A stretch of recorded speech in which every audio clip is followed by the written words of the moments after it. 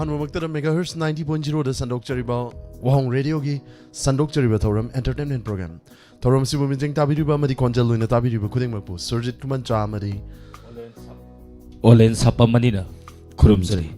Nasigil Antok Sariba Entertainment Program Masidagui, season Zariba number 7005 707 808. Amakahana 7005 707 808. Hariba number is the call to be Masigil Antok Sariba Entertainment Program Thorum Saruyaminasi Loinana Nasigi Buntarit Makagi Program Potamani Potaminasi Potamani Gajali Potaman Hamukswagito Potaminasi Hariba Thorum is the call to be the say Sapikra Mani Talo or Pikra Busina Hosi Pangtoiba Entertainment Program is the call to be written about Nixing Sagi. Masi Sunday, we been a Maramuerkan, the Hariba Toromani, see when a Pangzalaga Tamzabani, Matangi, Lakaduriba Sunday, the Gidi, we Potamani, Potam in the sea, Hariba Toromasi, must have told Nabakukan the same Sazari. Loinana, Nasigi Tonga platform, the Lantok Sariba Toromasi, Conceloina, Madimi, Tabiri Punamapu, Olen Sapa Mamadi, Surjit Kumancha. Anina, Amukshu, Kurumzari. Kurumzari. Kurumzari. But good, Kuramalo, the ball left to Nina. I quite give him the Binika no Dudi. Sir Susan Matangi Tangs at the I say ball left Tori. I know Kario Isra. I give Walker away to any Walker. I know Leko to river bot a Sigi Marcadi. Karimali Sar Suji Kangbra. Subsavi Kangri. Hairage. Haro. Shake up. Check up. Chop Nava. Lamian was in the sub get only. Shake up to the car. The Sir Suji call hang a Sinequa. Aduga call hangs over Matunda, Puntara Pava, Taraga minute, Tarapa would say. He say Musan Beade. Karigum is a carrotna. Sunday dum. Ado call hang a sea, and the Sir Suji, a live satellite with swimming crapato piu. Pavunjanta Kumar, Nana Thachari. Oina Mahan B, Taram Nokchari, Madam Savitri Wickup, Taram Nokchari, Comdram Santa, Taram Nokchari, sir. My way, I'm a Gurumayum, in my Bem holding Tokom and Kong, Tagachari, Garino, a Sikanum, Itoida. Madam Tangjamanzana, and a Tagachari, Toromsida Sarugia, directly recording work, Madam Susila Okram, Hanana Tagachari, Mabimola Concham, is a promissory warhangum, Madam Kurajam Memi, Hanana Tagachari, Nasi some Yampaze. A Tiban Mitsidana. Mitsi. Wait, Huxin the Yang, Abu the Yang and Bahura Brahma. How they have boy, Yade. Huxin like what? Huxin the Yang was a way, kind of shoiki, going not yam knife in Weibo. The no git jet pupagadra, som the Ming Sheldona Tamliba Curry. Monitor is the Buyengadra, Gangadra, Hagadati, Ming Tagadra. I get out. Oh, my Hagadora. This is Sujit, Ahambasi, Ayane to Oge. Hello? Hello? Ming Lefon Tapiu? Sujit, Sujit, Anivo Kurumzari. Kurumba, I know the no idea, Mana. I do Sarupudi Isaoli and Nima and Sasujit and Habiu. Do Mingalefango Habiu Ima? The Pokegi Minajan Gowes. You have no idea, Lantok Saribator Masida Saruya Birapa. Karimaten Sabira Gema. I have his heart, I Sanjay. Okay. The Lantok Saribator Masida Kariut Pigani. I am Ponto, the Chase of Kanda, Chase of Kanda, Carigino. Imagi Matana Taki Boy and a queen and a tema. Net na internet ki kutang na lantok sa bataro mamoy ba din na net nung ay tradi adong magtatki gani. Ato ima ngasi di kari utpidoy no.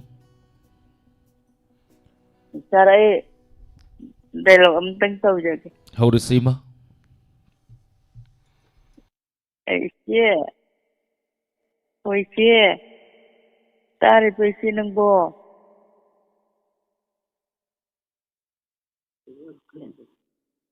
Makatabiu. Tar pwesi ng bo. Silang patuwa kami. Sunda wahong jene diamond jen na wahong jeneng ta sila kami. Ay na nanda kita rin he. Masiyam nung nga he. Doon ako kita pang tatamo ba in tarasta. Adi siyam patuwa ba sonda. Hema kay mahay sumo. ꯑꯩꯅ ꯍꯟꯗꯛꯀꯤ ꯇꯥꯗꯦꯕ ꯑꯗꯨꯗꯨꯅ ꯉꯁꯤꯗꯒꯤꯗꯤ ꯇꯥꯔꯅꯤ ꯑꯗꯨ ꯇꯥꯁꯦ ꯑꯝꯇ ꯊꯣꯛꯂꯛꯑꯣꯕ ꯁꯤꯗ ꯁꯥꯔ ꯁꯨꯖꯤꯠ ꯈꯣꯏ ꯁꯥꯔ ꯑꯣꯂꯤꯟꯈꯣꯏ ꯇꯧꯁꯤꯁꯨ ꯌꯥꯝ ꯅꯨꯡꯉꯥꯏꯌꯦꯕ ꯑꯩꯈꯣꯏ ꯐꯣꯟ ꯑꯆꯧꯕ ꯄꯥꯏꯗꯕꯅꯤꯅ ꯐꯣꯟ ꯃꯆꯥ ꯄꯥꯏꯕꯅꯤꯅ ꯃꯁꯛꯄꯨꯗꯤ ꯎꯗꯦꯅ ꯍꯥꯏꯕꯕꯨ ꯑꯗꯣ ꯐꯣꯟ ꯑꯆꯧꯕ ꯄꯥꯏꯕ ꯃꯤꯁꯤꯡꯁꯤꯅꯗꯤ ꯃꯣꯏꯁꯦ ꯌꯥꯝ ꯅꯨꯡꯁꯤ ꯍꯥꯏꯌꯦ ꯑꯩꯈꯣꯏꯗꯤ ꯎꯗ꯭ꯔꯤꯕꯅꯤꯅ ꯈꯪꯗꯦ ꯑꯗꯨꯁꯨ ꯇꯥꯁꯤ ꯂꯥꯛꯑꯣ ꯌꯥꯝꯅ ꯃꯈꯣꯏꯅ ꯇꯧꯕꯁꯤꯡꯁꯦ ꯌꯥꯝ ꯅꯨꯡꯉꯥꯏ ꯍꯥꯏꯕ ꯄ꯭ꯔꯣꯒ꯭ꯔꯥꯝꯁꯦ ꯍꯣꯏ ꯁꯥꯔ ꯑꯗꯨꯗꯤ ꯁꯤꯗ ꯑꯩ ꯂꯦꯞꯆꯔꯒꯦ Thank you, Ima. Thank you, Ima. ꯌꯥꯝ ꯃꯇꯦꯡ ꯑꯃ ꯌꯥꯝ ꯐꯖꯅ ꯈꯨꯗꯣꯜ ꯇꯝꯕꯤꯔꯦ. ꯌꯥꯝꯅ ꯎꯕꯗꯗꯤ ꯌꯥꯝꯅ ꯅꯨꯡꯁꯤ, ꯎꯗ꯭ꯔꯤꯃꯤꯅ ꯈꯪꯗ꯭ꯔꯦꯕ. ꯎꯔꯛꯈꯤꯗꯣꯏꯅꯤ, ꯎꯔꯛꯈꯤꯅꯤ ꯏꯃꯥ ꯀꯣ. ꯏꯃꯥ ꯍꯛꯆꯥꯡ ꯅꯨꯡꯉꯥꯏꯕꯤꯗꯕ꯭ꯔꯣ? ꯑꯩ ꯀꯩꯁꯨ ꯇꯧꯗꯦꯗ. Okay. ꯊꯥꯒꯠꯆꯔꯤ ꯏꯃꯥ, ꯂꯥꯟꯊꯣꯛꯆꯔꯤꯕ ꯊꯧꯔꯝ ꯑꯁꯤꯗ ꯁꯔꯨꯛ ꯌꯥꯕꯤꯔꯛꯄ. Thank you. ꯍꯣꯏ ꯊꯦꯡꯛ ꯌꯨ 이마지 thank you 하이디 하우러미 ꯑꯇꯩ ꯍꯧꯗ꯭ꯔꯁꯨ. 어때 하우더라도 thank you 디오 thank you 하우러 로리 나트라 아두디 ꯃꯊꯪꯒꯤ ꯀꯣꯂꯔ ꯑꯃꯨꯛ ꯂꯧꯈꯠꯁꯤ ꯑꯗꯣ ꯃꯥꯡꯉꯣꯏꯅꯅ 망고이나나 군자 라이ශ්‍රꯝ 비지야 하와이밤 파다마 데비 수실라 오크람 프레임짓 우히드롬 파봉 젠트 쿠마르 타가처리 더럼 센점 이비엠 사솔 마피 홀리 아이세 카이 도 야우레 이마 비몰라 콘섬 타가처리 더럼 서루야 비라빠 Thank you. Ngatang tang lerga mo pa si Sir Sujit. Facebook live kiya mani dong patopiyo.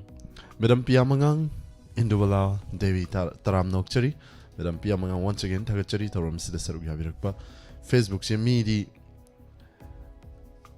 lising amaga chahum leiraga moy load laga leiri se karino. Masampoy ka lakadori nida.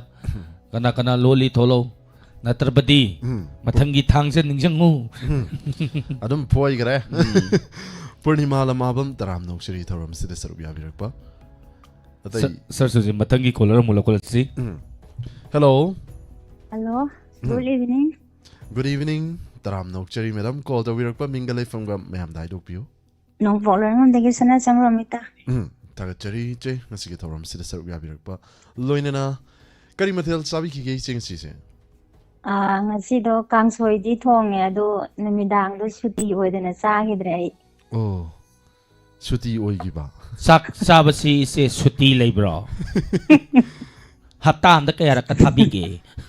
Hasta amda ayuk amaga namidang amaga. Oh. Madu yamna phaba khongthangni sing nung tingnadre. Adubu sakhaudi dumuk soi. Bera kada uba lei sa. General holiday Saki mahut sinba sampul adum hapsan gare. Adu hayo. General holiday ka lerit parakti yam thi tani he. General strike ka legira hafta ama ban ga kausan gredi bera karoidra. Dra. Saireng mati ama thirake. Kro tambi sise.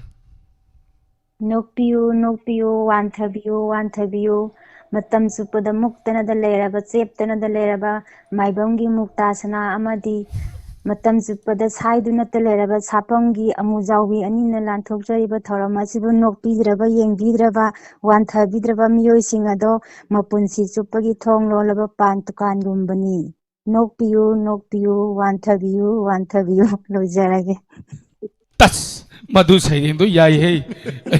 Aigi ming do kari baise. Amujawbi sapamgi amujawbi Balo ise balo Herman bro. Suzuki dina kari ba mukta matam chupada cheptana da leiba khigettana da leiba maibamgi muktasana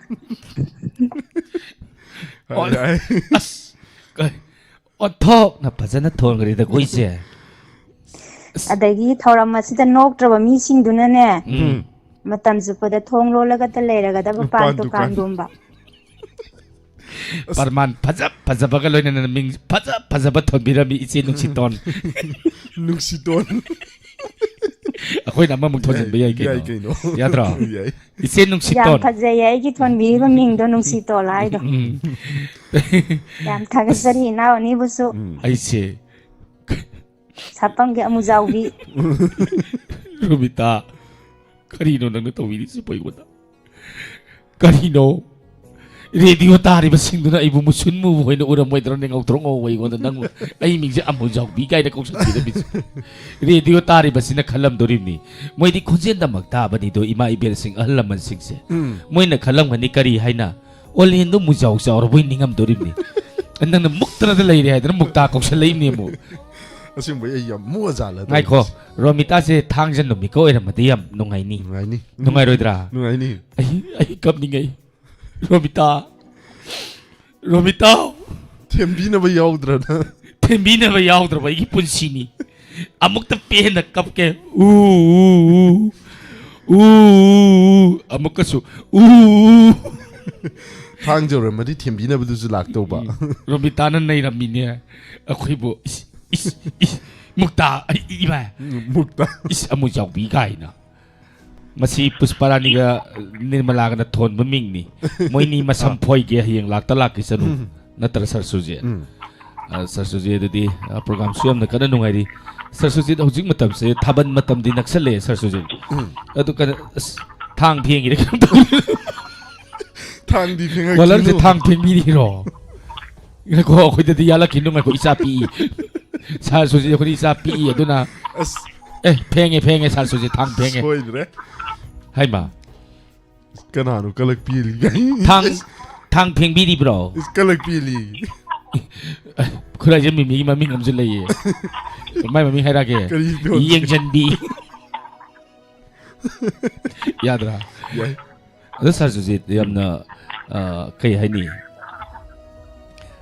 ꯑꯩ ꯁꯛꯁꯦ ꯅꯣꯛꯅꯤꯡ ꯈꯜꯂ ꯃꯥꯟꯅꯩ ꯔꯦꯃꯤꯀꯥꯁꯦ ꯇꯧꯔꯤ ꯅꯣꯛꯅꯕ ꯐꯝꯃꯒ ꯅꯣꯛꯅꯤꯡꯉꯦ ꯀꯔꯤꯝ ꯇꯧꯗ꯭ꯔꯁꯨ ꯅꯣꯛꯅꯤꯡꯉꯦ ꯆꯥꯛ ꯆꯥꯅꯕ ꯆꯥꯛ ꯆꯥꯔꯤꯁꯦ ꯄꯨꯛ ꯊꯜꯂꯤ ꯑꯗꯨꯅꯤ ꯑꯗꯨ ꯐꯔꯦꯅꯦ ꯁꯔ ꯁꯨꯖꯤꯠ ꯊꯥꯕꯜ ꯊꯥꯡ ꯀꯟ ꯐꯦꯡꯀꯠꯂꯦ ꯇꯧꯔꯤꯁꯦ ꯄꯨꯊꯠꯂꯒꯦ ꯁꯔ ꯁꯨꯖꯤꯠ ꯌꯥꯎꯁꯪ ꯃꯇꯝ ꯊꯥꯕꯜꯗꯤ ꯑꯗꯨꯃꯛ ꯅꯛꯁꯜꯂꯛꯑꯦ ꯑꯗꯨꯕꯨ ꯁꯔ ꯁꯨꯖꯤꯠ ꯍꯧꯖꯤꯛꯁꯤ ꯃꯧ ꯅꯍꯥꯁꯤꯡꯁꯤ ꯊꯥꯕꯜ ꯆꯣꯡꯅꯤꯡꯕꯒꯤ 이훈 ꯑꯃꯗꯤ ꯂꯩꯔꯤ ꯁꯔ ꯁꯨꯖꯤꯠ ꯃꯁꯤ ꯁꯔ ꯁꯨꯖꯤꯠ ꯊꯥꯕꯜ ꯆꯣꯡꯕ ꯑꯁꯤꯅ ꯌꯨꯝ ꯀꯥꯏꯔꯛꯀꯗꯧꯔꯤꯕ꯭ꯔꯥ ꯅꯠꯇ꯭ꯔꯒꯅ ꯀꯥꯏꯔꯣꯏꯗꯧꯔꯤꯕ꯭ꯔꯥ ꯁꯔ ꯁꯨꯖꯤꯠꯀꯤ ꯋꯥꯈꯜꯂꯣꯟ ꯑꯃꯨꯛꯇꯪ ꯃꯇꯦꯛ ꯑꯃꯇꯪ ꯊꯝꯕꯤꯌꯨ ꯃꯧꯅ ꯑꯗꯨꯝ ꯆꯣꯡꯉꯒꯗꯤ ꯑꯃꯨꯛ ꯀꯥꯏꯔꯛꯄꯁꯦ ꯃꯁꯥꯅ ꯇꯥꯕꯅꯤ ꯂꯩꯁꯥꯕꯤ ꯃꯔꯛꯇ ꯆꯣꯡꯉꯒꯗꯤ ꯑꯗꯨ ꯉꯔꯥꯡ ꯅꯨꯄꯥꯒꯤ ꯍꯥꯏꯍꯧꯗ꯭ꯔꯦ ꯑꯩꯈꯣꯏꯅꯤ ꯈꯣꯟꯊꯤ ꯑꯃꯗꯤ ꯂꯩꯔꯝꯅꯤ ꯅꯨꯄꯥꯒꯤ ꯑꯃꯨꯛ ꯇꯥꯛꯄꯤꯌꯨ ꯑꯗꯨꯒ ꯅꯨꯄꯤ ꯑꯉꯥꯡ ꯂꯩꯔꯕ ꯏꯆꯥ ꯄꯥꯈꯪꯅꯦꯗꯣ ꯈꯪꯉꯤꯀꯣ ꯏꯁꯥ ꯄꯥꯈꯪ ꯅꯠꯇꯕ ꯏꯆꯥ ꯄꯥꯈꯪꯅꯦꯕ ꯊꯥꯕꯜ ꯆꯣꯡꯕꯖꯥꯠꯅꯤꯗ ꯁ꯭ꯋꯥꯔ ꯅꯨꯄꯥꯗꯤ ꯁ꯭ꯄꯤꯁ ꯑꯣꯐ ꯐ꯭रीडम ꯂꯩꯕꯗꯧꯅ ꯅꯨꯄꯥꯗꯤ ꯂꯥꯡꯕꯗꯁꯨ ꯐ꯭रीडम ꯂꯩ ꯑꯗꯨ ꯅꯨꯄꯥꯁꯤꯅ ꯌꯥꯝꯅ ꯀꯟꯅ ꯁꯨꯝ ꯂꯥꯡꯁꯤꯜꯂꯛꯑꯕ ꯑꯗꯨꯝ ꯏꯃꯨꯡ ꯀꯥꯏ ꯃꯔꯝ ꯑꯗꯨꯅ ꯏꯃꯨꯡ ꯀꯥꯏꯕ ꯑꯗꯨꯗ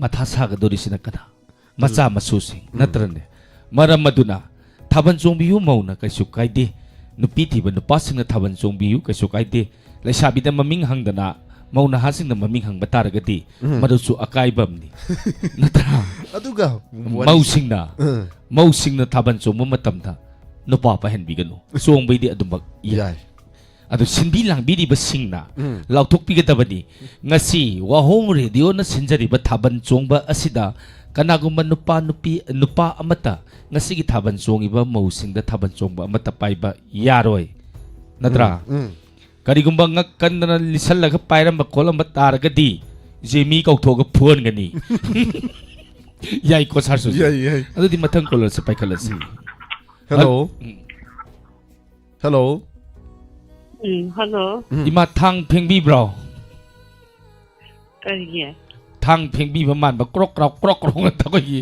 ꯂꯩꯗꯅ ꯑꯩꯈꯣꯏꯒꯤ ꯊꯥꯡ ꯐꯦꯡꯕꯩ ꯁꯥꯎꯟ ꯑꯃ ꯂꯥꯛꯄ ꯍꯥꯏꯇꯥꯔꯦ ꯏꯃꯥ ꯍꯧꯖꯤꯛꯄꯨ ꯀꯩꯗꯧꯕꯤꯔꯤꯒꯦ ꯏꯃꯥ ꯑꯩ ꯆꯥꯛ ꯇꯣꯛꯆꯔꯦ ꯋꯥꯍꯣꯡ ꯔꯦꯗꯤꯑꯣ ꯐꯣꯟ ꯉꯔꯥꯡ ꯀꯨꯏꯔꯦ ꯅꯍꯥꯟꯗꯒꯤ ꯐꯪꯉꯛꯇ꯭ꯔꯦ ꯉꯁꯤ ꯐꯪꯖꯕꯩꯗꯃꯛ ꯁꯥꯔ ꯑꯅꯤ ꯍꯥꯏꯉꯥꯏꯗꯅ ꯐꯣꯟ ꯂꯧꯈꯠꯄꯤꯔꯛꯄꯒꯤꯗꯃꯛꯇ ꯉꯈꯩ ꯂꯩꯇꯅ ꯊꯥꯒꯠꯆꯔꯤ ꯁꯥꯔ ꯑꯅꯤꯃꯛ ꯇꯔꯥꯝꯅ ꯑꯣꯛꯆꯔꯤ ꯏꯃꯥ ꯉꯁꯤꯒꯤ ꯊꯧꯔꯝꯁꯤꯗ ꯁꯔꯨꯛ ꯌꯥꯕꯤꯔꯛꯄ ꯅꯍꯥꯟ ꯃꯈꯩ ꯀꯣꯜ ꯇꯧꯔꯒ ꯁꯨꯡꯐꯪ ꯐꯪꯗꯕ꯭ꯔꯣ ꯏꯃꯥ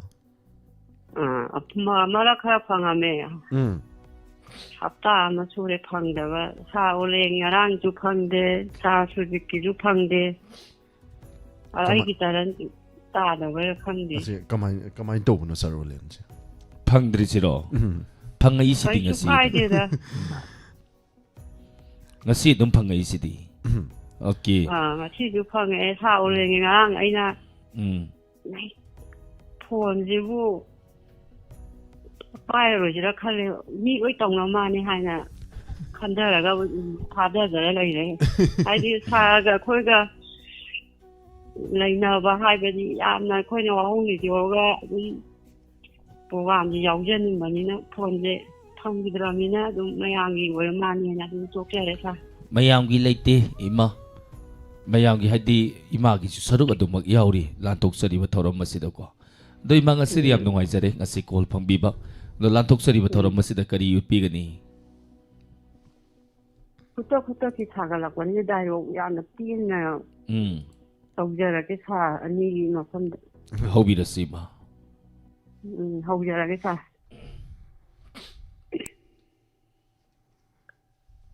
ꯕꯦꯝꯃ ꯍꯥꯎ ꯌꯥꯎꯁꯪ ꯃꯅꯨꯡꯁꯦ ꯄꯩꯁꯥ ꯈꯥꯏꯗꯅ ꯂꯝꯕꯤꯗ ꯄꯩꯁꯥ ꯊꯠꯇꯅ ꯇꯧꯒꯅꯨ ꯌꯨꯝꯊꯣꯡ ꯈꯨꯗꯤꯡꯒꯤ ꯆꯪꯗꯅ ꯄꯩꯁꯥ ꯈꯥꯏꯕꯗꯣ ꯇꯧꯕꯤꯒꯅꯨ ꯍꯟꯗꯛꯀꯤ ꯆꯍꯤꯁꯤꯗꯤ ꯂꯥꯟꯒꯤ ꯃꯔꯝ ꯑꯣꯏꯗꯨꯅ ꯃꯩꯇꯩ ꯑꯃꯗꯤ ꯀꯨꯀꯤꯒꯤ ꯂꯥꯟꯗ ꯂꯣꯏ ꯋꯥꯅꯔꯕꯅꯤ ꯑꯗꯨꯅ ꯅꯣꯡꯄꯣꯛ ꯁꯦꯛꯃꯥꯏ ꯃꯈꯥ ꯂꯩꯀꯥꯏꯗ ꯅꯔꯝꯗꯝ ꯑꯁꯤꯗ ꯅꯕꯨꯡ ꯅꯧꯄꯥꯁꯤꯡꯁꯤꯅ ꯃꯩꯔꯥ ꯄꯥꯏꯕꯤꯁꯤꯡꯁꯤꯅ ꯏꯁꯄꯣꯔꯠ ꯃꯌꯥꯝ ꯑꯃ ꯏꯁꯄꯣꯔꯠ ꯇꯧꯔꯤꯁꯦ ꯑꯥꯏꯇꯦꯝ ꯃꯈꯟ ꯃꯈꯟ ꯇꯧꯗꯨꯅ ꯌꯥꯎꯁꯜꯂꯨ ꯑꯗꯨ ꯑꯣꯏꯔꯕꯗꯤ ꯂꯩꯀꯥꯏꯒꯤ ꯃꯤꯡꯆꯠ ꯄꯣꯔꯛꯀꯗꯧꯔꯤꯕꯅꯤ ꯃꯁꯤ ꯇꯧꯔꯕ ꯃꯇꯨꯡꯗ ꯏꯃꯥ ꯍꯣꯏꯅꯁꯨ ꯏꯆꯥꯁꯤꯡꯁꯦ ꯑꯐꯕ ꯃꯥꯏꯌꯣꯟꯗ ꯂꯥꯛꯀꯗꯧꯔꯤꯕꯅꯤ ꯒ꯭ꯌꯥꯟ ꯇꯥꯗ꯭ꯔꯕꯗꯤ ꯑꯩꯈꯣই ꯄꯨꯝꯅꯃꯛ ꯋꯥꯃꯤꯟꯅꯈꯤꯗꯧꯔꯤꯕꯅꯤ ꯑꯗꯨꯅ ꯏꯆꯥꯁꯥꯅ ꯑꯩꯈꯣꯏꯁꯨ ꯒ꯭ꯌꯥꯟ ꯇꯥꯔꯣ ꯅꯃꯥ ꯑꯩꯈꯣꯏꯅ ꯍꯥꯏꯕꯁꯦ ꯏꯟꯕꯤꯌꯣ ꯃꯇꯝꯁꯦ ꯑꯁꯨꯛꯀꯤ ꯃꯇꯤꯛ ꯐꯠꯇ꯭ꯔꯕꯅꯤ ꯍꯥꯏꯔꯤꯕ ꯍꯜꯂꯣ ꯍꯥꯏꯔꯤꯕ ꯌꯥꯎꯁꯪ ꯀꯨꯝꯍꯩꯁꯤꯗꯒꯤ ꯂꯩꯊꯣꯛꯂꯒ ꯅꯥꯟꯊꯣꯛꯂꯒ ꯅꯥꯀꯜ ꯑꯃꯔꯣꯝꯗ ꯊꯝꯈ꯭ꯔꯒ ꯅꯕꯨꯡ ꯅꯧꯄꯥꯁꯤꯡꯅ ꯏꯁꯄꯣꯔꯠ ꯇꯧꯔꯤꯁꯤꯡꯁꯤꯗ ꯄ꯭ꯔꯣꯒꯥꯝꯁꯦ ꯌꯥꯎꯁꯜꯂꯨ ꯃꯁꯤ ꯑꯐꯕ ꯅꯈꯣꯏꯗ ꯌꯥꯝꯅ ꯀꯥꯟꯅꯕ ꯁꯥꯇ꯭ꯔ ꯑꯣꯏꯔꯤꯉꯩꯒꯤ ꯄꯨꯟꯁꯤꯗ ꯅꯍꯥ ꯑꯣꯏꯔꯤꯉꯩꯒꯤ ꯄꯨꯟꯁꯤꯗ ꯀꯥꯟꯅꯕ ꯃꯌꯥꯝ ꯑꯃ ꯄꯣꯔꯛꯀꯗꯧꯔꯤꯕꯅꯤ ꯅꯃꯥ ꯑꯩꯈꯣꯏꯅ ꯍꯥꯏꯔꯤꯕꯁꯦ ꯌꯥꯕꯤꯌꯨ ꯍꯥꯏꯅ ꯏꯆꯥꯅꯨꯄꯤ ꯅꯃꯥ ꯑꯩꯅ ꯍꯥꯏꯖꯔꯤ ꯃꯇꯥꯡ ꯑꯁꯤꯗ ꯑꯩꯒꯤ ꯗꯥꯏꯂꯣꯒꯁꯦ ꯂꯣꯏꯁꯤꯟꯖꯔꯦ ꯁꯥꯔ ꯑꯅꯤꯕꯨ ꯊꯥꯒꯠꯆꯔꯤ ꯀꯣꯜ ꯄꯥꯏꯈꯠꯄꯤꯔꯛꯄꯒꯤꯗꯃꯛꯇ ꯊꯦꯡꯛ ꯌꯨ ꯏꯃꯥ ꯀꯣꯜꯕꯨ ꯇꯧꯔꯛꯂꯕꯗꯤ ꯑꯗꯨꯃꯛ ꯄꯥꯏꯈꯠꯂꯛꯀꯅꯤ ꯊꯥꯒꯠꯆꯔꯤ ꯃꯥꯒꯤ ꯈꯨꯗꯛꯀꯤ ꯑꯣꯏꯕ ꯁꯩꯔꯦꯡ ꯂꯥꯟꯊꯣꯛꯄꯤꯔꯝꯗꯅ ꯊꯧꯔꯝ ꯑꯁꯤꯕꯨ ꯃꯄꯨꯡ ꯐꯥꯍꯟꯕꯤꯔꯝꯕ ꯊꯥꯒꯠꯆꯔꯤ ꯊꯦꯡꯛ ꯌꯨ ꯏꯆꯦ ꯔꯣꯁꯣꯄꯇꯤ ꯗꯦꯕꯤ ꯑꯙꯤꯀꯥꯔꯤ ꯃꯌꯨꯝ ꯑꯃꯤꯇꯥ ꯊꯧꯅꯥꯎꯖꯝ ꯁꯔ ꯑꯅꯤ ꯍꯧꯔꯛꯄꯗ ꯋꯥꯟꯊꯗꯧꯔꯦ ꯂꯣꯏꯔꯛꯄꯗꯗꯤ ꯁꯣꯔ ꯇꯠꯇꯧ ꯉꯥꯏꯈꯣ ꯑꯃꯤꯇꯥ ꯉꯥꯏꯈꯣ ꯑꯗꯨ ꯌꯥꯗꯦ ꯁꯣꯔ ꯇꯠꯄ ꯌꯥꯗꯦ ꯑꯩꯈꯣꯏꯒꯤ ꯄ꯭ꯔꯣꯒꯥꯝꯁꯤꯗ ꯁꯣꯔ ꯇꯠꯇꯧꯔꯒꯗꯤ ꯂꯥꯟꯊꯣꯛꯆꯔꯤꯕ 90.0 ꯋꯥꯍꯣꯡ ꯔꯦꯗꯤꯑꯣꯒꯤ इंटरटेनमेंट प्रोग्राम ꯃꯇꯥꯡ ꯑꯁꯤꯗ ꯂꯣꯏꯁꯤꯟꯖꯔꯦ ꯍꯥꯏꯔꯒ ꯂꯣꯏꯁꯤꯜꯂ ꯍꯧꯒꯠꯂ ꯆꯠꯈꯤꯅꯦꯕ ꯑꯗꯣ ꯁꯔ ꯁꯨꯖꯤꯠ ꯋꯥꯔꯤꯁꯦ ꯃꯇꯦꯛ ꯈꯟꯅꯔꯒ ꯀꯣꯂꯔꯁꯤꯡꯒꯤ ꯗꯥꯏꯂꯣꯒꯁꯨ ꯑꯗꯨꯃꯛ ꯇꯥꯁꯤꯅꯦꯀꯣ ꯁꯔ ꯁꯨꯖꯤꯠ ꯑꯩꯁꯦ ꯅꯨꯄꯤ ꯑꯃꯨꯛꯇꯪ ꯑꯣꯟꯊꯣꯛꯅꯤꯡꯉꯦ ꯁꯔ ꯁꯨꯖꯤꯠ ꯌꯥꯎꯁꯪ ꯃꯇꯝꯅ ꯂꯥꯛꯄꯁꯤꯗ ꯑꯣꯟꯅꯤꯡꯉꯦꯕ ꯅꯨꯄꯤ ꯑꯣꯟꯊꯣꯛꯅꯤꯡꯉꯛꯑꯕ ꯂꯩꯁꯥꯕꯤꯔꯣ ꯃꯧꯔꯣ ꯑꯣꯟꯗꯣꯏꯁꯦ ꯂꯩꯁꯥꯕꯤꯅꯤꯍꯦ ꯀꯩꯅꯣꯅꯦ ꯑꯗꯣ ꯁꯔ ꯁꯨꯖꯤꯠ ꯑꯩ ꯃꯤ ꯈꯔ ꯍꯧꯔꯒꯦ ꯌꯥꯎꯁꯪ ꯊꯥꯕꯜ ꯀꯨꯏꯔꯛꯇ꯭ꯔꯦ ꯁꯣꯔꯣꯛꯇ ꯄꯩꯁꯥ ꯊꯠꯂꯨꯒꯦ ꯀꯣ ꯊꯠꯂꯝꯃꯨ ꯂꯥꯛꯀꯦ ꯃꯦꯝꯆꯥ ꯁꯪꯒꯣꯜꯁꯦ ꯂꯥꯛꯑꯣꯍꯦ ꯑꯁꯦꯝ ꯅꯁꯛ ꯅꯇꯧ ꯏꯐ ꯐꯖꯒꯦ ꯅꯪ ꯀꯩꯗꯧꯔꯤꯌꯦ ꯌꯥꯎꯁꯪ ꯄꯩꯁꯥ ꯊꯠꯂꯨꯁꯤ ꯂꯥꯎ ꯍꯌꯦꯡ ꯊꯥꯕꯜ ꯆꯣꯡꯕꯗꯗꯤ ꯔꯣꯁꯤꯅꯥ ꯅꯪ ꯃꯀꯣꯛꯇ ꯆꯤꯡꯒꯦ ꯍꯥꯏꯔꯛꯀꯅꯤ ꯆꯤꯡꯗꯣꯏꯅꯦ ꯁꯤ ꯅꯨꯄꯤꯁꯦ ꯔꯣꯃꯤꯇꯥ ꯁꯅꯥꯁꯝ ꯂꯥꯛꯑꯣ ꯏꯕꯦꯝꯃ ꯒꯨꯔꯨꯃꯌꯨꯝ ꯀꯔꯤꯅꯣ ꯅꯪꯅꯅꯦ ꯀꯔꯤ ꯇꯧꯔꯤꯒꯦ ꯅꯪꯕꯣ ꯅꯤꯡꯊꯦꯝ ꯄꯨꯈ꯭ꯔꯤ ꯃꯄꯥꯟꯒꯤ ꯐꯖꯈ꯭ꯔꯕ ꯃꯩꯉꯥꯟꯗꯣ ꯌꯦꯡꯗꯅ ꯅꯪ ꯍꯧꯈꯤꯕ ꯄꯨꯟꯁꯤꯒꯤ ꯋꯥꯔꯤ ꯅꯤꯡꯁꯤꯡꯗꯅ ꯅꯪ ꯀꯥꯏꯅꯈꯤꯕꯁꯤꯡꯗꯣ ꯂꯣꯏ ꯅꯤꯡꯁꯤꯡꯉꯛꯏ ꯑꯣꯏꯔꯝꯒꯅꯤ ꯅꯪ ꯒꯨꯔꯨꯃꯌꯨꯝ ꯅꯪ ꯁꯦꯔꯥꯟ ꯇꯨꯔꯥꯟ ꯌꯥꯝ ꯇꯧꯅꯨ ꯀꯣ ꯌꯦꯡꯒꯦ ꯐꯦꯁꯕꯨꯛꯇꯩ ꯃꯤ ꯈꯔ ꯑꯃꯨꯛ ꯍꯧꯒꯦꯗꯅ ꯍꯧꯔꯒꯦ ꯍꯥꯏꯔꯣ ꯌꯥꯎꯁꯪ ꯄꯩꯁꯥ ꯊꯠꯀꯦ ꯈꯔ ꯊꯠꯂꯨꯁꯨ ꯅꯥꯎꯔꯦꯝꯕꯝ ꯅꯤꯔꯃꯂꯥ ꯂꯥꯛꯑꯣ ꯄꯩꯁꯥ ꯊꯠꯂꯨꯁꯤ ꯅꯥꯏꯅꯥ ꯏꯁ ꯅꯥꯏꯅꯥꯁꯤꯡꯗꯤ ꯄꯩꯁꯥ ꯊꯠꯄꯗ ꯄꯨꯅꯤꯡꯗꯦ ꯕꯣꯝ ꯃꯁꯤ ꯅꯨꯡꯗꯪꯉꯣ ꯀꯩꯌꯣ ꯌꯥꯝ ꯄꯥꯏ ꯁꯨꯒꯠꯄꯤꯅꯨ ꯍꯥꯏꯖꯔꯤꯕ ꯁꯨꯒꯠꯄꯤꯅꯨ ꯍꯥꯏꯕꯤꯔꯤꯕ ꯇꯈꯦꯜꯂꯝꯕꯝ ꯅꯨꯄꯥꯗꯤ ꯌꯥꯎ ꯌꯥꯗꯦ ꯅꯨꯄꯥꯗꯤ ꯊꯠꯄ ꯌꯥꯗꯦ ꯑꯔꯤꯕꯤꯁꯨ ꯈꯔ ꯈꯟꯕꯤꯌꯨ ꯑꯣ ꯑꯃꯨꯛꯇ ꯍꯥꯏꯕꯤꯌꯨ ꯍꯦꯔꯣꯖꯤꯠ ꯅꯪ ꯂꯤꯔꯕ ꯑꯣꯏꯔꯦ ꯂꯤꯈꯤꯅꯨ ꯍꯦꯔꯣꯖꯤꯠ ꯑꯩ ꯉꯥꯛꯇꯪ ꯀꯣ ꯊꯧꯔꯤ ꯊꯠꯂꯨꯈꯤꯒꯦ ꯂꯤꯕ ꯂꯤꯗꯕꯩ ꯅꯠꯇꯕ ꯅꯨꯄꯥ ꯑꯃ ꯀꯃꯥꯏꯅ ꯇꯧꯒꯦꯗ liu ꯊꯥꯕꯜ ꯆꯣꯡꯉꯕ ꯖꯥꯠꯅꯤꯗ ꯌꯨꯝ ꯄꯥꯜꯂꯕ ꯅꯨꯄꯥ ꯃꯆꯥ ꯂꯩꯔꯕ ꯃꯆꯥ ꯅꯨꯄꯥ ꯑꯃꯁꯨ ꯂꯩꯔꯕ ꯖꯥꯠꯅꯤꯗ ꯃꯥꯅ ꯊꯥꯕꯜ ꯆꯣꯡꯉꯒ ꯃꯤꯡ ꯀꯩ ꯀꯧꯒꯦ ꯅꯨꯄꯥꯁꯤꯒ ꯅꯨꯄꯤꯁꯤga ꯊꯥꯕꯜ ꯆꯣꯡꯃꯤꯟꯅꯔꯕꯅꯤꯅ ꯑꯗꯨꯝ ꯋꯥꯔꯤ ꯋꯥꯇꯥꯏꯁꯤ ꯑꯗꯨꯝ ꯁꯥꯟꯅꯔꯛꯄ ꯉꯥꯛꯇꯅꯤ ꯁꯥꯟꯅꯔꯛꯇ꯭ꯔꯦꯅꯦ ꯁꯥꯔ ꯃꯥꯅꯤ ꯑꯗꯨꯝ ꯁꯥꯟꯅꯔꯛꯄ ꯉꯥꯛꯇꯅꯤꯅ ꯋꯥꯔꯤꯁꯤ ꯁꯨꯝ ꯁꯥꯟꯅꯔꯛꯄꯗ ꯅꯨꯄꯤ ꯊꯤꯔꯦꯗꯤ ꯍꯥꯏꯔꯨ ꯌꯥꯗꯕꯅꯤꯅ ꯇꯥꯃꯣꯁꯦ ꯅꯨꯄꯤ ꯑꯉꯥꯡ ꯂꯩꯔꯝꯗꯧ ꯃꯥꯜꯂꯤ ꯍꯥꯏꯕꯖꯥꯠꯅꯤ ꯑꯁ ꯀꯔꯥꯏꯗꯩꯅꯣ ꯍꯦ ꯏꯆꯥ ꯄꯥꯈꯪꯅꯤ ꯍꯥꯏ ꯌꯥꯝ ꯁꯝꯅ ꯑꯗꯨꯅ ꯍꯦꯛ ꯐꯩ ꯑꯗꯨꯗꯤ ꯁꯥꯔ ꯁꯨꯖꯤꯠ ꯑꯩ ꯍꯧꯖꯤꯛ ꯃꯤ ꯍꯧꯕ ꯂꯣꯏꯗ꯭ꯔꯤ ꯃꯤ ꯑꯃꯅꯤꯗꯪ ꯍꯧꯔꯝꯈꯤꯒꯦ ꯍꯧꯔꯝꯃꯣ ꯀꯅꯥ ꯂꯩꯔꯤ ꯏꯟꯗꯨꯕꯂꯥ ꯂꯥꯛꯑꯣ ꯏꯟꯗꯨꯕꯂꯥ ꯁꯤꯗꯤꯅꯦ ꯒꯥꯔꯤ ꯂꯥꯛꯏꯒ ꯈꯪꯗꯕꯅꯤ ꯄꯥꯏꯗꯅ ꯄꯩꯁꯥ ꯈꯛꯇ ꯍꯥꯞꯄꯝꯃꯨ ꯀꯅ ꯍꯥꯏꯕ ꯅꯨꯄꯤꯅꯦꯕ ꯃꯆꯤꯟ ꯀꯩꯅꯣꯗꯨꯗ ꯒꯥꯔꯤ ꯍꯦꯛꯇ ꯆꯦꯟꯖꯟꯈꯤꯕ ꯄꯤꯌꯥ ꯃꯉꯥꯡꯁꯤꯅꯦꯕ ꯌꯥꯝ ꯁꯥꯊꯤꯔꯤꯁꯦ ꯄꯩꯁꯥꯁꯦ ꯄꯤꯌꯨ ꯌꯥꯗ꯭ꯔꯕ ꯁꯣꯔꯣꯛ ꯀꯣꯏꯂꯥꯁꯤꯗ ꯕꯨꯡꯉꯣ ꯊꯔꯣ ꯃꯥꯔꯣ ꯌꯦꯠꯇꯃꯨꯛ ꯑꯣꯜꯂꯤ ꯑꯣꯏꯗꯃꯨꯛ ꯄꯩꯁꯥ ꯈꯛꯇ ꯍꯥꯞꯄꯤꯌꯨꯅ ꯊꯔꯣ ꯃꯥꯔꯣ ꯑꯣꯟꯕ ꯅꯨꯄꯤꯅꯤ ꯔꯣꯁꯅꯤ ꯀꯣꯏꯖꯝꯁꯦ ꯑꯩꯅ ꯍꯧꯒꯦꯗꯤ ꯈꯜꯂꯤ ꯃꯁꯤ ꯊꯥꯡ ꯌꯥꯝ ꯄꯥꯏꯅꯦ ꯃꯁꯤ ꯅꯨꯄꯤꯁꯦ ꯌꯦꯞꯄꯦ ꯊꯥꯡ ꯄꯩꯁꯥ ꯄꯤꯔꯛꯇꯦꯅ ꯃꯤ ꯗ꯭ꯔꯥꯏꯚꯔꯗꯨ ꯊꯥꯡꯅ ꯆꯨꯛꯂꯥꯎ ꯊꯤꯟꯖꯜꯂꯨꯔꯣ ꯉꯁꯤꯗꯤ ꯅꯨꯡꯗꯪꯁꯨ ꯌꯦꯞꯄꯩꯅꯦ ꯑꯗꯨ ꯌꯦꯡꯉꯨꯅꯦ ꯊꯥꯡꯅ ꯀꯣꯛ ꯊꯤꯟꯖꯜꯂꯨꯔꯦ ꯔꯣꯁꯅꯤꯁꯤꯅ ꯊꯥꯕꯜ ꯆꯣꯡꯕꯒꯤ ꯄꯩꯁꯥ ꯈꯥꯏꯕ ꯆꯠꯂꯤꯕ ꯑꯩꯈꯣꯏꯁꯤ ꯄꯨꯂꯤꯁ ꯏꯁꯇꯦꯁꯟꯒꯤ ꯂꯣꯛꯀꯞꯇꯨꯗ ꯑꯩꯈꯣꯏꯁꯦ ꯂꯣꯡꯅꯒ ꯍꯤꯞꯄꯒ ꯂꯩꯔꯨꯗꯧꯔꯤꯕ꯭ꯔꯣ ꯑꯗꯨꯅ ꯃꯁꯤ ꯅꯨꯄꯤꯁꯦ ꯑꯩ ꯍꯧꯁꯤꯔ ꯍꯧꯔꯣꯏꯁꯤꯔꯅ ꯈꯜꯂꯤꯅꯤ ꯑꯗꯣ ꯄꯨꯔꯒꯦ ꯑꯗꯣ ꯑꯩꯈꯣꯏꯔꯣꯝ ꯅꯅꯥꯎꯕꯤ ꯁꯤꯡꯖꯃꯩꯒꯤꯁꯦ ꯃꯥꯏ ꯅꯨꯄꯤꯗꯨꯁꯨ ꯄꯨꯔꯁꯦ ꯃꯆꯤꯟ ꯈꯔ ꯀꯟꯕꯅꯤ ꯌꯥꯅꯤ ꯑꯗꯨꯝ ꯌꯥꯅꯤ ꯅꯠꯇ꯭ꯔꯥ ꯑꯩ ꯍꯌꯦꯡ ꯁꯝꯁꯣꯏ ꯄꯣꯏꯒꯤ ꯇꯥꯔꯦ ꯑꯗꯣ ꯁꯥꯁꯨꯁꯦ ꯁꯣꯔꯣꯛꯇꯤ ꯉꯥꯛꯇꯪ ꯂꯩꯔ ꯊꯣꯛꯑꯒꯦ ꯀꯣꯂꯔꯁꯦ ꯑꯃꯨꯛꯇꯪ ꯄꯥꯏꯈꯠꯂꯒꯅꯤ ꯋꯥꯔꯤ ꯋꯥꯇꯥꯏ ꯑꯃꯨꯛꯇꯪ ꯁꯥꯟꯅꯈꯤꯁꯤ ꯍꯦꯜꯂꯣ ꯇꯔꯥꯝꯅ ꯑꯣꯛꯆꯔꯤ ꯀꯣꯜ ꯇꯧꯕꯤꯔꯛꯄ ꯃꯤꯡꯒ ꯂꯩꯐꯝꯒ ꯍꯥꯏꯕꯤꯌꯨ ꯈꯣꯡꯁꯥꯡꯃꯩ ꯂꯨꯈ꯭ꯔꯥꯝ ꯃꯇꯥ ꯀꯩꯅꯣ ꯌꯥꯝ ꯉꯁꯤ ꯌꯥꯎꯁꯪ ꯃꯌꯥ ꯌꯧꯁꯜꯂꯛꯄꯁꯤꯗ ꯊꯃꯣꯏꯒꯗꯣ ꯀꯔꯤ ꯇꯧꯕꯤꯒꯦ ꯑꯩꯅ ꯅꯨꯄꯤ ꯑꯣꯜꯂ ꯃꯥꯅ ꯑꯃꯨꯛ ꯑꯣꯟꯁꯤꯜꯂꯛꯏ ꯌꯥꯝ ꯅꯨꯡꯉꯥꯏ ꯏꯆꯥꯁꯨ ꯌꯥꯝ ꯅꯨꯡꯉꯥꯏ ꯋꯥꯔꯤ ꯈꯛꯇ ꯁꯥꯟꯅꯒꯦꯔꯣ ꯁꯤꯕꯣ ꯀꯃꯥꯏꯅꯅꯣ ꯃꯥ ꯌꯥꯝ ꯅꯨꯡꯉꯥꯏ ꯍꯥꯏꯁꯦ ꯌꯥꯝ ꯅꯨꯡꯉꯥꯏꯕ꯭ꯔꯣ ꯌꯥꯝ ꯅꯨꯡꯉꯥꯏꯌꯦ ꯂꯥꯎꯗ ꯁ꯭ꯄꯤꯀꯔꯗꯣ ꯉꯥꯛꯇꯪ ꯃꯨꯠꯊꯠꯄꯤꯌꯨ ꯏꯗꯣꯝꯆꯥ ꯂꯥꯎꯗ ꯁ꯭ꯄꯤꯀꯔ ꯃꯨꯠꯊꯠꯇ꯭ꯔꯒꯗꯤ ꯄꯥꯎ ꯏꯐꯥꯎ ꯐꯥꯎꯅꯔꯣꯏꯗꯣꯔꯤ ꯄꯤꯖꯥ ꯀꯩ ꯍꯥꯏꯅꯣ ꯀꯔꯝꯕꯅꯣ ꯇꯥꯕꯤꯔꯕꯣ ꯃꯦꯗꯥꯝ ꯃꯦꯗꯥꯝ ꯀꯔꯤ ꯎꯠꯄꯤꯒꯅꯤ ꯉꯁꯤꯒꯤ ꯂꯥꯟꯊꯣꯛꯆꯔꯤꯕ ꯊꯧꯔꯝ ꯑꯁꯤꯗ ꯍꯧꯖꯤꯛ ꯈꯨꯗꯛꯇ ꯄꯨꯊꯣꯛꯄ ꯇꯧꯕꯤꯔꯁꯤ ꯍꯧꯕꯤꯔꯁꯤ ꯍꯧꯖꯔꯒꯦ ꯑꯣ ꯏꯅꯝ ꯖꯃꯨꯅꯥ ꯏꯃꯥꯇꯣꯟ ꯑꯔꯨꯅꯤ ꯑꯕꯦ ꯏꯁꯤꯡ ꯑꯝꯐꯥꯎ ꯂꯩꯇ꯭ꯔꯤꯁꯦ ꯏꯁꯤꯡ ꯈꯔ ꯄꯨꯔꯨꯁꯤ ꯂꯥꯛꯑꯣꯅꯦ ꯏꯁꯤꯡꯅꯦꯅ ꯇꯧꯔꯤꯁꯤꯅꯅꯦ ꯋꯥꯈꯤꯕꯅ ꯃꯥꯏ ꯃꯤꯠ ꯇꯥꯅꯤꯡꯉꯥꯏ ꯏꯁꯤꯡꯐꯥꯎ ꯂꯩꯔꯛꯇ꯭ꯔꯦꯅꯦ ꯇꯧꯔꯤꯁꯤꯕꯣ ꯏꯁꯤꯡꯁꯤꯅꯅꯦ ꯄꯨꯔꯛꯑꯒ ꯁ꯭ꯋꯥꯏꯁꯤꯗ ꯂꯣꯏꯅ ꯊꯠꯅꯔꯒ ꯄꯨꯁꯟꯅꯈꯤꯕ ꯊꯣꯛꯂꯛꯑꯒꯗꯤ ꯑꯃꯠꯇ ꯄꯨꯅꯗꯦ ꯀꯃꯥꯏꯅ ꯇꯧꯕꯅꯣ ꯈꯪꯗꯦ ꯏꯅꯝꯃ ꯊꯣꯛꯂꯛꯑꯕꯣ ꯊꯣꯛꯂꯛꯑꯦ ꯑꯣ ꯉꯁꯤ ꯑꯩꯅꯅꯦ ꯔꯦꯗꯤꯑꯣ ꯇꯥꯕꯗ ꯋꯥꯍꯧ ꯔꯦꯗꯤꯑꯣ ꯇꯥꯕꯗꯅꯦ ꯏꯆꯥ ꯑꯣꯂꯦꯟꯗꯣ ꯚꯣꯠ ꯂꯦꯞꯇꯣꯔꯤꯌꯦ ꯃꯊꯪ ꯊꯥꯡꯗꯨꯗ ꯃꯥꯒꯤ ꯃꯔꯀꯥꯗꯤ ꯁꯤꯔꯞꯅꯦꯌꯦ ꯑꯩꯈꯣꯏ ꯃꯌꯥꯝ ꯊꯥꯗꯔꯒ ꯑꯝꯇꯪ ꯀꯥꯍꯟꯁꯤꯀꯣ ꯍꯣꯏ ꯀꯥꯍꯟꯁꯤ ꯆꯥꯛꯁꯨ ꯊꯝꯖꯔꯒꯦ ꯏꯆꯥ ꯑꯣꯂꯦꯟ ꯆꯨꯝꯃꯤ ꯅꯁꯤ ꯑꯣꯂꯤꯅꯤ ꯕꯣꯠ ꯂꯦꯞꯇꯧꯔꯤ ꯊꯥꯡꯖ ꯅꯨꯃꯤꯠꯇ ꯑꯩꯒꯤ ꯕꯣꯠꯀꯤ ꯃꯔꯀꯥꯗꯤ ꯆꯦꯀꯞꯅꯤ ꯀꯥꯎꯒꯅꯨ ꯅꯪ ꯋꯥꯀꯔ ꯑꯐꯥꯎꯕꯤ ꯑꯣꯏꯍꯟꯗꯣꯏꯅꯤ ꯍꯣꯏ ꯀꯥꯎꯖꯗꯦ ꯏꯆꯥ ꯊꯝꯖꯔꯒꯦ ꯊꯦꯡꯛ ꯌꯨ ꯁꯥꯔ ꯏꯃꯥꯁꯦ ꯑꯩꯈꯣꯏꯒꯤ ꯏꯃꯥ ꯉꯥꯛꯇꯪ ꯄꯥꯏꯕꯤꯈꯣꯀꯣ ꯏꯃꯥꯁꯦ ꯑꯩꯈꯣꯏꯒꯤ ꯁ꯭ꯇꯥꯐ ꯑꯣꯏꯕꯤꯔꯤꯕ ꯎꯃꯦꯁ ꯂꯨꯀ꯭ꯔꯥꯝꯒꯤ ꯏꯃꯥꯅꯤ ꯎꯃꯦꯁꯇꯣ ꯎꯃꯦꯁꯁꯨ ꯑꯁꯣꯝ ꯅꯥꯀꯟꯗ ꯔꯦꯗꯤꯑꯣ ꯏꯁꯇꯦꯁꯟꯗ ꯇꯨꯃꯤꯟ ꯅꯣꯝꯗꯣꯔꯤꯅꯦ ꯑꯩꯅ ꯈꯪꯉꯤꯅꯤ ꯃꯥꯒꯤ ꯈꯨꯅꯣꯛꯇꯣ ꯃꯣꯟ ꯁꯅꯥ ꯑꯣꯜꯂ ꯅꯣꯛꯑꯝꯗꯧꯒ ꯃꯥꯟꯁꯤꯜꯂꯤ ꯃꯣꯟ ꯁꯅꯥ ꯑꯣꯜꯂ ꯁꯨꯃꯥꯏꯅ ꯃꯥ ꯉꯥꯡꯒꯗꯤ ꯅꯣꯛꯄꯅꯦꯕ ꯍꯧꯖꯤꯛ ꯃꯥꯅ ꯔꯦꯗꯤꯑꯣꯁꯦ ꯇꯥꯔꯒ ꯏꯃꯥꯁꯤꯅ ꯁꯩꯔꯦꯡ ꯊꯤꯔꯛꯄꯁꯤꯗ ꯏꯃꯥꯅ ꯀꯔꯝꯍꯥꯏꯅ ꯅꯣꯛꯒꯅꯤ ꯍꯥꯏꯅ ꯅꯣꯛꯀꯅꯦꯕ ꯏꯈꯪ ꯈꯪꯍꯧꯗꯅ ꯊꯦꯡꯛ ꯌꯨ ꯏꯃꯥ ꯊꯥꯒꯠꯆꯔꯤ ꯇꯔꯥꯝ ꯁꯔꯨ ꯌꯥꯕꯤꯔꯛꯄ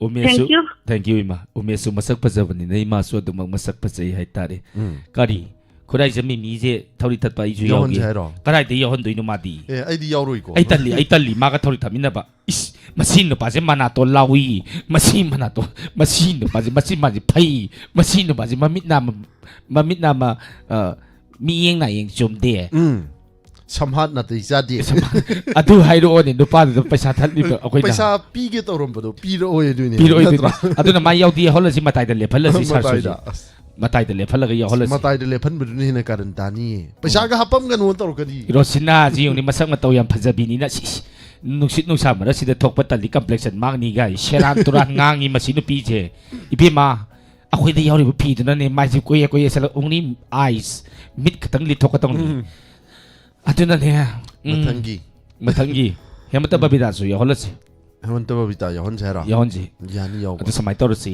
ไอ้ทอดิ้งทัดลูกยี่ชาสุดนั่งตั้งเล่นมุกก็ไงก็การีส่วนบุหลักตีตัวสิให้มาสักมาตัวพันจะบ้านุปานกปัตติมเปเลยบ้า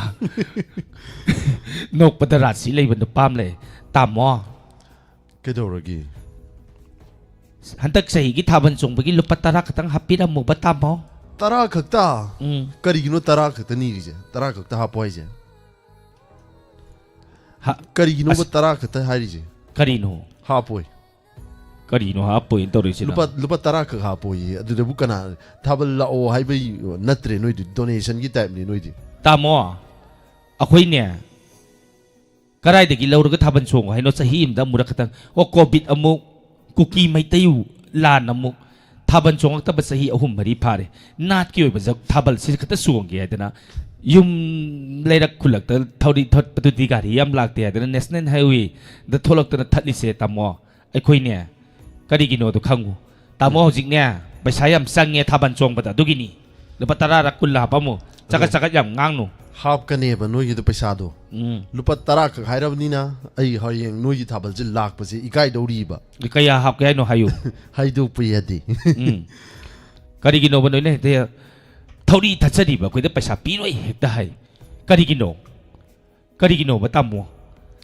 นาทีไปซาซิบูนั่งนึกเห็นแต่ปีรักโปรยงวนดา ชินุพาซิมาริยามเตาอีนะก็ได้โนครั้งดินสหีอมตะอมุกตั้งหลักปกุไม่หาเราสิดาทาบันทรงจากให้ปนีอดุสุนุมิตมังงานนี่ขัดมักมาสิดาลำบีดาสัตลีบัสิงสินะไปชาวขัดปิวให้ด้วยเฮ้ยน้อยนั่นลำบีสับเปียตัวเนี่ยemergency ละเดี๋ยวคุยจะดูมักทัดด้วยทัดดอกแต่แบบนี้คุยตามมดสุ่มพัมมากกว่าที่ฉันเองเสร็จคุยทัดดอกแต่เรื่องคุยเลยสาบิสิงเสอดุบุลาอีบัสิงกันตัวนั้นเนี่ยปีนิ่งกับปีนิ่งแต่ก็ตัวการีทัดลีนะขังอะไรดูติ๊กตั้งเท่าจะแล้วก็ลุปัตตารากิตุกินมักตะกันนะเท่าดอกสรุปดิอีเบี้ยมาไปใส่ยารถเทรนให้เรามาสักขจุยได้นะอะคุยนั่นเนี่ยตายแบบซีเองกูกี้ไม่ได้ยี่วาร์ดะอะคุยกินเลยสาบิสิงนะคุณจ้ามาอย่างปุ่นจันนะangam ba paisa khai dana ro donation tau dana tongan ma pham da chatana angam ja ba khai dan ibung ipwagi mateng pangi akhoi su sahi magi amuk tang lak pathaban si da paisa khachi katang kai o ben party ji ibungo lising humdra manga lai sabi sing lupa kya khaina ra ka thaban chung hai bano lai kai ma da thabak to ba kya lai re manipur sida adugna paisa khara ka khai ba si dane yam ngangi nupa noi ko narai tau no yo social media da Biden sa kibay dialogue to laki tawi hanuba nubisan noy ngautok lo kan noy na karigino noy na thingi di do ningsang ke tawi aduna ne nang jo hapam mo hap tu ngai ke no yar ba yare au di matang ko la silo patara ka nisan ge hello isim sia kuy da ko sa olen nga sa ka si ma konta da ba kon ta ba lai di taban gilo patara katang hapa mo o hachara ke hapa bane hapa ba oh good mother sar susit wari horo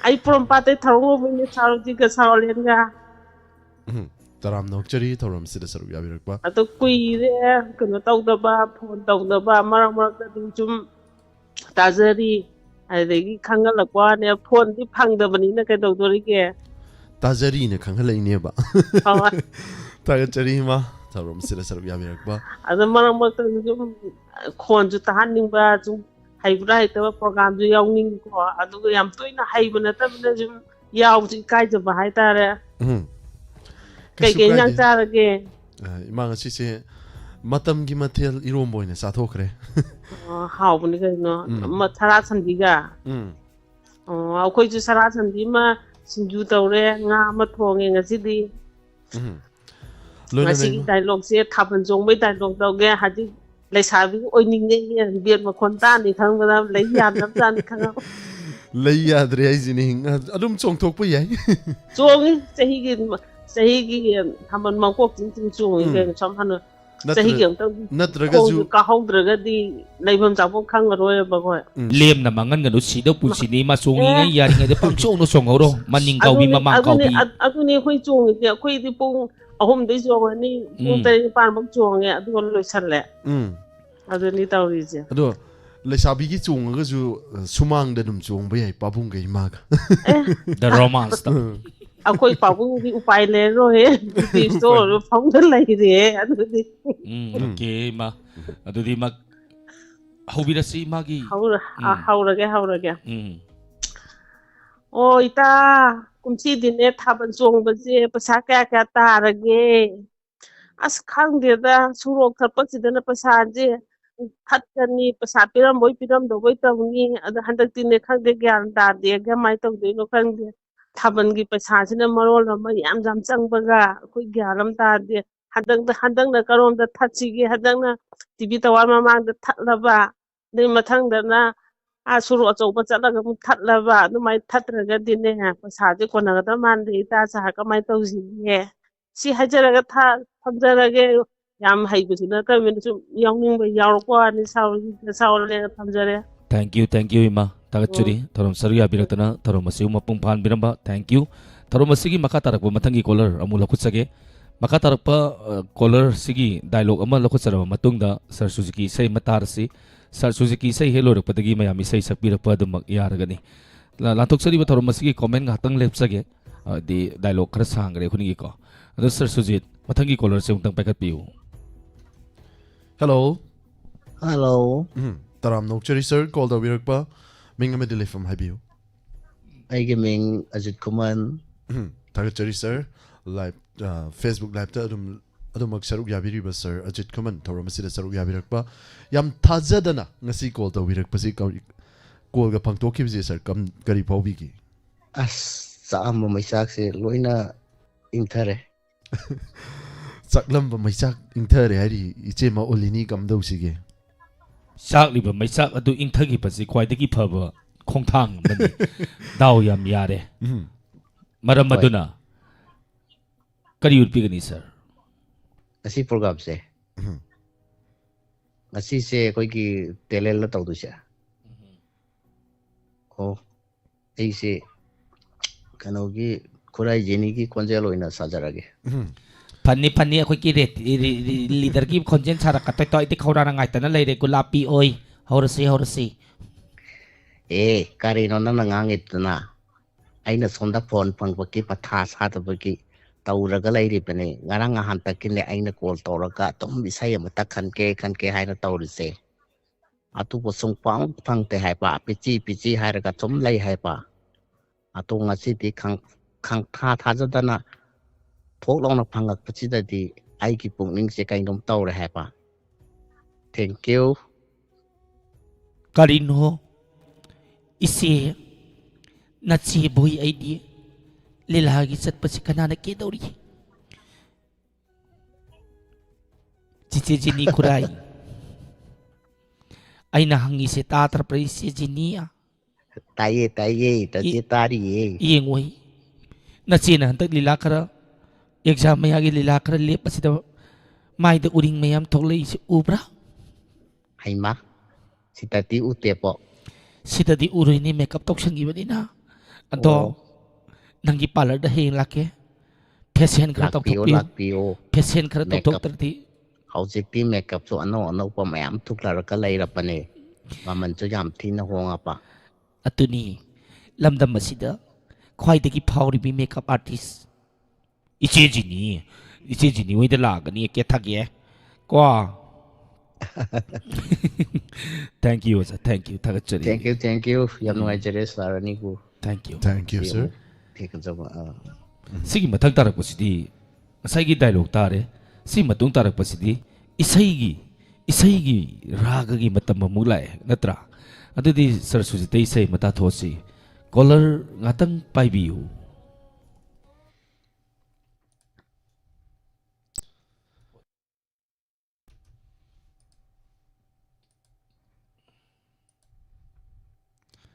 net chisu muksap kri tawribji kanada tainaruni net sakurati Sir Sujit tainafam tai lei na pham lei ki kangau nei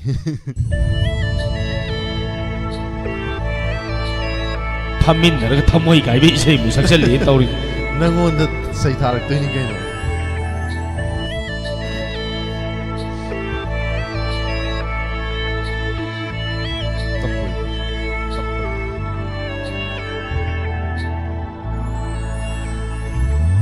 nang di thamoy kan bini nang di minum sikhang devini nang di thamoy na dumna kalam gani khallu de ai nang di thamoy kan bini nang di minum sikhang devini nang di thamoy na dumna kalam gani khallu de ai kari ira laiduna nang na aibu kafan liwa nang na haiba tayari khanduna aibu mirai riba nattara nang di thamoy kan bini nang di minum sikhang devini nang di thamoy na dumna kalam gari khallu de ai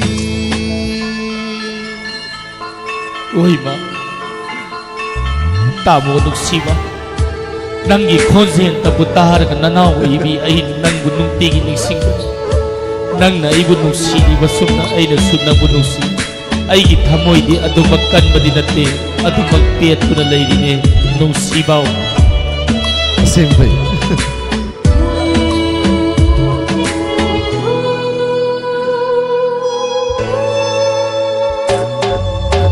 lai rembi lai sangda chatuna ibani lai rembi imana khudam moi viduna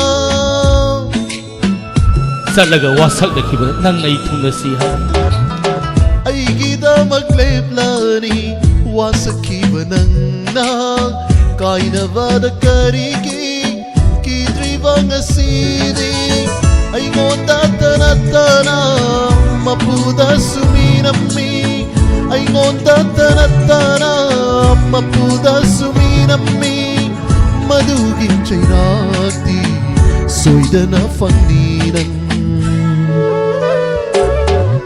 nang di thamoy kan bini nang di minum sikhang devini nang di thamoy na dumna kalam gani khallu de ai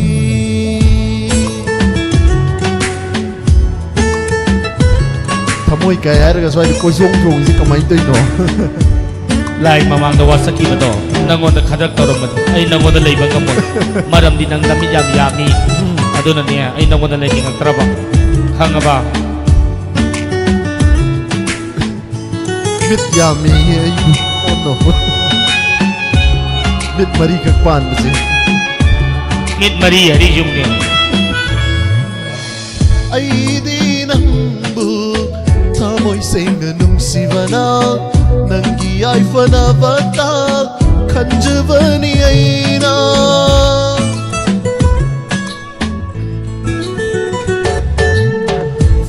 fanglavani na oy javana haki pamnaravani na nahaktavumina nangida magwajakiva nangida makhanjakiva angauva ibudi pamlamlani ne kainava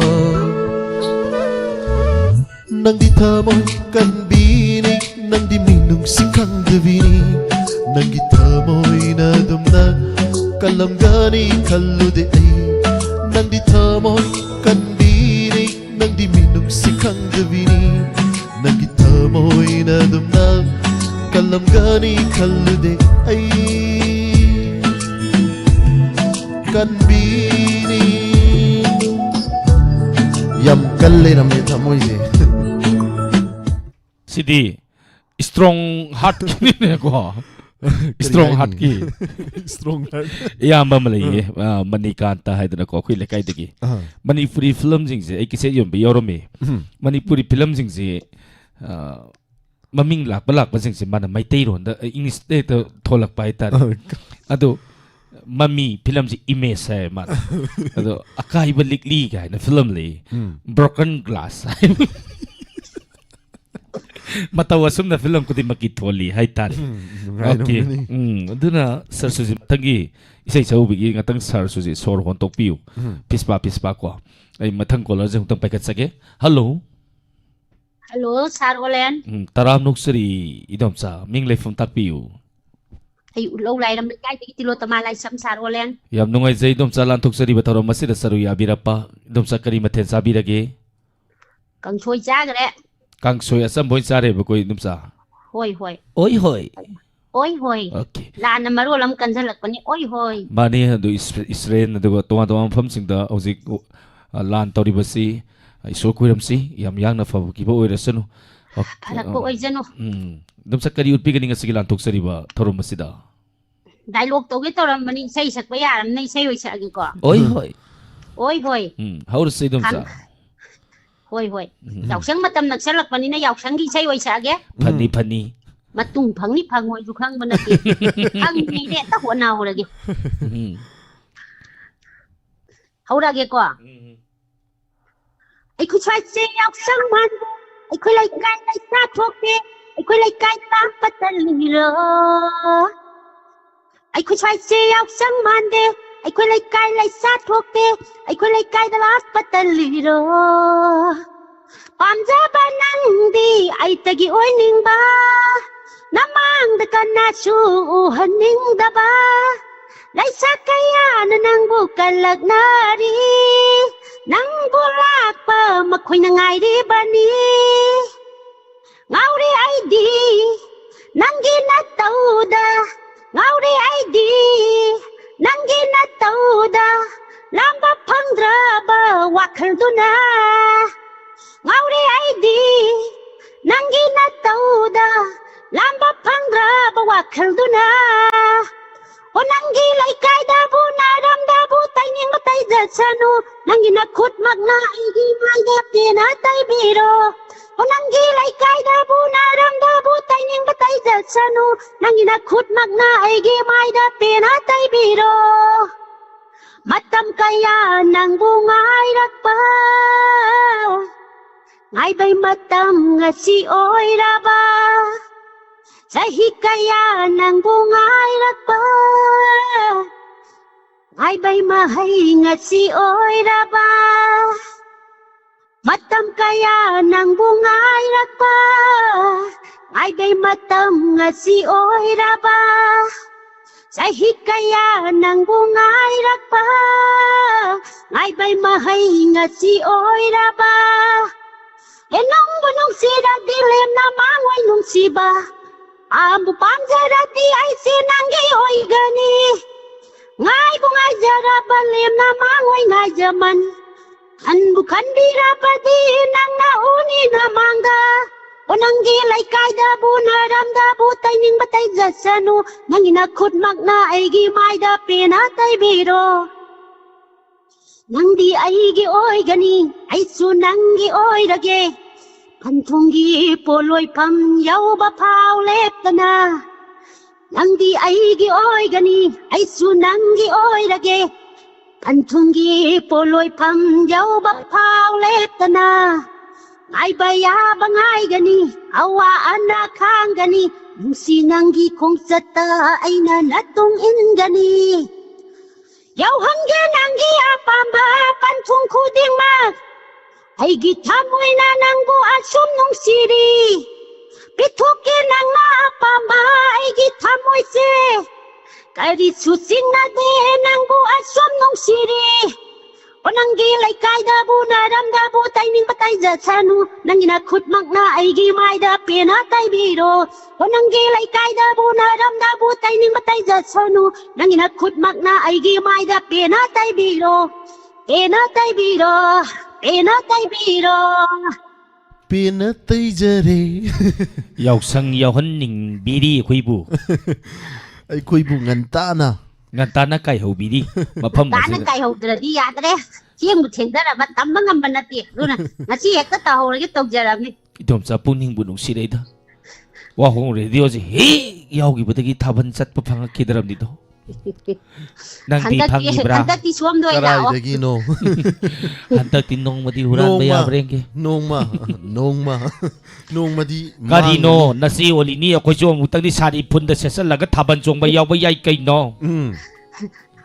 ꯌꯥꯎꯁꯪ ꯅꯤꯅꯤ ꯆꯟꯕꯗ ꯂꯩ ꯍꯥꯏꯕꯅꯤ ꯍꯨꯝꯅꯤ ꯆꯟꯕꯗ ꯑꯩꯈꯣꯏ ꯁꯤꯗ ꯎꯂꯧ ꯂꯥꯏꯔꯝ ꯂꯩꯀꯥꯏꯒꯤ ꯄꯥꯛ ꯆꯥꯎꯔꯕ ꯀ꯭ꯂꯕ ꯃꯃꯥꯡꯗ ꯌꯧꯕꯤꯔꯛꯑꯣ ꯉꯥꯏꯖꯔꯝꯃꯒꯦ ꯅꯟꯗꯣꯝꯆꯥꯅ thank you idomcha soidana laksani ꯊꯥꯒꯠꯆꯔꯤ ꯄꯨꯝꯅꯃꯛꯄꯨꯁꯨ handak adum lauthokwa horchira handaki lakadoriba yausang asi khoi leijari be staff sing wafam da chatana awan nungai gi paudam lawba lakadori ꯌꯥꯎꯁꯪ ꯊꯠꯄꯁꯤ ꯁꯦꯟ ꯀꯌꯥꯃꯨꯛ ꯇꯥꯕꯤꯔꯒꯦ ꯀꯥꯏꯅ ꯍꯦꯛꯇ ꯍꯪꯖꯟꯗꯣꯏ ꯅꯠꯇ꯭ꯔꯣ hangdoini leirammiba jingdo hangdoini ꯑꯗꯨꯒ ꯑꯩꯅ ꯌꯥꯝ ꯆꯠꯅꯤꯡꯕ ꯃꯐꯝ ꯈꯔ ꯂꯩꯔꯤꯀꯣ ꯂꯥꯏꯐ ꯆꯦꯠꯇ ꯌꯥꯎꯔꯕ ꯏꯔꯦꯡꯕꯟ ꯆꯠꯁꯦ ꯏꯔꯦꯡꯕꯟ ꯆꯠꯂꯒ talli ꯏꯃꯥ ꯁꯦꯡꯔꯣꯁꯤꯅꯥꯁꯦ ꯍꯥꯟꯅ ꯊꯦꯡꯅꯒꯗꯕꯅꯤ irengbanda ai nga hawai pakhang oringai da nupi mayam da turenda langtai ai talli ꯃꯌꯥ ꯅꯛꯄꯅꯤ ꯍꯧꯖꯤꯛꯇꯤ asingba wari ni sar sujit masigi maningda tongiba nupa si masak pase itana thakadan ꯍꯥꯏꯗꯣꯛꯈ꯭ꯔꯦ asingbai nupi mayam chen thori akhoi khara angang ori class 8 kare ningsingi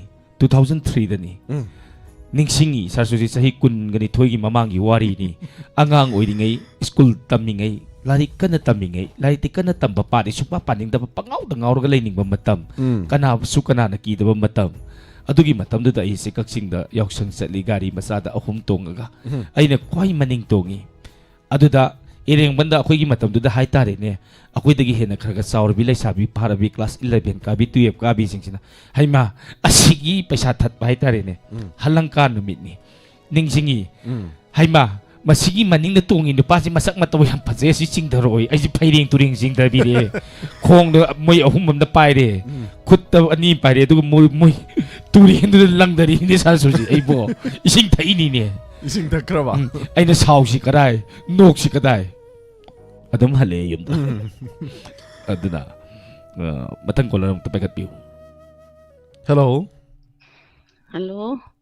taram Daw chei ya ngakti kol sa long sa thokiban kol sat laung chathokre sat laung na paisa lamni na sat laung oka chare somda su ta chari madam thoram saru yabirakpa minga madi lai from haibiu sa su je chaw lian ni ma ibem sa thung thousand ne haima ga kham da bute ima hantakti yausang thabal chongbiroi tong doi ni makok ting doi chong amul lakani ko in paisa thage natra taga chari ma thoram sida saru yabirakpa kari khudol tambi gani ngasi ki thoram sida inau kilo tamana yaw sangi sei sa kramina ai di ayeng ba masala ge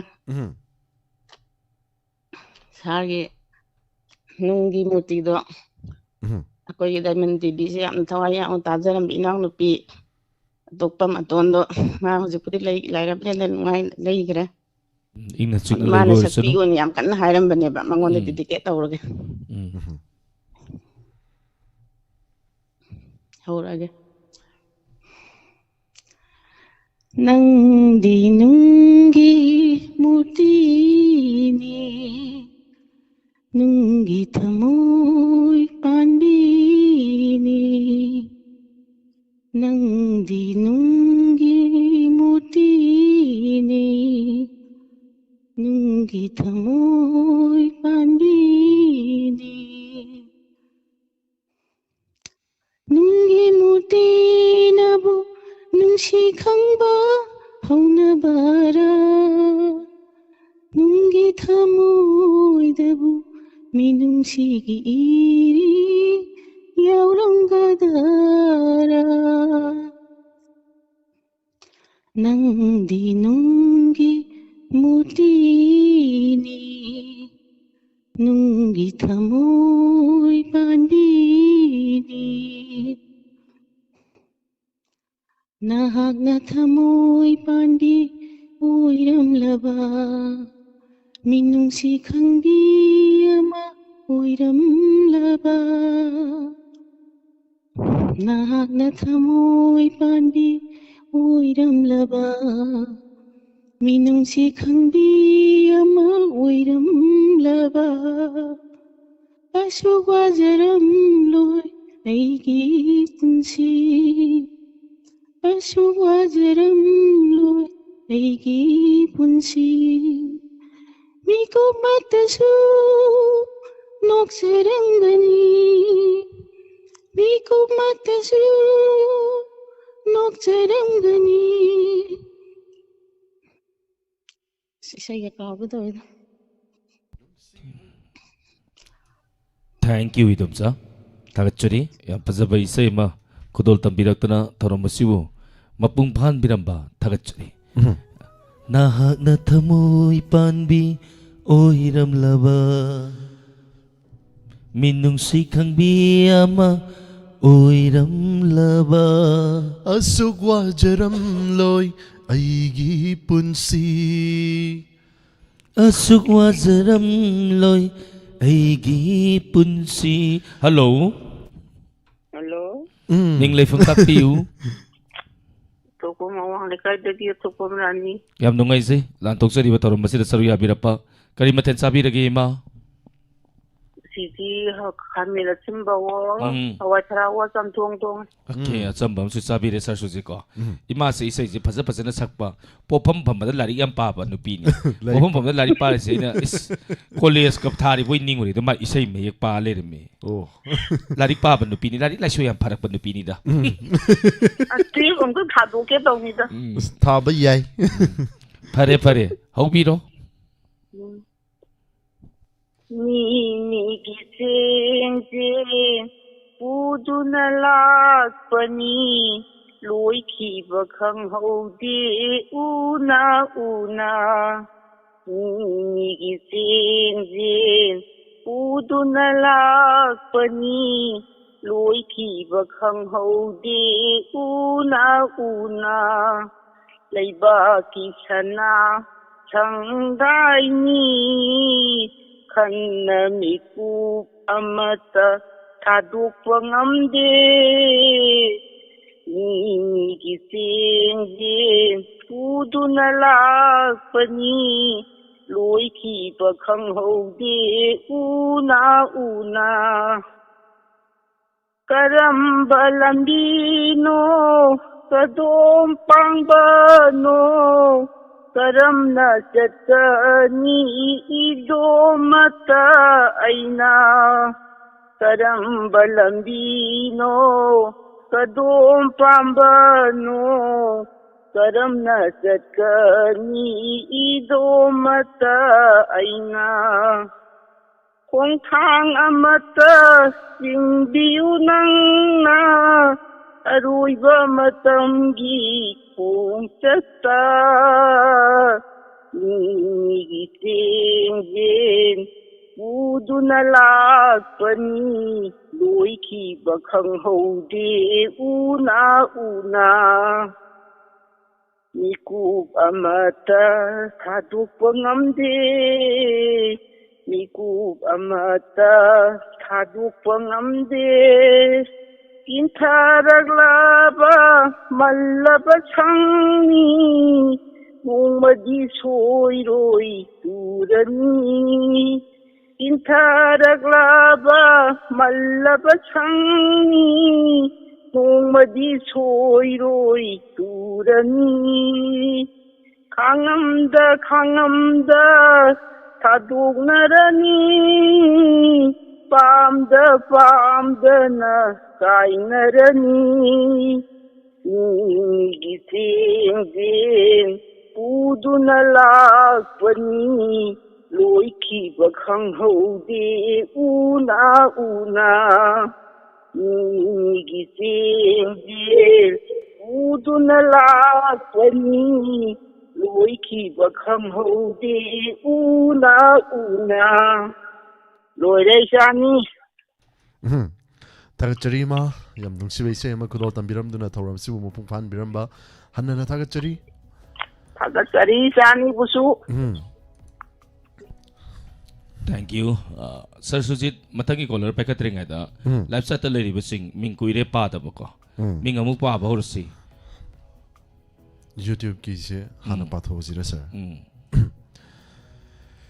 रॉसोवती Devi Adhikarimayum चेबु तराम नौकचरी थोरम सरुप याबिरकबा इमाललिता यंकोम sir Mangal Gurumayum तराम नौकचरी मैडम थांगजम अंजना नितु लाई तराम नौकचरी मैडम पद्मा देवी गुनेश्वरी राजकुमारी मास्टम रोसिना तराम नौकचरी सर रविंद्रो कैरक मैडम अंजलि चिंगथाम मैडम प्रोमिला मुतुम हनना थागचरी वाहेंगबम फजबी मैडम बसु तराम नौकचरी लोरेंबम विक्टोरिया हनना थागचरी डेविड सन मोइरांग थीम हनना थागचरी इमागी से ताबद पुनिंग याम नुंसी हैन हाइबिरे टर्मिनेटर टू नॉर्थ ईस्ट तराम नौकचरी मैडम पद्मा देवी थागचरी थोरम सरुक याबिरि बकुदिंग मत पाथोक चबदे सिथा नातब यावरगसु मैमना वरो बिगनु करी साफाबा पुयाम हनना थागचरी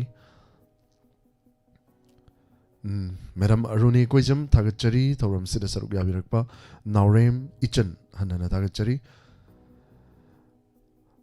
अदुदी असोंगी फेसबुक की अमुक सरना हाबिट पाबिरो Pia mangang naina kamrambam थागचरी तरम सर याबिरप्पा.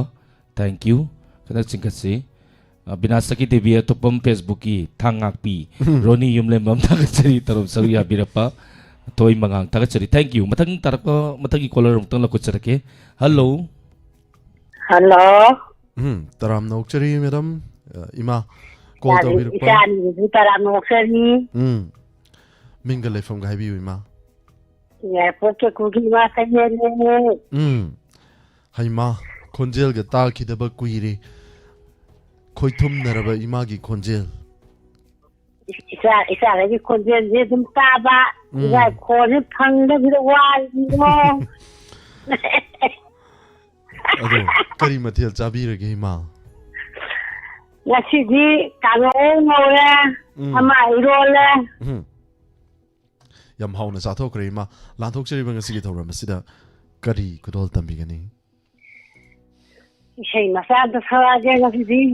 कइनो मसा सक विडियो सो बस उ याद्रो Karino isai da masa apikpa na khaidoi ji karam bai isai hoja no. इसै पिक्रू Nah, गायो dari phangota ben ngasidi masa kakot ke toba. नहान गई का पुला पुंजल लगा अचौवा मसा कदौनी Asawan kakot kira. Thon thon ni ye jadi. Hobirasi ma isai. Hauraga. Wahina pangpangam rabasu. Wahina pangpangam rabasu. Thamoy dadinu siri bani nang say. Wahina pangpangam rabasu. Thamoy dadinu siri bani aina. Misanada namdabasu.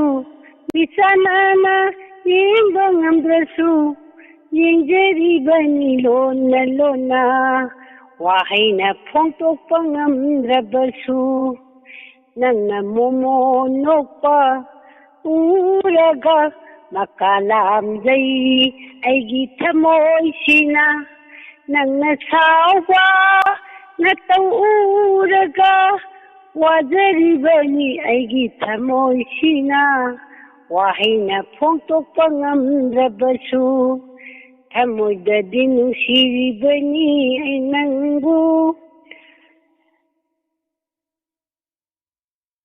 aina khoida jaba nungsiba phanglaroidra aina pakachaido aina khoida jaba nungsiba aina phanglaroidra aina pakachaido ngaiduna ta aina leiringai pithokinu nangi thamoy kanada wahina phongtok pangam rabasu thamoy dadinu siri bani isani.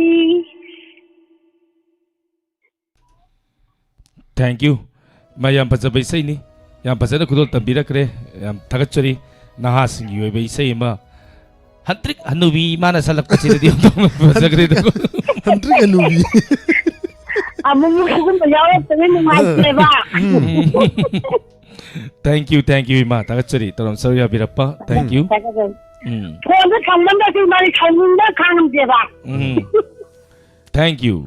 taram sarya birappa tagachari Sir Sujit. ado sir hojiki isai mek se imana sakpiram ba isai mek se kari gumba kai ha batare pakhang amana love letter uinaga iraga thajan bo iraga di nupi do soidana pangthar oidra Pangtha ni bu maramdi yam phajai ai tari ko. phajai isai me Okay, adadi mathangi caller mu Sir Sujit lokot piu. hello Hello, good evening, Saranibo. taram nokchari pabong ngasi gi thoram On top Jaray by Koyani say, to Wang Likai the Gila say, won't be a Madi. Sterling Hall Devi of the Yatan. mamanga gi pabong amadi ima yam nai baduni ado ngasi di karamba isai puraga lakpige Sisi say when a Taura Roy dialogue. Yam Tien Bama. Gani Hirap, Quay how in Shibuning Sangaga, Quay Lak Liva, a Santa Siga, Marie Lainava. I think dialogue to Jerome because Sarani from da.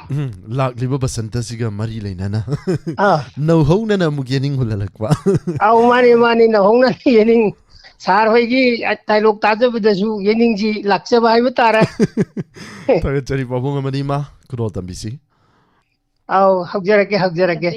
Mấy tạm ô cũng chỉ đi học sinh chỉ du yang mình cái nó ghi Mars cái first week ta tặng hôm ta ra đó quay hậu sa ghi quay lịch sai phải cái ngày ghi nungai rồi pa wakan do ning sang ga quay thong gì na bazar da. Yae, Dubo, ID, Kotok Mauta, Taban Chomonadum Hena, Pami Maramdi, 1972, the Ivanina Taban Chong between Hinaga, Lakado, but 2026, a hometown, a home degi maski, a home degi Hogodori Vida, Ivani gives you Anova, Yeningam Hulando Pamine. Or some me do them can never yai do yai song talk about the wakan zing no na. Tam dugi ning singuraga yai what is it?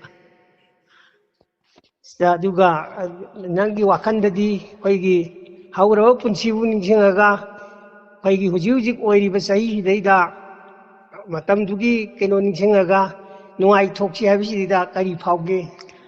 No, I talk with yai have the new see wakan gi Macau Poliawa, but there's some can later the ya ra dune nungai thokpa wakan da nok thoga mausagi hauga be jasto nauna ningsing uraga nungai thokpa haibasi yam darkar oi Aduna Lakadoiba, Hogodoiba, Masini, whom need I tell Pusida, Bani Gishanova, Yeningama Basanta again over Yeningam, Bani Laurasico and over Yeningo. Oi Laura is hoidan. Thank you, sir. Thank you. Karino noigi natay na naw no romas ka taw salak na ko istel lady ba mayam si puro pok sa halis na kari gino noy natay na naw. ay koy bukari yo ay bano Ado isay kan ba yari bo? Isay di kan ba yatre? Isay kan ba yatre ko. Kang ni ko si yum dal ka romance taw ruge. Tumam ma jo tok ni nang gaiga no bi ning. Natrasar so. Thank you so much. Thank you. Karino kang di ne ko si puro pok sa halin ni. Karino. Matangi caller mula ko si romance ta aying biyum nam thangjam manjana susila okram Robita langbam tagachuri aying biyum nam thank you lalita yengkom tagachuri taram sarya biraba senjam bibemsa lalita yengkom asem rosina ima ise rosopati devi adhikari mayum susila sungkha misal tagachuri ay jalni yaure ise ko thank you taram sarya biraba thank you maya thongam tagachuri taram sarya biraba Facebook tagi mu amani mu par si palmai tagachari taram saruya birappa Facebook te khara mu par si Sir Sujit ko blessy yumna taram nokchari meramanjali chingta meram nena kabrambam rosni koijam tagachari taram sira saruya birakpa tai Sir Bimol ningombam koimang mangi che singkat pe yadi yata mangim na hali yadun sitana ta yaru sum am na waro biroi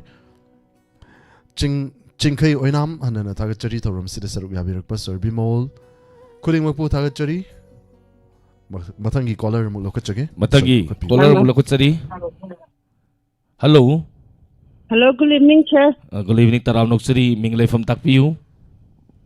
Sir, ani Tagateri Nachi Bidiani ne Tawan Hodin Keram Bidagi. Yam Nongay Zay Se Lantoksari Bataromasid Saruya Birapa, Karimaten Sabi the Gase. Sir, Sarasan Biol. Charasam Yiro Levoco. The Lantoksari Bataromasid Kari Pigani. Sir, I am the sector get over the Moina Pun Panget Pun Pangi. Adum Pangbam di Tokmanisha, Quidi Charuja Gavin, and with Adam Amwani, what for the Dumpang, Amutan, what for the Pangboya. A heave Milay, Hitaba Milay. I thought a Halaman sing the Duma Hitaba Sudamu Yawi, Seco. Okay, Sekari, say how we see? Oh, there I guess. It's a way Kakade and Tadati to get of the Gesa. Kainaba.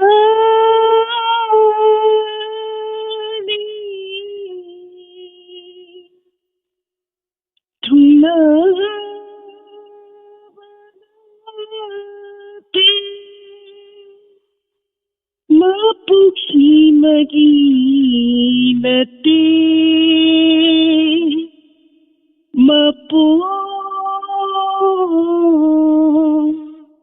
mapukudingini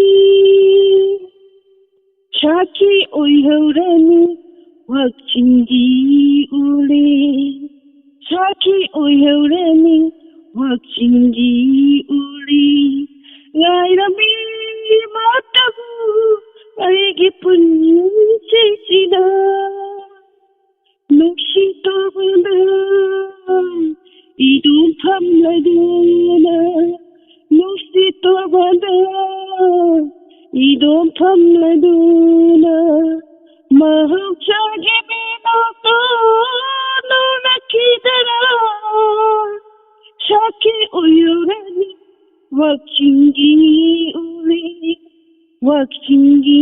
uli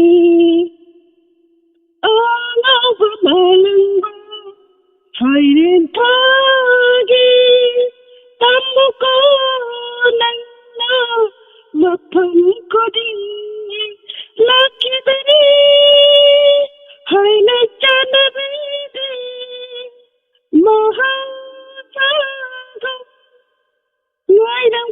Item laga lakini inakta laki dari inakta chaki uyurani wakchingi uli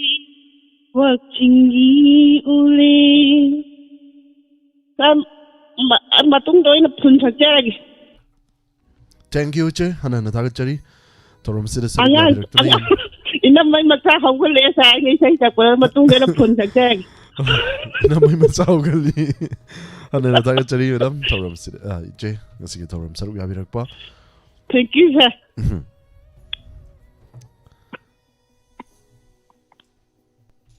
Lantuk sariba thorom masigi aroiba caller lakutsage. Aroiba caller se sir sujung tang baikat piu. Hello. Hello. Taram nokchari ma yam Ya modharbo. wala isay matiyam da saksage. Pani. Isay salak to but na ro. Lore mundegi nama thamane kaawro bro. Imana ming hydra di kawi niya. Yam nungay say ma lantuk sariba thorom masida saru ya birapa aroiba caller aroire ma isay kudol tambirasi. Oh, ado haite saksarake ko. Kung baikalu wada talong phangakpani da haite saksarake ko mayang waro biganu ko.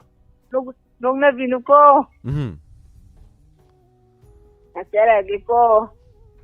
Pinthara roine aigi laibakta tongdan badasu aira roiko udrasanu ne aigi asase lemlasanu ne aigi punsi se imaida tangjabi nungsibi torban nungai lei ngoi singi sanafam oiribi Chakinu nangdi adukuna aibu ingagi nung na laklabatu tamjin bayadraba usi kung jase yaurasanu isen sina uba mada uirasanu ininta loiraba mapoksi lirasanu wari tobal amagi maisa yaudra hajadi manganse ambi maina sakpagun sare aingonda nungsiba nangdi khanglam loi ko pamuba nangdi uram loi ko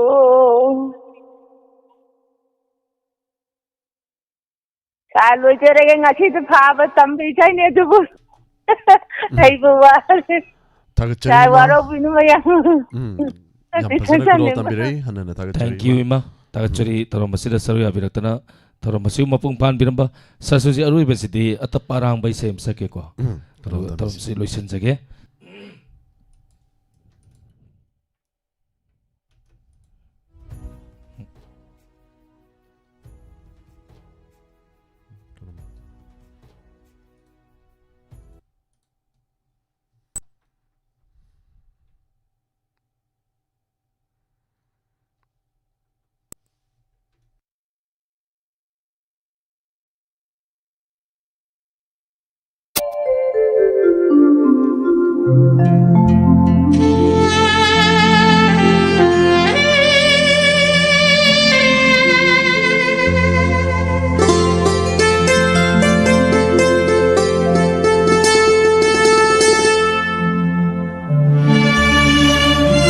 Lohong pasani ngay ro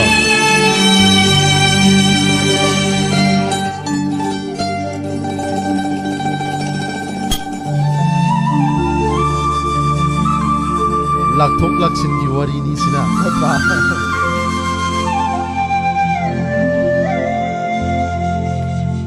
kari thada lauge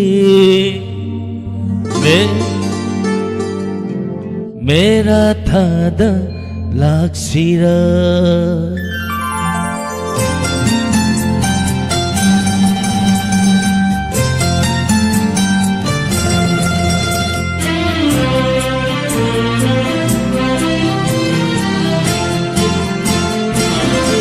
करी था दलाऊगे मेरा था दलाक्सिरा फायरे था दलाऊरा मोर बातों गाई जरी इंगिल था सुपाम जदे इमंगा सुपन दे कुंदो लैरंग सात pekan Ningon pukina koi dazai Kari thada lauge Mera thada laksira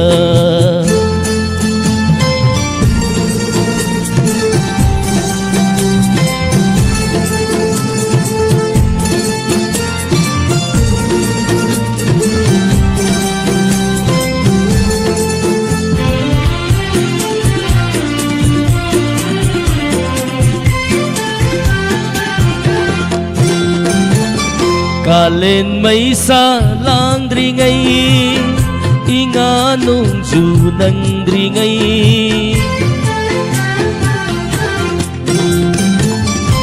Ngay zaram gay laira sanda Kau biganu pamubi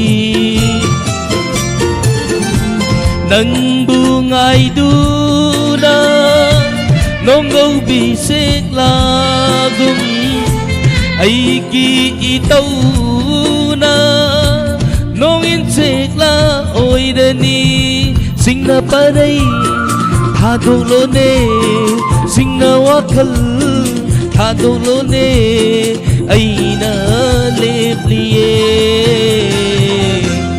ingil tha su pam jade langbal tha su pagnade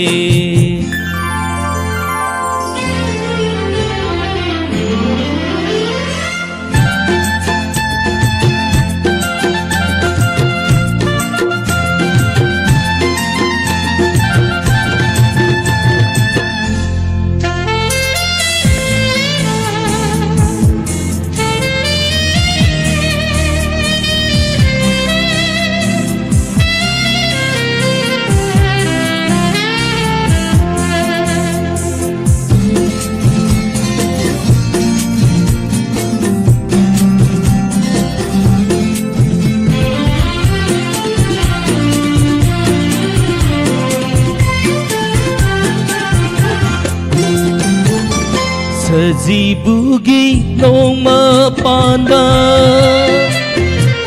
nini panda hiyangai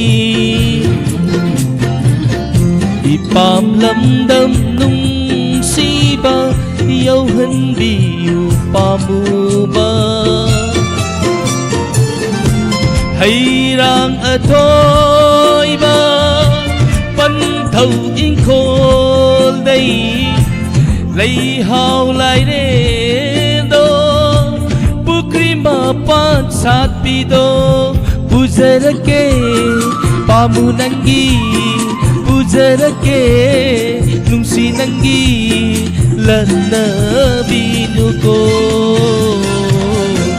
kari tha dala uge mera tha dala sira ingil tha su pam jade langbal tha su pagnade kari tha dala gura bor baton ngai jari koirak patapum soi soi de isai mai che loirak pada soi gare ba loirak pada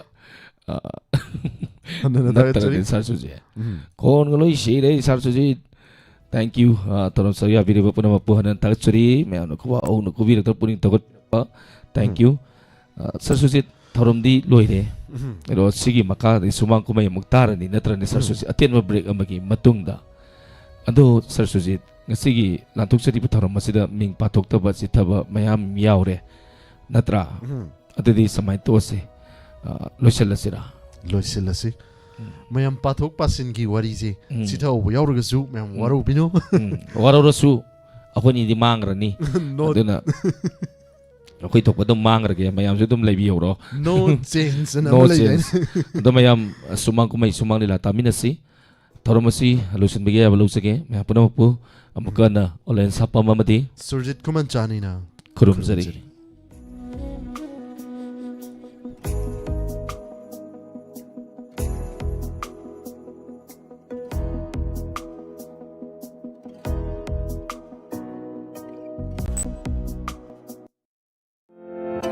Lengsenbiraksi Thobal Speech Therapy Clinic Atokpam Bazaar near DC Thobal Mapam asida loan thoktaba loan sengdaba lekha phajinba hariba singasi layengjari anauba technology kaya sizinaduna Thobal Speech Therapy Clinic asida layengjari angang singna matam chana loan thoktaba wangang bada lumba loan sengna ngangdaba wangang bada marai latpa maron thokpada thengthanba social issue singda communication issue leiraba singda speech therapy gi matingna punamasi kohon bangamle ngasi malengsin biro Thobal Speech Therapy Athokpam Bazaar near DC Thobal akupa marol gi dama call tobiu 7005093692 loinena 9366456367 Thobal Speech Therapy Clinic Athokpam Bazaar near DC Thobal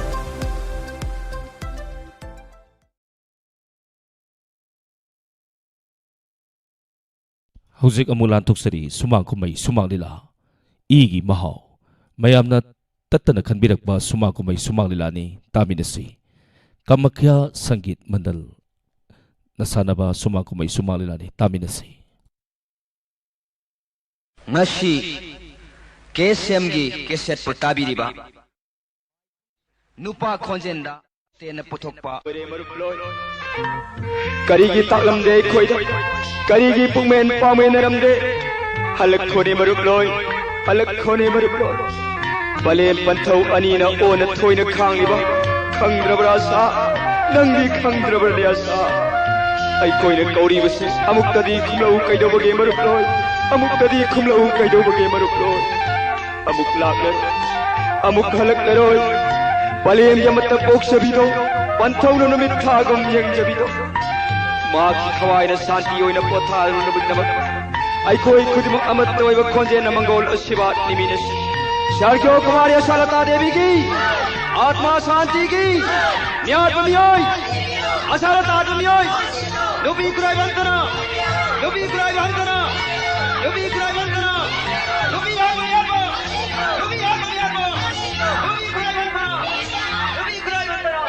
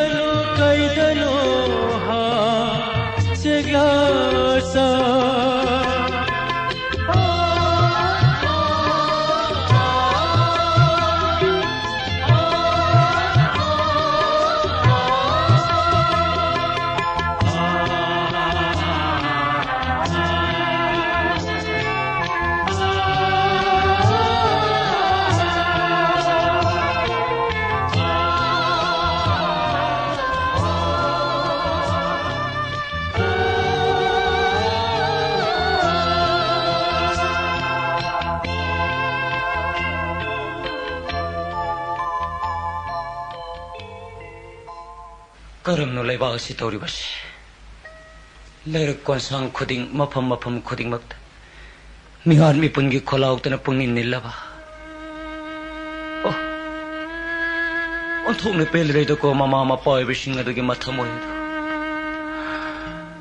हेशो मिहार pushing अदो पुथो पंगम नबगी शक्ति दे ngone सिनेबियो को हेशो आय केदोरा आय केदोन हे बाबू कइसुगे बाबू नति केदोरा किमी हे आइने कनामने झगड़ा बिना ले बसने Haima इपाई quarter चंगप मी बुकराय Changan गरिनो हा बाबू आइने कनामते चंगन बिगना है बसने बाबू अदुरेगी इपाई फंक्शन कोई पायरो देना हां इपाना न कोई कयार कन हाइड्रो इपाई क्वार्टर चंगबि दुदी अपबा खंगदी फतबा खंगदी अदुमक चंगल कन ने देना बाबू आइने कनामते चंगन बिगना है बसने बाबू ए कनानो आसे संगलो से हे नंग मीना जागन हना गलो सने हा बाबू मसिन या मसिन बाबू मसिन हाथ के दोन बाबू मसिन या मसिन ए इमा से ए इमो अते करुन न बगिनो करुन न बयावरे से इपा दे इन जनो त मोरते कयदों नरगे बाबू वारी से दले थोक सरगे होइने नो माइनो लंबी दे लेप तुल लेगे दा मखोइन कार म थौदु लाकी अदुग मखोइन कार मनुंग दे ngone कोमला म कोनु थारमे अदु बोई साउद्रे सोइदु पांगी बो रंबि हाइदना ngasi सोइने बाजार साइकिल थौदु चलगे दा मखोइन तोंगम दे गाड़ी थोरके थोंगाइ रमले अदुग सोपर खोपर करिम थालमदर तुमिने सिखिर बने अदुद मखोइसि मी उसेन मेदे द्राई ओक्टोर सो वारी के हेतु ताने जरेने बे मी कोला म को होंदो गुमने लेदि मसा मदाने लंबी दे कोला म को होंदो इस कनाना ओदर फोकर बगे लंबी दे दो बगने कना दे जी होंदो पे लंबी दे लफोय म को कोला म को होंदो इस कनाना ओदर फोकर बगे शिपिंग सेल्स वाट पिचा जो साम तल को ले की है मसी या मसी ताऊ मसी मसी जा सिनो बे ताऊ जाइना न कोई ने मोन मोन सेल्फ करिनो बाबू आई वाइसी दे वारो बिनो बाबू ऐसुलेते बनी पास न पाउमी मांगदा असु उसी उस्तना पाउन तुमिना ले छोप बगैगिनो आइना नंसु मंत्री मचानी अदुम ngam nang na bangang narodan हे नौजि म याम थुदा को न त बने याम फबोर न याम थुना जका हेबिस न सुमदा इसन मानबी इबुंग सोइदर सकेन अदुबो इबुंग युवासे न मुनंग ता तासेलो हौजि लै पाबे से क्राइम सिंग ना जे कलगि नोमते कांगदि मिसि मिना मियान में पुंग पा अदुबो थोकलि ब थोदोक सिंग से नुपी नुपा क्राइम यामने क्राइम सिंग सिंग में फम चने नुपी न कोइन हवत बनते मैसा फंगलबदिना यो थाव बतांगो यो लेपसे नंग खक कावनो पाबुंग वारोबिनो आई हे नंगा नंगा करी की जुते नंगी हाल बसे मखोने सोइदगी ने बाबू नंग या फते कैसे लेदबनी पास न पाउंगी मांगदा असो उसी उस्तना पाउंग तुमने ले छुप गइना मीना असुक फजखरबा पौताक फिरगे इपाना सही थांग तरबदी मीनी पाबु मतिय गाव हाइबो बाबू मले बासी के चिमिसु नत्रा होइनी कनाना नति हरगिनी सा अदुगा करी की पवादो ngambidibina इपागी लांगलेन सरै हन मंत्री में की आइडियोलॉजी में कॉन्स्टिट्यूशन दा मंत्री मसा ngausin नगदबनी मंत्री मसा मी स्लिटबनी हाइबदो याउदबनीना इपादी वासक ngथो लेर कमदौनी बाबू आइनी कदाइ मी उस्तबया हे ngausin नो आई नंगी खोंताली सासपन म खानबनी नुपा क्या सिरिन खुपांग थारिबा ह नुपी क्या सुरगे न खोंगै नरिबा गाड़ी से तो इधर ट्रैफिक पुलिस पाउतना कोइ खुपांग खाबे याउ नत्रो मी उसी मसा मुताने हे म ngausin रे मंत्री मसामी ना हाले जरी तमिने अदुगने नंग सिगे करी फाइनेंस मिनिस्टर की मसान बे करी है चरा मम्मी सकलाई मामी दो मदु को तिन बियारो नबाने हेतिन बे पाए बे गले गाव गले बसे बाबू मी नंगा बु कई काले बाबू ने मंत्री बे गाव बिबाने इपा की बेमा इपा नो रिबा फमसे पिबा फम नतिने तसेंगमदी मंत्री दी मपु न तिमिनाइनी प्रजामिया न जारक तब निमिति इपा न तुंगी बे कार अखोइन लेरिबा बंगलो पुनम खुंथोक लंगनगा युमना नमो पोरगा हनगतोरबिन्ने अदुना इपाना मियांगी सेवा तोगेना चोंथोलबैना नकोइसु मीना नुंगसिनाबा वांगांग संगांग इजा सासकदमि खंगब्रो आई खंगे आई दि मिना ले तेजे मजी मचानी आई वोंदो होमिदो एन बिखेंगदमने यादरुनी हे सेलम मेनुसे इपाना हाइबेलु सिंगौसिन नुसे छाउने पेने हुदे में गौसिउ बिनिको हे एमे मसी तौसे हे आइमा मसिबु करम थोगना तौरिसिबा हाइ दास लड़का हु थक्तने सिनी मा हाइबा आइना माबु अतोना तांगी तांग यावेना लुना साना तौबिसदा मरी बाबू आयो न कॉन्सेंट्रेट नहीं मस अंदर सागी बाबू आई लाए बाबू आई मा ऐसे हेमंत बाबू करी में हाइत्र ने बाबू नंगो पे यार पता गाड़ी थारो आबदन त्रो बाबू ए अदो सुंदो गनी अखोई के लेरिबा गाड़ी सिंग दुरी इमुंग मनुंग थाबे इंगांग सब सिजिना करे अरे सरकार के लेरिबा गाड़ी सिंग दुरी पाना लना की तबक सब खैस्तम नुराइ रे तो अखोई रिता रि काय जतोखराबा आई रिता हौसी त सेबेंग अंग मनि नुपा ग खनरु हाय नुंगदुम न सुरु हाय गाड़ी थिजलो हाय अय नसे नुपी सुगायम का साइरो निको मसे नदी बाबू मसे नसी वसियांग औसन नरिस बुकरी नोमी अखोई हेले तरि मास मासे त मसी नंगी मसी ऐसे लाको से वांग से चंगको अतै राइ लारी नंग बो समथना थोरैसिबो तांग तरा गे दाइरे थोरकनि दाइने बाबू पंजाब से इरांग याम खलौखरे अदुदा आई कोइनि लेलिंगदना थोलाबने अदुना एग्जामिनेशन का एग्जाम लय लयसिलामे गुड इपागी मंग नोंग दि सोइदना मंग फाउंगगनि खले नंगना पुलिस ऑफिसर मोइरकपा अदुगा नसे नुपिसने एडवोकेट अंतंग ओइजरकपा अदुरगदि लेबासते थोगलिबा हुरान सिंथी मिहार पुंगी क्राइम याम सिंगसी खरगी मखै लापना थमंगम लगनि खले बाबू मरोइना नंगना पुलिस डिपार्टमेंट चलगदि इपाना डिपार्टमेंट मंग चिंगनबा खलेबिसिसु सोइदरमकी कोपंगंगनि ने इपाना सातोइने बाबूंगी कर्म सिंगनबा लैगेने से सिंगनबा हाइबबु हंदत कुमार साला तको बिदि मसा मा लेखिदबगी केसता मियोय अहुंख फाकी प्रजा मियामना मिहापरि दंदी पियु फासी तो होइना लाउंगरकी अदुदा पुलिस डिपार्टमेंट इंट्रोगेशन से थमतमदा करिगुंबा लंगला लंजिनबा फाउ फंगबा ngamdi पुलिस डिपार्टमेंट अचुम पाम खलरगसु मखोय मसिन सुंसन नरिब्रा ताइसनरिब्रा हाइबदु सिपाचु खंगे अदुबु इपागी थमोयदि सिंगनबा मा अदबक लैखिबने अदुना रंजित नंगना यामत्र पुलिस डिपार्टमेंट चलगदि इपागी सिंगनबा से सोइदरमकी कोपंगंगनि ने इपाना सातोइने बाबुंग सिंगनरिबदो नसाना पांगथोकपा ngambre यंजे अदुगा यंगोय ngasi ipana nongon haigedabade प्रजा मियामना नुसिबदनि इपाबु असुक सांगला मतम से चीफ मिनिस्टर ओइमेगली अदुबु ngasi फाउरी पादी बदनाम लेबा थबा अमत तौरकली तौगेने सुखंदी तौसु तौरै अदुना इपाना मियामगी सेवा तौरिंगे मतमसदि इपागी माइ खुगदबा इज्जत मांगदबा थबना तौरकेने खंगनको तसेंगमदि इपादी इज्जत मांगखि रिसरबदि सीखिबने सरुक सामा फैयेना खल्ले बाबू मसिन पिरनगी नसा आइखोसे पाबुंग योपेरलबनी पाबुंग हाइबा इंटुदा लाक्सरबनी पाबुंग निंगबिरिबदो ईश्वर थौजान बोइस मधुम पांगथोकदबनी सोना पेनो नो पथना त्रोस हाय प्रकाश यानी एगी मनु सहन बिरो यानी होय एगी मनु मै सहन बिरो हाय प्रकाश रंजीत आई लागरी पाउ ताबर नंगो लमी थे मंद खेने हेमंत तमे यार फिनिंग युम दे सखरी युम दे ओके फंक्शन ऑफिस ला संग इसा लाउसिन ngare ade se pa ketang thure tur program am sabdo lemne nang mar ko bari tai to nang hak potharam ko phong la che phong ai kamdori nungari dina ene tai sidi bangdo थोड़ी सी अदो training लरम थोक पारे नि ओय पाइगे न training सरने पाइ तारे दना अदो ट्रेनिंग लर पइ नुआबदि करिन फंगदो पइबा नुआइबु फुरन अमै दमक्तदि आइन हाना तयारी the पुलाने You say 3x ram. Ranjit, please, malam maaf kiyo. Ay, hande. Ya, sabu darkar iti. Ay, hande. Koi nang pai khangine. Adu bai tholak pai harau phangdo par khitang pai Yare pai. bhai, nang thok harau nungai ba thoak chang ang thong thok. Siam lagi tak kasi kar kita pai suru kar. Yare na teacher. Ay, hande. Please, kita pai. Ranjit. Mashi marum hili chala. Nang marum da hu pita ke khale ne. Prakash. Posak se. Ay gi phangre hu du ye tamthi posak ne. Marum na hu pita bang bang te bhai. Nang gim sa pulchi gi no khondar bhai. Hey, Prakash. Nati aku se. Nati pai ko hai. Nati ima hai ba. Nati si hai ro ba. Si hai ro ba. Ina na dwai tor kun da. Asu ko yuna da na dwai to bang de da. Nang pai du khang. Ai yam thakan ma mi ne. Ai su lambi thoi na pai sil lakwa ne. Khai ro ne ko to lo si ma sham chawr si bo. Si tha ngau to. Era hema te cha de na. Kari de hong de wa ne. Ai khai khai. Thak ti khang mu te kari ya. Nati nang na murum sol du saw phatri bai dro. Era nang ya ma te cha de da. Nang da mai sum tor di ne. Ai na mu saw ri nang na them na ka. Thak ti khang ne nam de te ka hone ba. Thak di khang ya do nung si tong ni ka dro ke. U khilai ha lo da. Kare ji wa ne. Nung si ra ha lo do tar. Pare se Prakash. Masi wari si to si se. Nuai wari ta sa si ang da phamu si. Nungai war du sha ge hang ti ri di. Oi ni nuai wari do ta na bai da mak tai sure di le. Ai war si ta nang wan thani yes. Wan tar su wan tar ge bong long tur su tur ge ne wari da horo ne. Ado angang dum mi kai thon si ge. Angang ai di. Nupi ma sa do. Nupi ma sa bu kana no. Nang gi na cha do kari ma si mi yu ge. Kari no ne ai bu kai di sa no ne. Hey, Radharani mama oi ne bhai. Kari Radharani bu mama wa. Asingba. Radharani mama oi ne. Radharani mama sa si khar thun lok sin si bhai. Mahak nupi obi se sungani. Macha du nung sibi thori na su no mo mai chen pun khilak. Minok sabar samaji mai shamar sida nang bulak pakaura ngar ne ba. Yar badi Radharani mama sa si ang lok sin si bhai. Prakash. Ai madu gi maram dai karim ta khamde. Ai angang gi lok sin ma. Angang to. Ai gi. Na ke ranjit. Wai sing adu habi no. Wai sing adu tara mara thiram hang nang warok khini. Mahak nang na thogjan gi kani hai ba khalda. Ma thanung da macha du buche na kon. Nang lak pa khawra nang arni bhai. Yar badi nang ai chetuna nang lak pa nungai pau se ma pham ta mo se. Nati ai shane ba har kana. Nang ina chana traffic kai macha na ranjit. Adi Radharani khadra khangum toi. Na chana ki hai ga bale badi kari no phatra mi du khongdar ri ba. Prakash. Ai gi pun sida phatta bala mi da khong thangi ke banang ura bra ne. Tau nu ne ranjit. Huran man kai dung surali na chong thoroi ne. Adu ki sarupudi ai sana huran man kai na chong thone dandi chawre ba. Nati Prakash nang har sub kari no. Ai bu sen hong ke bala khirba.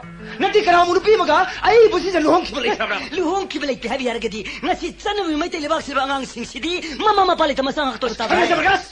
Mal tori do. Ai u ma ma ba. Ai bu sam tori ba. Ai bu han nam sin ma. No. Mana nang ma sin mate. Nang ngasa na sang da hu tak chawre mare. Adri ma na matam su ko re ba se. Ngasi phawa wa pham sing lo salari kai. Ma lo thidina. Nang ina pang chithi toi thaki nang lai thopi mak tani. Chithi thar khi dine Prakash. Chithi thar ko tar ba dai phamam thoi ne. Thari ne chithi do phang re khala sine. Ngasi dia nang do meram sumpal pandra aina chithi tham dang hakri lai. Adri nang sing na chithi thar ko nei phang de lai. Tau bhai khudong cha chithi do phang re lo ra se. Ngasi di namin mon re na samna khang thok sine se. Mama cha bolok samam thok thok. Ai lo. Tau na jik. Ai madu ngam da kai. Ai sho. Ai sho.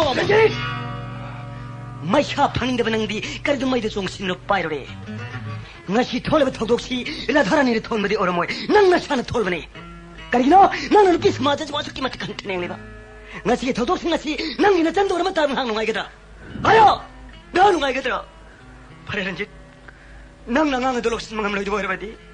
Nang ma di Radharani nung si bi thori do ai no che ne plan ki ba ne. Nang ai bhalo. Nang ai bhalo. Ranjit. Please. Please. Nang ai bhalo.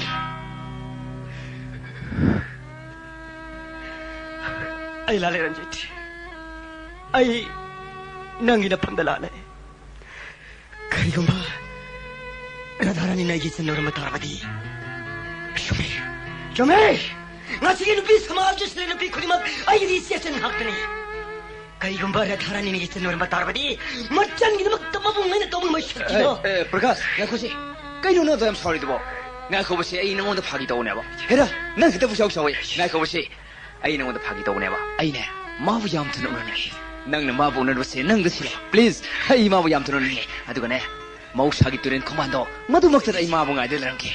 Nang na ma bu on da ka please. Ai, adu ga ne Prakash. Angang do. Adu sura ka tam ne hai ko.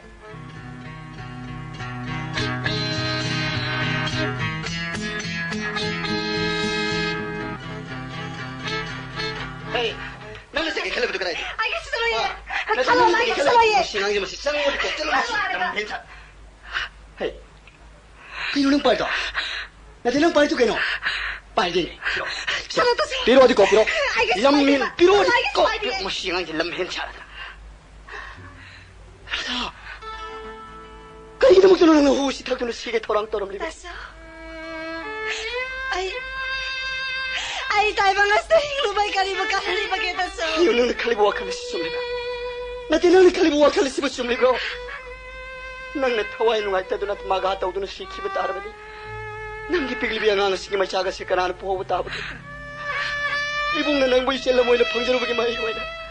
Nang gipiglibi ang sige masyaga sa ibong na po hawatawag. Tasa. Ang awis siya di. Nang gida magtaya na bungay siya lady ba siya di? Iway. Ilanjin na na nang boy ito ay habit din natin na. Mahaki masilagin na. Isan boy ito pag-iwahaya matantaba.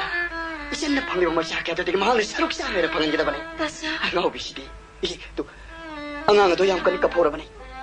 Tu kal siya na ibong sanggong kutamtang narongge. Nangam tulaw ko. Tasa. Iway. Ibong sanggong narongge nangam tulaw ko. Nakala. Ay, ibong asina.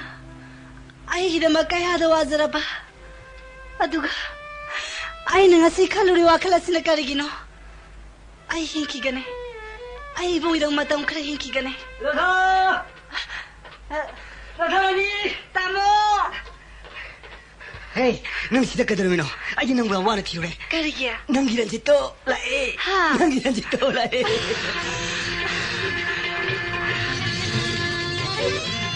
Radha! Tamo.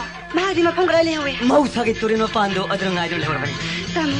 Mahana ibi antro lo hai tamo. Ya matuna lo hai. Ay sale tamo. Adu Radha. Angang du su yaro kadaban hai bani ko. Angang su. Kare tamo. Ay sale. Angaw wisidi. Ranjit kida magtamahang na kaya ada wajari ba. Adu ba. Ay maru ranjit na khali ba khalashi na kari.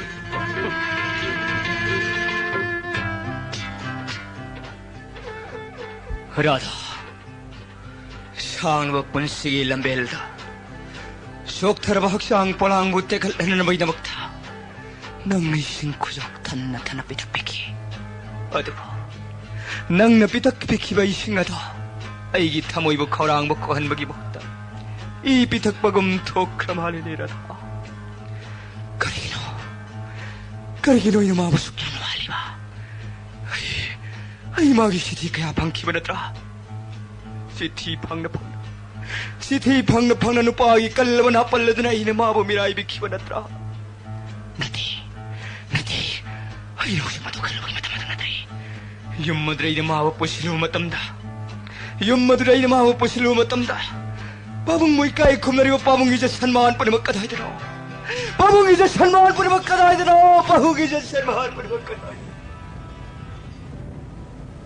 Ipagi Ranjit. Ipana leibaki sewa toringa matam masdati. Ipagi mai kugadaba. Ipagi izat mangadaba thabam na torokena kangana ko. Ipadi izat mang khidbi sarukdi sikhi bana saruk sama phabani. Izat mang khidbi sarukdi sikhi bana saruk sama phabani. Ipagi soya nakri. Bisak pingnari pani mana saung no yok pir labaina. Ipagi magi mai to kare saktam tabak. Ay ipagi soya nakri.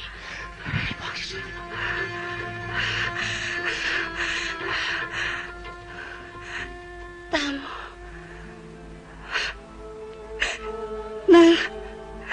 Nabuyang pati. Karigino. Ay bosi anuhan biriba. Nang nakang na. Ay iba ko mamata bibinagtriba karigino. Nang ginamag. Ay mingsel kaya. Mitkipi kang nakaki ba ne. Ngasi di na agtamong lakpi ne. Ay bumukapan biga daw ribra. Radha. Tamo. Ang siya. Kari maming tuan sige. Radharani. Nang lakri ay doon na. Ang siya maming tuan riba ne. Radha. Kari ginuta mo. Nang nawahin pa ba ay riba po. Nang lalaga. Ang si mo kung kalbiga na haraga. Ang si mo minay binabadi. Mama ini sawit. Anong na kaya ako'y nagkodret habang ako gani.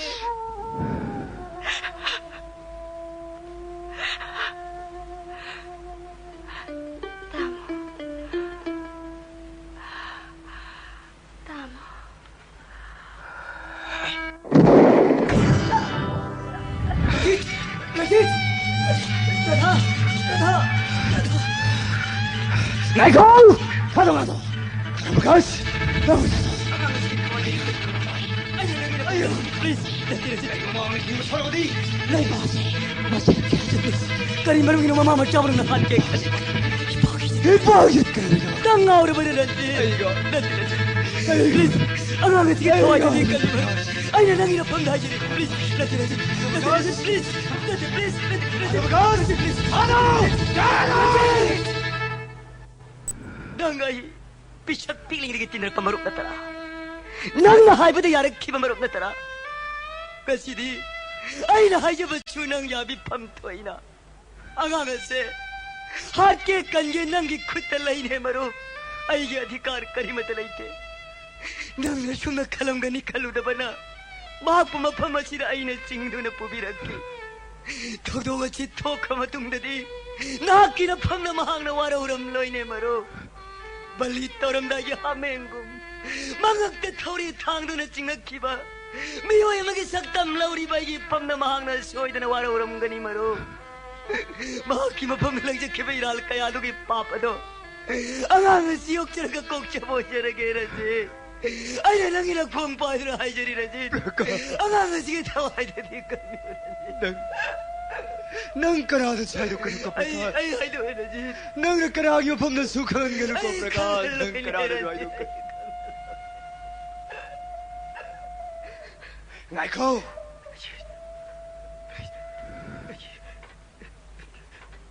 अदुग मरु प्रकाश अंगांग सिगी पुंसिगी साउन बददी मरु नंग न पुंसी सिमगी योग पिरो को मरु अंगांग सिन पुंसी सिमगी मरु नंग नाक त लई खगदबनी आई दी मपो सिमगी दी मरु किनाक त मन लागले रोय को मरु नंग आई बार नंग करागे फंदा हाइदो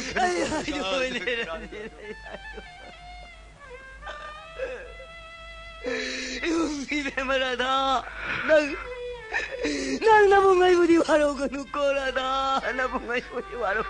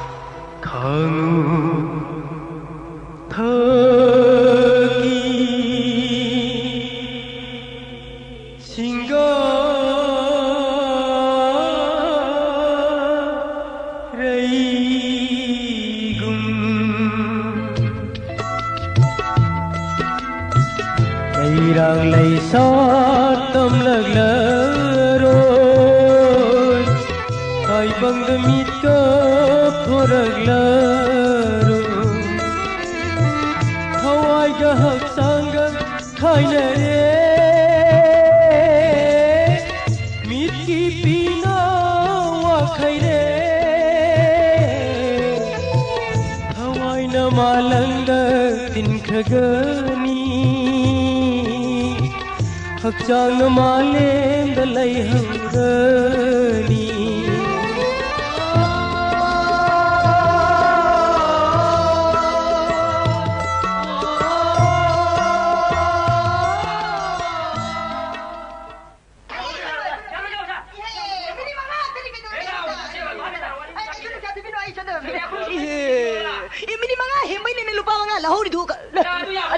Era ibu ngomong kesong itu kedua ke. Ya na. Oi, kan dia tolong kita college ke namaste. Om piu chandra bi. Hoi.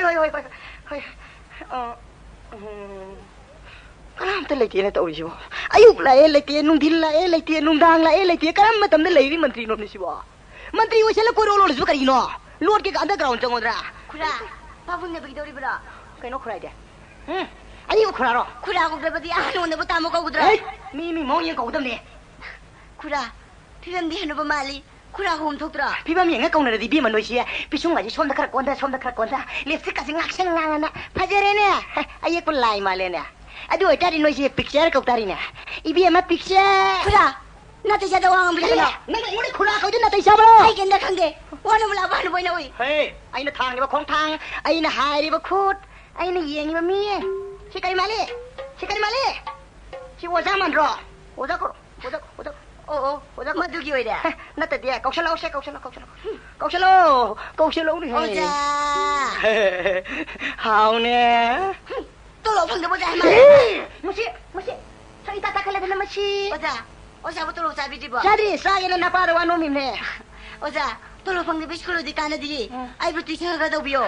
Tolo te bu sa bi ja. Bishnu nang bu tuition tro ga paisa phang doi ba ko. Oza. Pele ko paisa pam de ko bi ma ai paisa. Oza, ngai khoja. Kali gino. Be ma kum chi chahi amani che. Oza ga satri ga je dosa ka ai pang dri he. Se oza na ne yong da phame ye. Satri ne ti thok da phame. Madoza. Madu puna mabda satri ne lam na ti. Noi hoki kan ki satri ni na mi mo parikha maya naksala di ojai me chang ga wano me ne. Oja ma yam han bi yo. Madu di matang gi sana bi ni. Matang gi sana bi to ising nuk se ti changan dri ya somda. Nu pa ja se. Halu ma sing na mi lamam di le jani. Eh, nu pa dam dai te changan nu ne. Noi hoki kan ki lai sai ma cha ma chu chanu ra ni ngon jing na. Phiji phigai se te na tro. Ha. Naro hana thau phi tai do. Ba ta ro. Kha do ga halu ma se. Hey, kha gi nu ngai ko ne. Hey, kha gi nu ngai ko ai ma. Kha ra ma ne pho kha re sang re ta bi se. Hey, brain na phaba o ja ri ne. Mathang hai de ki ngai ko ne. Nu ngai ra ja chai wa ngam ho re pie le oi ba. Wa ngam ho yum yo ho ge. Ma chi man tri ji una ma ra ting nam ni ka te ma chi ka ra pon te ba. Sepu. Sum kana. Ai oi right. Ai nan that is kon teacher association ke secretary sobra kom tolan. Wajana po bire school bo. So we don't junior high school. Ai headmaster ni samak se man mane do. Waja ki sakse yam hong mi haijari da. Torane khale. Handa ki metric parikha do. Masa note pharo ena satra manga trong manar ga net khebe wani da. Khunya to kitang na tai chaje ki da na sai po chirai ji khar hangkat khre. Mada da ai sakse mayam ni da kitang confuse le sai po. Chirai ji khotra di han ga cham ani po ne. Samana ni da la. Aha ma de khangjeru de da. Hausi budi yamuna khangjere. Ai mai pema mantri na isa khangbi ra rai ni ko. Yang nuai jere mantri na sa khangbi ba ji pak thok de sai po. Adu sai oi ne ko ji sa khangbi ra ni na ai khoi no ji demand tau jeri ji. Iskun ni phu mari manga lokhat pai na mayam ji ki secretary wai sin ai ko chen jo re. Yar ga ti ai mai yang bi da na iskun khatam ji lokhat pi hai je ki de. Waja school lokho ke matang do bira bra. Mane. Madu khare jing ba darkar le. Jin bai bu karmai ni. Ai bi se inspection khare darkar le jeri ko. Inspection ni waji to piro sai po. Ai ne he pu jeri ba iskun se. Masi bo ne ti ai mung lai inspector mung lai mas inspection ni na tau gi ni eng gi na. Ah ma de iskun gi phola ye sai po ye tu makhulam horam po te ne.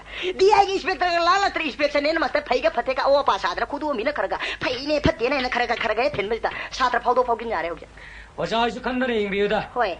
Hauzik tawriba lekai khudimati school mari manga ta lingkhalai satra tami khangde tamde khangde oja kar ai khangde karti khangde ha school lokho piu grant piu loan piu masida bu kana pu bu thang mangam karini ne ngamoi do boer kana school lingkhali kangu ji reversal party ne lak thok akoi jo school lingkhata na wanu malak pai motor reversal leader ne na lotre le jagar ne nati oja aina yadwa ta bapam sisi aina yaba bapam na ta bai na nganjeri ste ba aina hajeri ste naron thapak pang ba leri ba unemployment le sin naw mayam je mo ji extremist ne ta lak thok piro adumai to di mo jo lotre le jagar ni wanu ba to kharni sai ti thapak ko mane ba oja hoina ne mantri phamse amuk tang paire khangbi ga akoi na paire du hui ba khongrau thol le ngamdi ngamde kai ka de mantri o oja ase oja sungang be hai be na pangta he tak pire waro vinoja ngasi ri yobi kro ko na mo na rasi sai ai shamin ko ai ji oja ni ko satra me ang hoi jalaga sai ke kwata school loan thok jo bro saura de ko ji dada ji ai kana le ai friend ai se oja se wari sabe at rahe ing wari sana ba ka na man da thora sai oja se matha pu bhai at kari no ne sayam na koi de kariyam na bi ni si bo ai me sai do hun ma du pi de na sai ba hun bi ri bai do to sambira kan ko ai ko je secretary ni ko oja me an ko hakta le jeri ni ko bhai ngasi numit tarani matam tha ke secretary moina tarani bhamanung na ne tanjari bi diman na se do pi ro pitho pi de na hoji sai boina pambiri ba sai boi ki sarkar ha ꯃꯁꯤ ꯃꯊꯛꯇ ꯅꯟ aided ꯗꯤꯁꯀꯣꯟꯐꯤꯁꯔ ꯑꯦꯁꯣꯁꯤꯌꯦꯁꯟꯒꯤ secretary ꯁꯧꯒ꯭ꯔꯥꯛꯄꯝ ꯇꯣꯜꯍꯟꯅ ꯀꯩꯗꯧꯕ ꯉꯝꯕꯒꯦ ꯍꯥꯏꯕꯗꯣ ꯃꯦꯇꯧꯇ ꯊꯤꯅ ꯌꯦꯡꯕꯤꯌꯣ ꯌꯧꯖꯔꯦ onto bojani to ko saita angang me amal ta sum loina dun lei bana angang gi matha si si nun lei ni se ai kana no o se sanglok Sahib ibu nang kana kari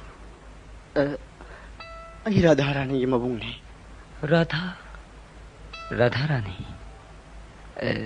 lau song kari aning be pada se eta song lo phamlo Sahib ai gi selado ngamutane ko dasine se thaja kidra adabu ma boy rai gi selamoina phangjaro bugi mahi hoina Sahib ai kullasine selgi sanskari mahi ro chukala ne Sahib chukala kari nasanu bugi damakta sanskar gi meri sukhalam ne hai Lau kung sa kalang limay sa sanskari mani dagi tolak pumay saraw ay sana pangit naman natin nakoy so nang si pangit naman Kasay ka losay Maling mana ba sing dati mako ka tulo sinulay ka apang minubiyay bising na mapangan pudok lamba mitibong mitamal siya raw Lau nga si Dagi si Chunabuk talat se kasdo mana te se sana Kayo daw risibo Lambi pa mawa lore Mandigi kwate bu mandile Mi mela helarum angaw mela mafam ni tingkhalam babu mu mati hata kanano sikatoi bano ato mandigi kwate sa nyo bro bagum da khanne bimda hey dilere nang kari khangi lau da ba ya da khanne da ya da lau ma pham sida lau da ba khanne da ya da hagana wa ngang mi ba ibu mo be masin do bolum da khagan te be babu hojam ja khulam ne hui bo da na khuna da kan sida hey nang ko le sa ko natra अरे नंको ले चलो चलो अदु बाबु ngasi pakti gele ai bula bo gari ma thabiro ko chali babu thabiro ko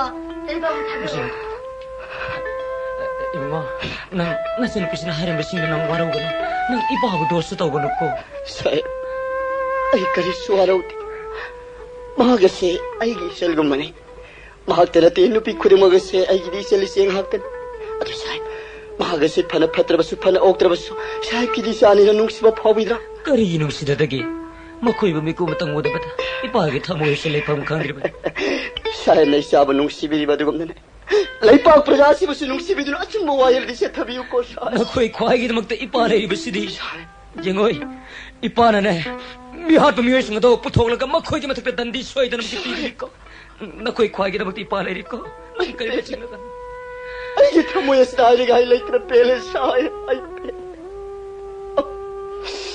yung irada namu mapam kai de lai bage yung lu pang mu ya ba mate hai ba masi bagai re bugi be ba masi bagai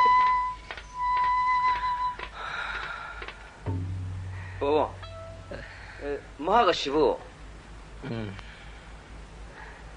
Ranjit handakta nupi macha amale kidabadu case ki progress kadai ore yam kana thibu humbagi thabak se thari ba ashi baksang adu mato karam kadawai digi phangki asibadu turen khumal amadigi phangmani mang kim matung numi kan lere phangi ba mang khi matung namit mari ni matung mit mari ni angang amagaloina na mang khibdra angang dri phangabra angang dudi yamna pikli bangang oi banina namit mari ni sumna ising mang nu lere paduda pumnu manglam laga daraina thajanari paw aduga nupi duna siramli badugi turen khomang khara satharagana mioi bagi sadang mama posam phangi hari bisina pikli bangang adu oigedra haina thajanari paw hari bisinadi angang aduga mama aduga punna halam laga turel khomala adu hundok tuna thambira bani ai bisimadi mayak sing chumle natra hoi paw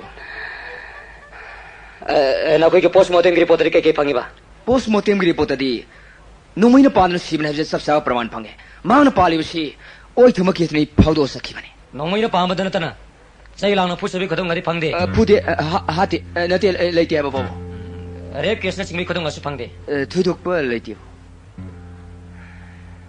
Ranjit aina nangoda khudakta sar sinna ayo mo lebesi nangna hendona khanglibada mangai nangai gi isani nangna chuma thabak kara tarokani abesi ipana thajabadagi nangoda khudakta sar sinna ayo mo henmani handaki mi hata miyo singa se nangna soidona ke potok ngangone abesi ipana nangoda thajaba thamiko are nangna ayo moina हायर मिसी तो करम करम ground सिब और म याय हाइबसी कई कई पॉइंट फंगे मसी नसाना पॉइंट मरी खक थमजे अहान म पॉइंट दा नुपी मसा से इमुंग मनुंग न्याय संदानर पदगी ताइनफम खंगदना नुपी मसा द ताइनरुबदगी नुपी मसा द सोइनो सिखिबा मा अनि सो पॉइंट दा नुपी मसा दो पामजो मिसा अमना अतोप नुपा अमद लेखरगद हाइना कलकपदगी नुपा द नुपी दो हातखिबा मा अहुम सो पॉइंट दा नुपी मसा दो दा अतोप नुपा खर लग्नरुबा नुपी द थीने सेरुबदगी मदुगी लमल खुमक पोइन नुपा संग नुपी दो हातखिबा मा मरी सो पॉइंट ना राजनीति की थिलगी खुनेकता हातखिबा मा मशीनी नचाना थंजरी पॉइंट मरी करी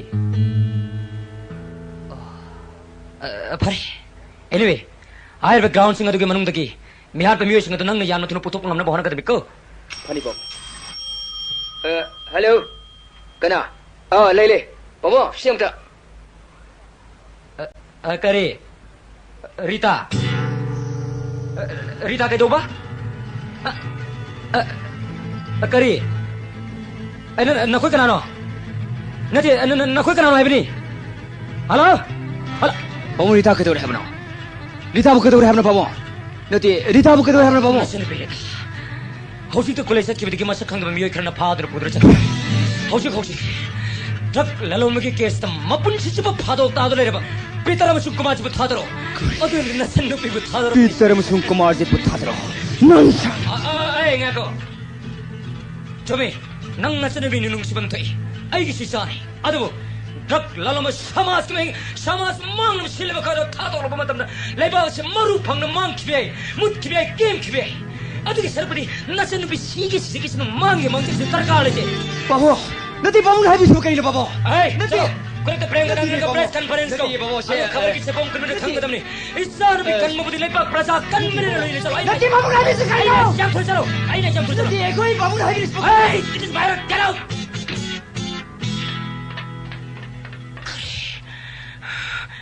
नशा न भी करने वाली ड्रग ललो में समाज में रात पित्रोही मगर थारो नेवर दैट इज इम्पॉसिबल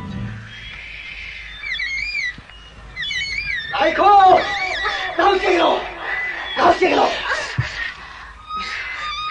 शाके ना थलबसी नु मसिदा नम कलिल बकारा आयो नंग हाथ खरेगा नंग नबु मदनो करा नापान हरबुदा नखोय no पंगंगुने हरबदी ngasi ai to re thaba se paum ni ke puine ne hai se na khanga nang ai ne kapor ge no pangam khibadai na sana na sabu sai na phangjar bane no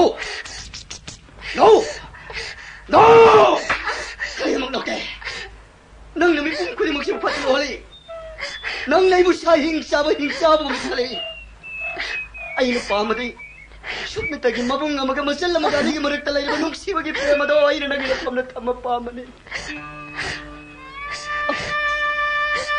आई की शल तम तीर mummy हाथ पसी के दोगी मकुट पुंसी लोंग खबदी को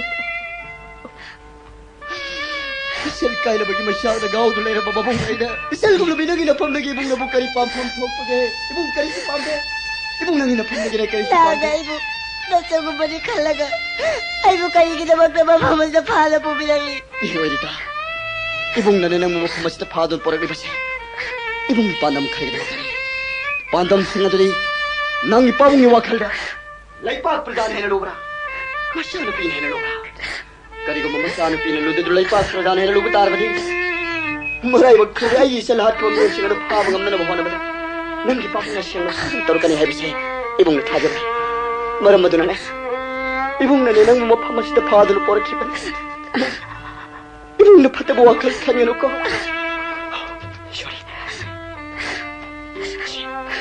bakes पसिनो से अयो से नंग हे पोमिनबा नंगी नबुंग दुने हना नंग खंगे दबन अदुगन नंग मुसबे आइना अइगी लखिद्रबी अइ सेल राजा रानी नि खलबदि दिता इबुंग लगे इबुंग नि मांग थारो चलो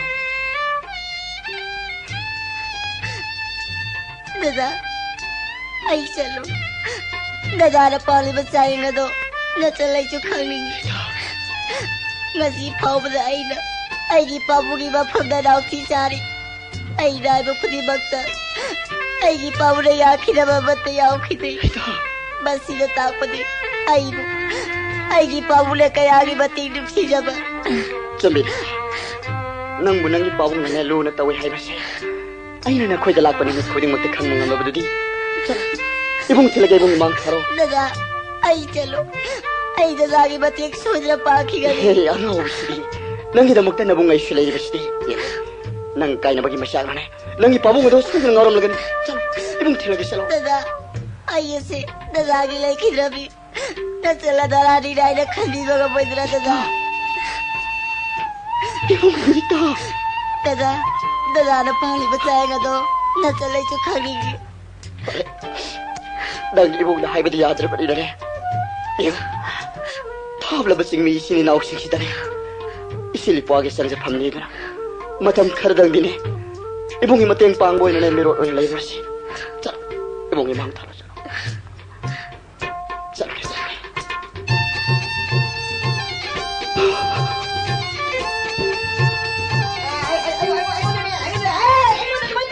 친구 자식 아니는 아니라고 저러고 내야 여자 내가 무슨 저러다 저러고 무슨 하여튼 아니 이거 무슨 나들이 놓고 무슨 나들이 놓고 저러고 무슨 에이 산노이 저러는데 해 아코지 저러고 야리니나 나사나 봤다 여자분의 이는 파기인 테루시 바모 와리 사는지 바모 이봉아 바모 와리 사는지 바모 이봉아 너희는 파나 bai 팜모 데이 팜모로 바모 바미되는 거 스물레 보와 한게 좀나 레빵 암드레는 닝티암 코이나 레빠게 과 여자 양 없으는 거 Karigino wazana banda thawa sham yogi dise. Ibungo balle jasa pot nati ni bu. Wa yang ngangno. Wa yang ngangan noi da kai bulak to de hangak kanu ne he. Karigino wazana naharo noksina bisina tawla thawa sibo. Wazana hanu thanga tawi dise karigino. Ban to busim naharo noksina brani bu. Ha ban to busim noksini zu kan. Adamai lortan. Noi ne lauri to ibungo ka chu man di ne ibungo. Akoi ne sa de lauri khulau di yo pon di. Nate wazabu je nyoning bro. Nate je nyoning bro. ai bu jian yo noi da kari kana ba le ra da ke nei bo noi adu hanam ta khan go ne noi ba ai di noi da tha do pyo na paisa ma kha am pini ngai sa le bu no pa na te noi da pini ngai paisa di lai to ka nei bu nga angang ma chan cha le ri ma yam che sok le na tang ngai paisa le ta da koi lai bang ni sa ra tai ne hoi ne adu bu mari le na bo authority da haina bom thok da haina ba yadro kari no hisa ki da tor ka praja suk yam si wahali sibo hey i bo noi khang ni khang akang ba sar ka no yam nau ri jani noi angang yang wai jani ko noi yam nau ri jani hey noi kana ponti ne ai koi na ban to ba demand ta bai na demand ta le sibo ai koi bu kayang kui re ka nang khang ro ai koi na demand ta le ja kayam kui re gi bu ne noi se kana gi mong de po ka de ge khang ni ge de koi demand ta la ni le stop it hey man man ti gi ma ko ne sibo nate ang pham ai ma le ne ne jo ne ko ne man ti ne ai pham yo wari to hoi ne wari tu sa noi to ne angang ni ge ka ni ge wari sa ne ge pham le yo ai na ko ka to karon sa to kran ko se ta ko sa ko to le ne ai pa chale ge ko Ranjit se nang le yam pare nang ngasi di wa kran ngang do le ngasi ni kana no chang ma pa nang atale sisala ai ma kai to side ye oja na tro mane oja lebak side oja na to virus bo kai no on virus bo ai boro nungai ne se hauna de so ja lebak side hauna de se adane tu bo hauna de se se on telen ke be se man no chang je ke ya ro chang ya ro ai to sa arth khang pi ro bo hoi ne kai no ja na lebak side thoro maro on virus ai to je get out to je ne get out to ne sang ma ya de se indian constitution ni yom de le ne kana pot na de se oja se manung de tir phola ai on pai se ke se manung de la ko ni ma pa ne la ko di pai bi ya ga to manung de sang ma ya de ne se gabran tor par ring ko ne so prime minister so president no so chief minister so ya de o di ya de ai get out to je kan de oja na de se am de lengka bi se telephone se pai gang lengka bi thana na ta pai kan pote ai de hinang ate kan ko get out to ne nate am de lengka bi ka doge telephone se athu bagi orang wani sida mo kana na tumning do nei mo ko get out to ina ko ja den to ko wani governor to telephone te pai hawani governor so prime minister so president no cm so mantri so la single nate am de le khalo hai bani le khalo chau ya de Noi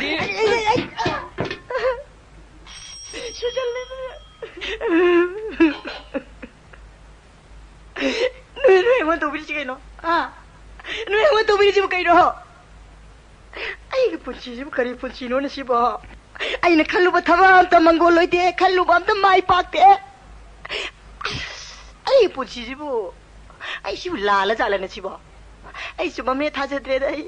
Sai tara kul hen de le ho ja wai re je. To lo chi de phangan bi one wa no mi phangan bi de. School lo ko pi one wa no mi lo ko pi de. Ban to dri yeng he. Ai bu ban ba thok thok tu ha yam bi re. Sara hen dri yeng he.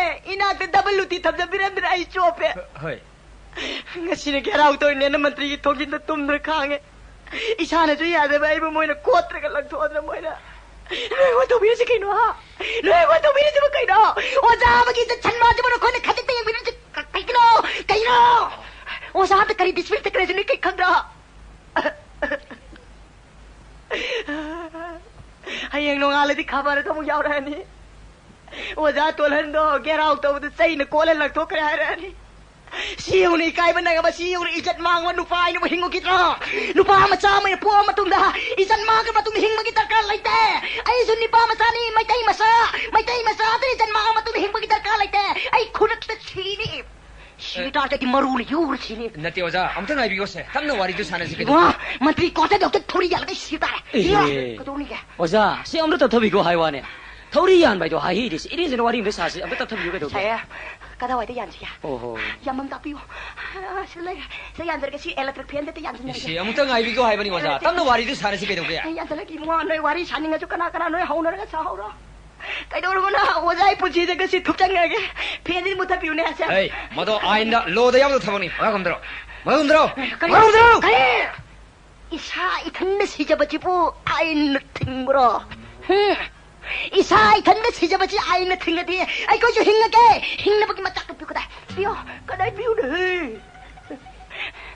adu ju ain thingbra ha adu ju ain thingbro adu di na koi na pam na koi na piri ba ain chi kai no ayo ang ta taw ai go da hing ba ju ya di hai re si ba ju ya di hai re si ba ju ya da ba hing ba ju ya da ba ain chi bu kari oi no chi bu kari ain no chi ba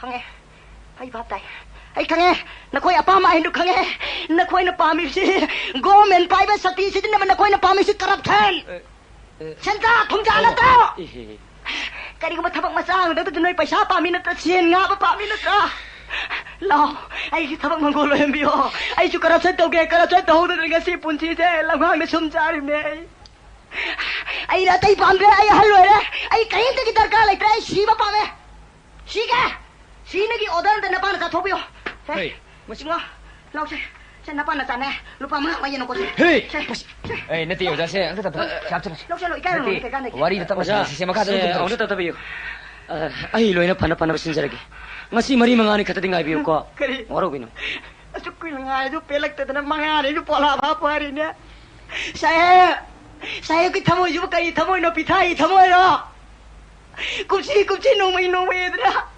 kupsi no mai na koi ngai re si kya kui re ge no mai kupsi ka samne na ke to ke be dra no mai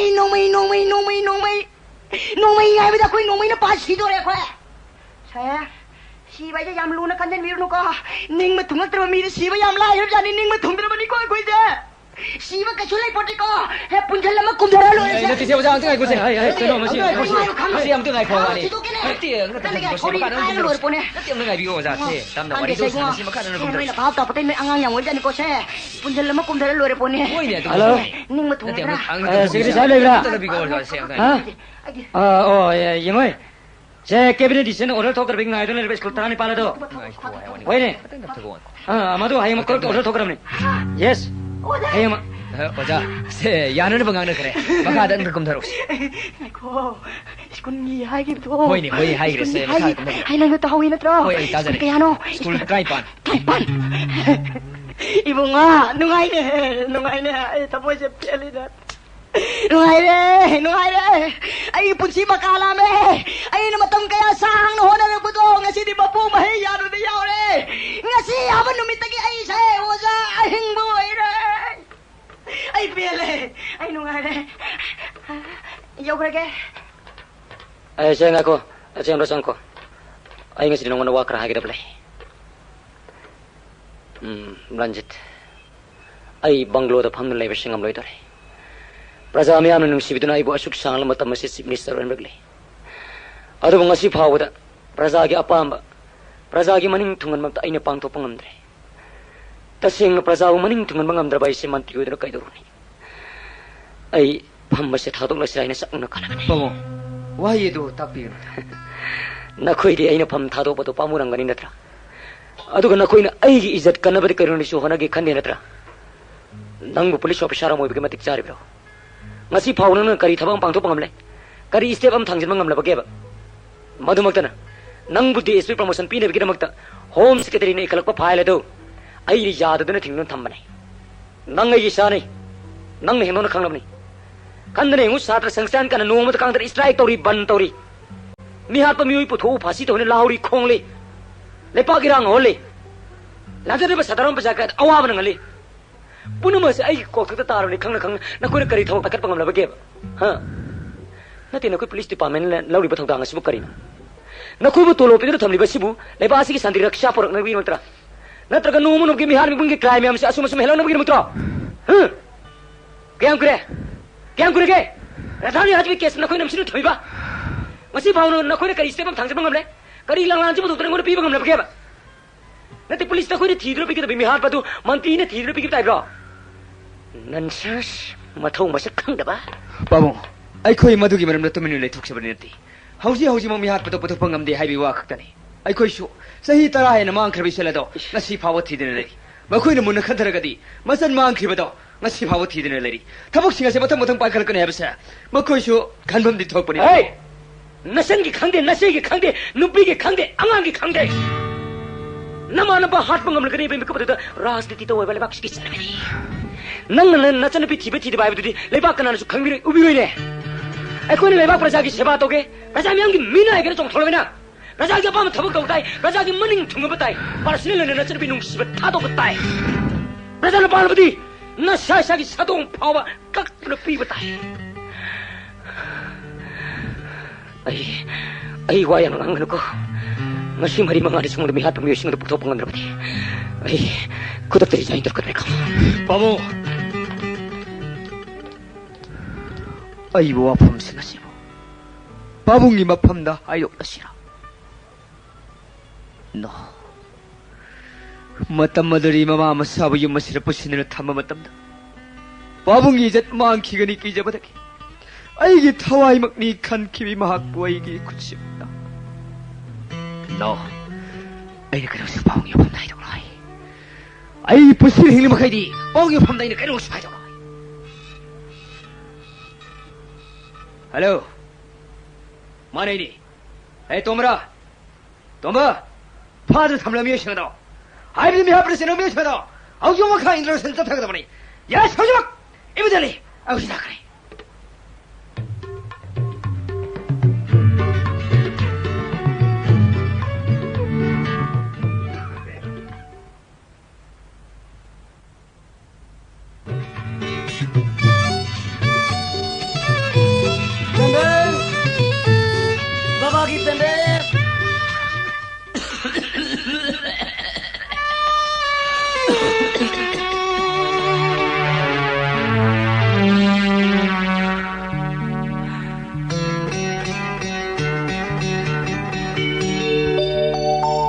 Kedai denu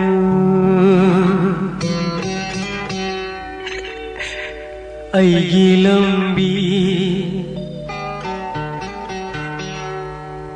kedai denu aigi lambi kedum denu aigi pantu sali aigi leptana kunsi ama panaba sali aidi leptana kunci ama panaba kedai denu aigi lambi kedum denu aigi pantum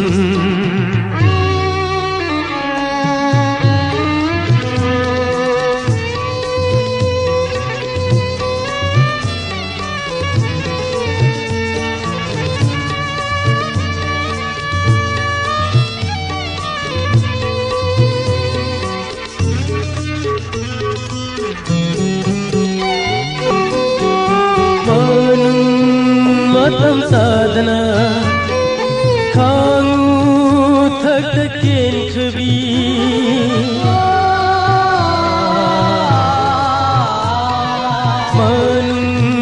matam sadana khangu thak ken khbi thawai mire aduna bakai bai konjela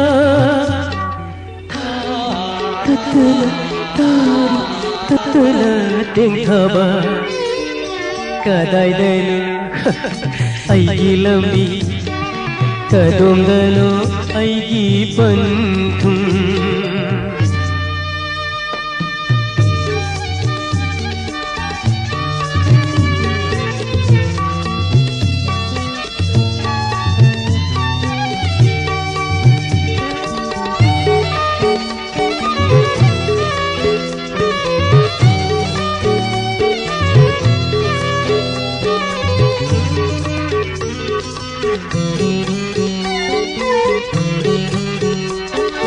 Wakali thawai aduna mitu pumja khudinda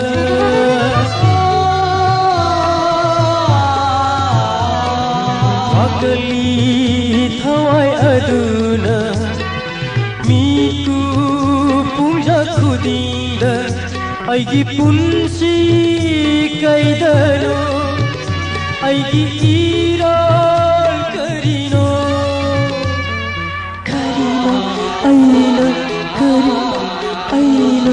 Kunggada basibo kadai deno aigi lambi kadom dano aigi panthum sali aidi leptana unsi ama phangnaba sali aidi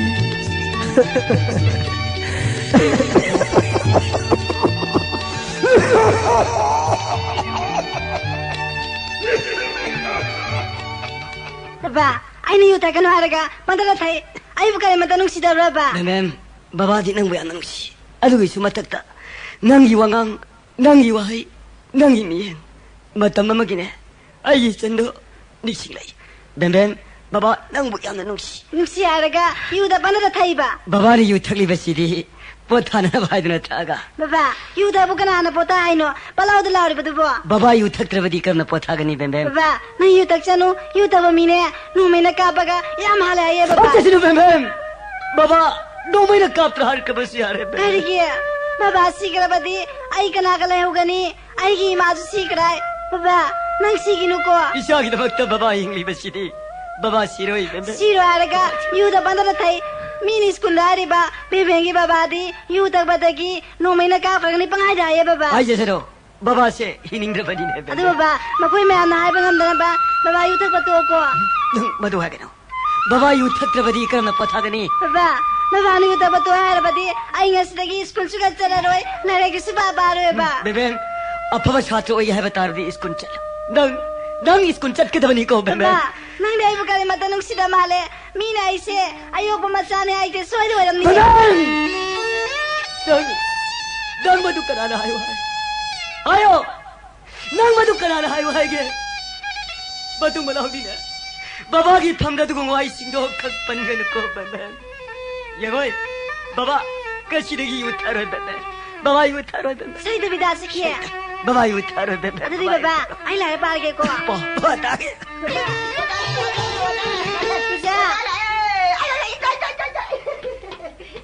Ngas bora piram niko, lari hero, husiko, lari husi. Rabu, ngoi yore. Ado ozaling bi rabani na. Ai imung da thawak ingkang. Lo salur angang lai tak hei lai to krai orgena. Hoji.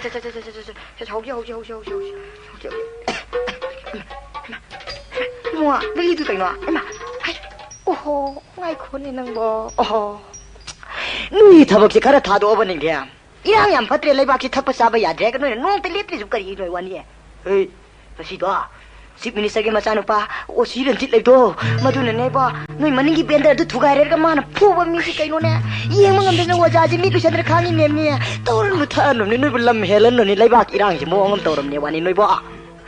Hey, akoi harau di mine, ngai di mine, yai phai en lo di mine. We, sigumba sumba thabak taba police je khara thola di ba. Leiba ki chawkhat tori mine yu thaba mi le de chawkhol lo. Hey, thana lai sipai lai ning thiep. Sei, naron na, sinu mu sei. Sei sajani ko to jurun ko sijani he re mada. ꯅꯪ ꯊꯕꯛ ꯉꯥꯡꯕ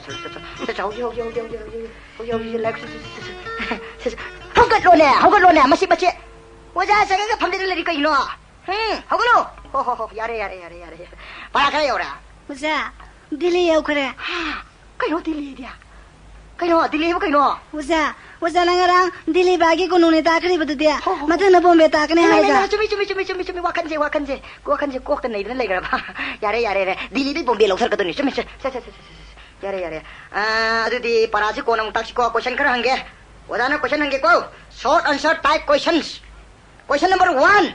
Manipur ki konung kaino? Kumu. Manipur ki konung di. Govinda ne oza. Impal ayo ne nangbo. Impal Manipur ki konung ni. Siya ba? Oza. Adu kari kino kangsi mama tamda konung da kangsi singaraga Govinda na bagda si betul oza. Manipur ki konung se Govinda oi bana si bana oza. Sume. Nangi do manung da sume mapan da lale. Ni tay na ngati na Manipur ke konung si Impal na tum hayo ko. Wala na ngati Govinda do kare kore yare. Question number 2. Sasa haraga kana khangai. Kumo?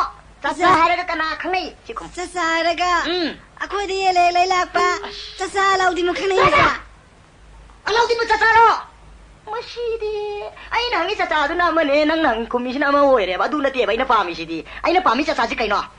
Matam mamada Bharat ki Pradhan Mantri waramba Pandit Jawaharlal Nehru boy koina sasa haraga khangai to sa adu badi aju khangina adu khumoi ba ozana sasa kadai bo go baga haraga sasa Nehru kadai bo go baga haradi aisu phasana khumni oza she ozana question da mugha bani yare sumene lore adu sumene lore question number 3 상공엄 타가 힝바 지바 망하기 마밍 하요 시디 두나 공거듬니 고천 망하 소리 좀 그래도 나 산 고모 이로이 좀이 좀 하면 좀이 좀 후이 해봐 좀이 후이 타이야 아무 땅에 상공엄 타가 힝바 오자 난수 그래야 아이 좋아 오자 수 앙앙와야다 탈락들네 오자 좀에 오자도 집어 칼람네 세메 타이 야래 시야래 나올로 한게 과 나온 까라이 거기 나 잠깐 나올래 시까이노 시코모 자 강대부 그래야 난 나온 강다 봐 죽고네 라이 때 맞지 난 나온 강다 봐 강대 오자 나온 따게라 나온 따게라 세세 용 뚜뚜 꼬노나 아리지 가나 아시로자 어디 가나 아시디 아유 아코이 만이기 세 돈비네 자 돈비도 나오니네도 강원에 맞다 들어 강해 이거 마 어디 거리 비세게 오자 대로 우자 할 거리 비세리 파넥셀레 아니 아도 어디 마지 패밀리 젠더 하이다래 이거 와칸 엉덩 칸데들이 이거 마지 파이좀 나트가 공그라우 나트가 롱기 세는 다리 거리 꼭다래 맞아 메스쿨린 젠더 하이다래 시방사고 나 라이브스디 우자나 딱지에 너 따트리 번나 이거 따지노자 이 결국 또 다니 이거 시봐 오호 해 닝건 니들 바운더리 란데 로레네 또리지 아 야래 샤샤샤샤샤샤 나 샤샤샤샤샤 시나 들어 시는 보이는 마사드나 들시봐 자 시과 와링 바바가 세링 바바 거리 걔네 예지 오자는 하이래고 제 세링이 바로 시디 사이나티에 시디 아코이 바바네 이바 신데레다 상나비 이바 이사이두네 오자 시부 이사이로 이사이네 anu to krai le ra yeng ke krai pro simine hema sidi saimine hema sidi kana sai ba sidi ha aina nang wi sai ke sakore ne nang wa hayoza akoi baba tambiye nei baba na tambiri ba nang ne sai ba machi hairong ne machi moli da machi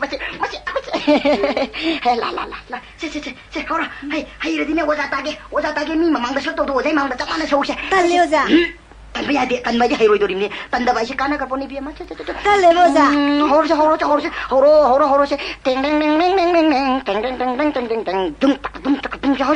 ne ya saune ai dia ba se hero boza sagadi ai sawai talle kria ai sagadi nang choya sawoza nang ai na sadi nang sagada boza ek sabalo baga ai muk sake ba ai na sakpa hello baga nang saktori ne ba mosi wi kiti helnya boti ne mosi Ira saya tadi ai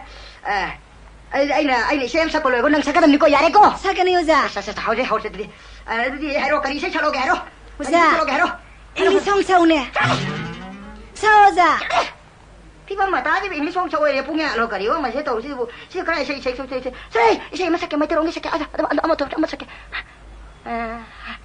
야래 잉글리시 송 또 야래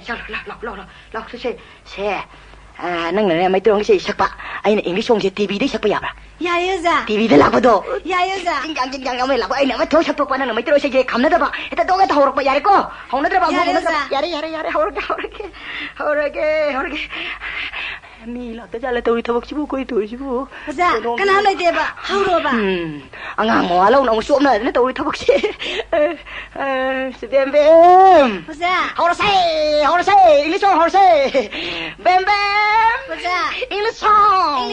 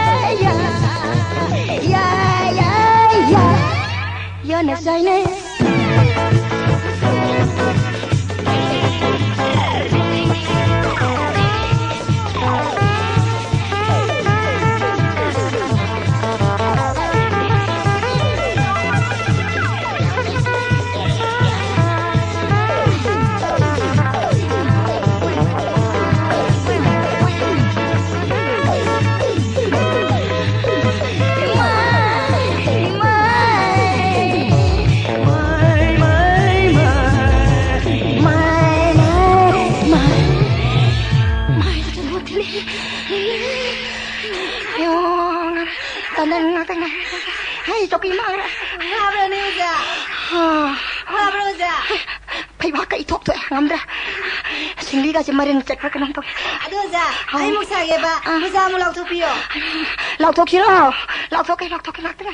Ladies and gentlemen, language ba silinaw ipai pal sel khwai khibi ke mafamda.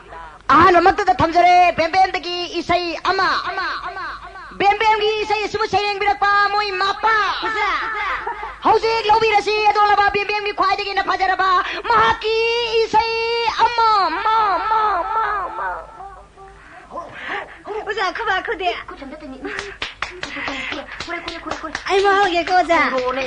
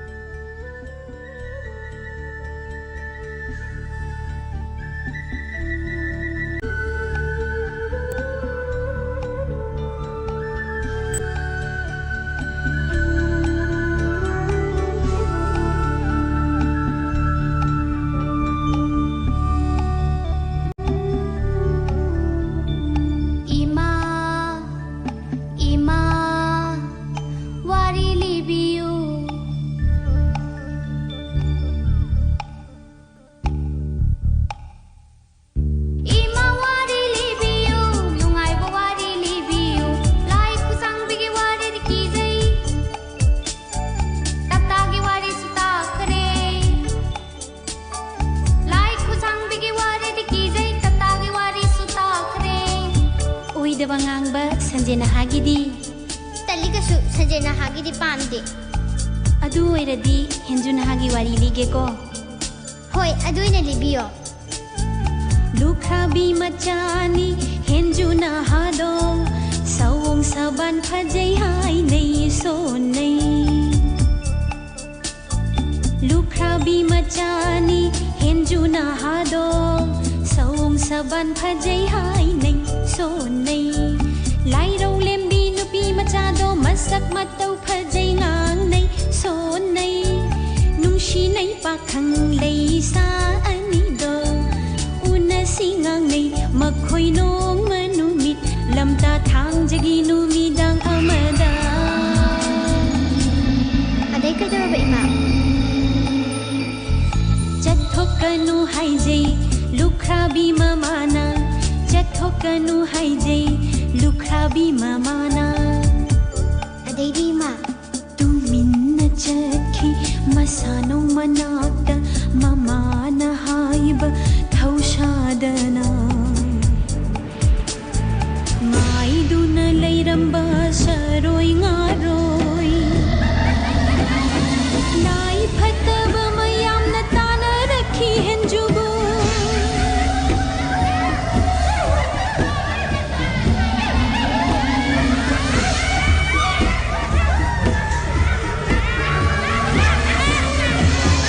ꯂꯥꯏ ꯐꯠꯇꯕ ꯃꯌꯥꯝꯅ ꯇꯥꯅꯔꯛꯈꯤ ꯍꯦꯟꯖꯨꯕꯨ ꯂꯥꯏꯔꯧ ꯂꯦꯝꯕꯤ ꯃꯅꯥꯛꯄꯨ ꯌꯧꯅꯕ ꯆꯦꯟꯖꯈꯤ ꯂꯨꯇꯨꯡ ꯁꯝꯂꯥꯡ ꯄꯥꯏꯗꯨꯅ ꯆꯤꯡꯊꯈꯤ ꯂꯌꯥꯝꯅ ꯂꯨꯇꯨꯡ ꯁꯝꯂꯥꯡ ꯄꯥꯏꯗꯨꯅ ꯆꯤꯡꯊꯈꯤ ꯂꯌꯥꯝꯅ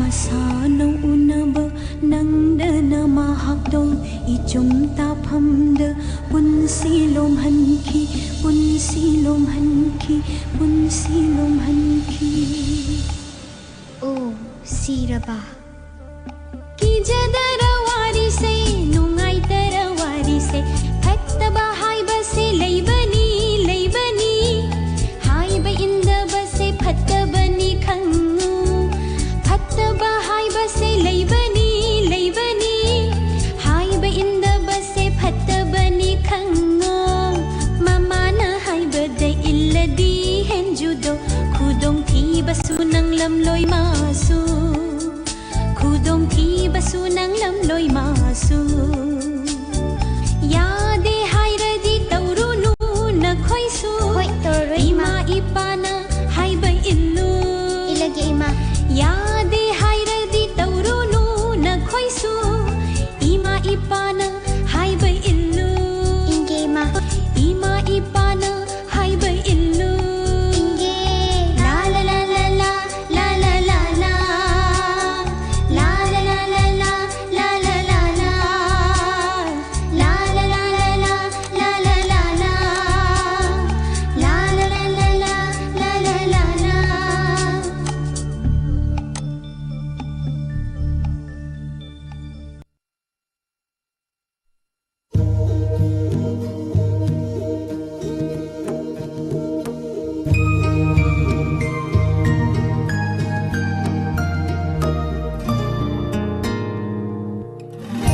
미양기 옛나바니 낭시 알기쇼 옛나바니 낭시 와한 카레기 다마다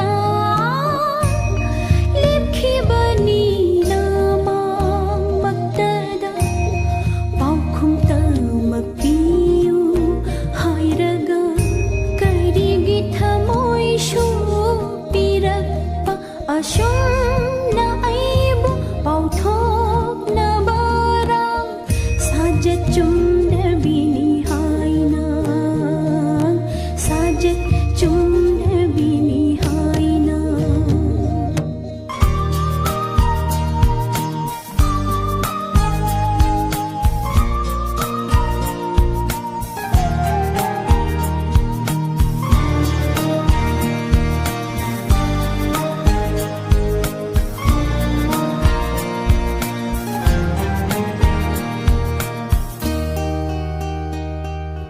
From that face, I know you're angry with me. From that lips, I know you're scolding me. But that eyes tell me something else. Yes, there is something in your eyes. You owe an answer for your eyes. Tell me, what you trying to hide? Shamlang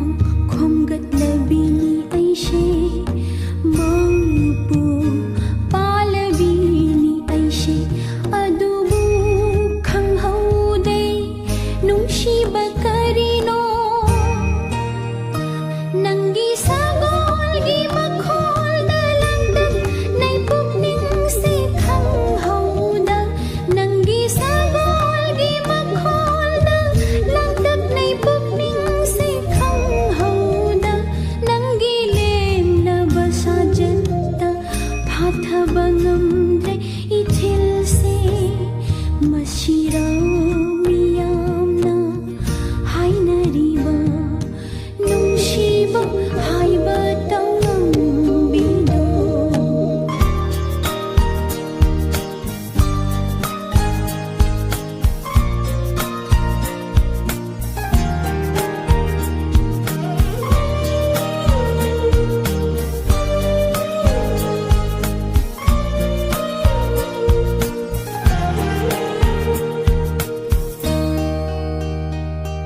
I know it's sin to meet you. I know it's hard to tame you. But how could I live without giving your answer? I'm a soldier that's gone. I can't tell me what to do. Yes, tell me how to end. Pili nangi pakhumda Pili nangi sajada Aigi miyam shunung shiba Aibu shunung shiba tambiba Nangonday hen balay daroi Jangshilak lo nakshida Jinbirarong na chom se napad Kinthahan lo chet la sambul se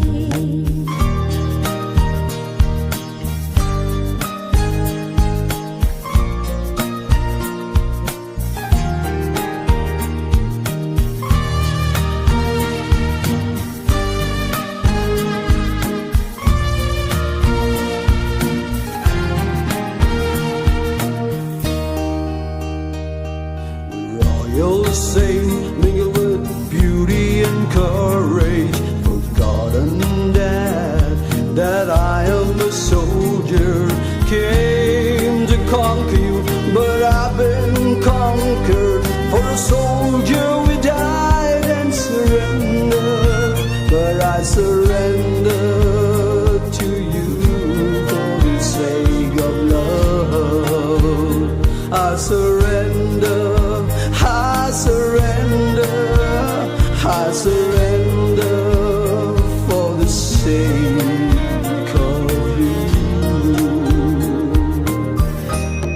Punshi shintha tum inna Jatluro na yung damdam la Ngairam ginang nahala pa Nang ginong shiba na thalamang Thaway machasi kondo na Minong may shalagsida Thaway machasi kondo na Minong may shalagsida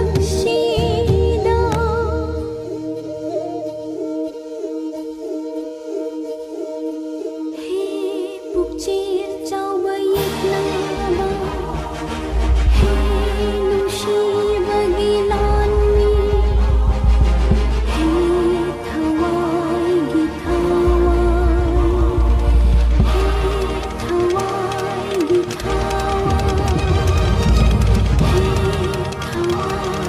He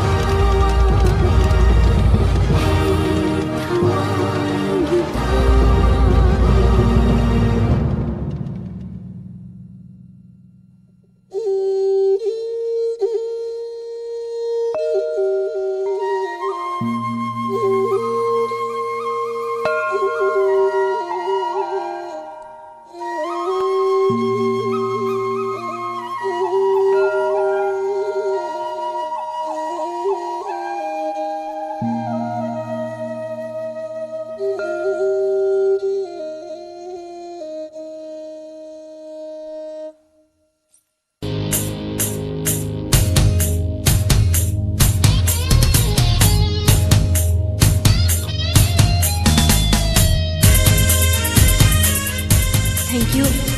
Thank you.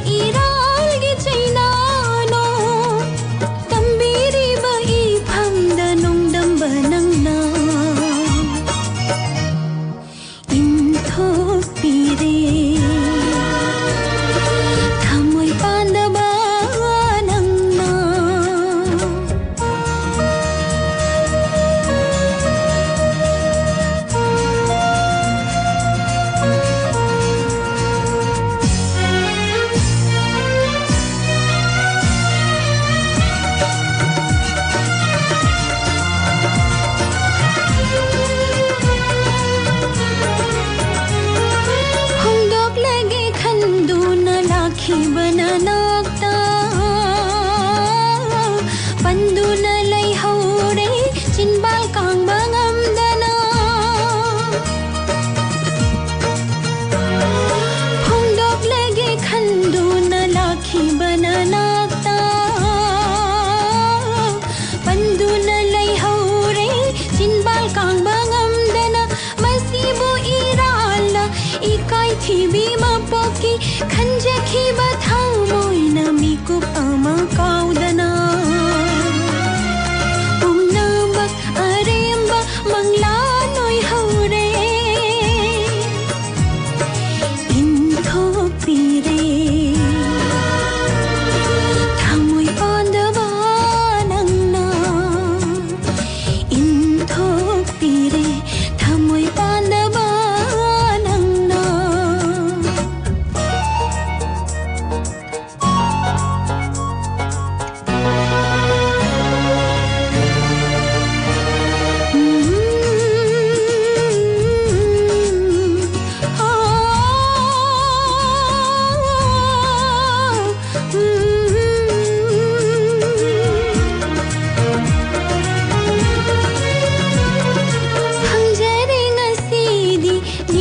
bagi mahai kaya dalay ng biday piram liba hangjari nga sidi ninja bagi mahai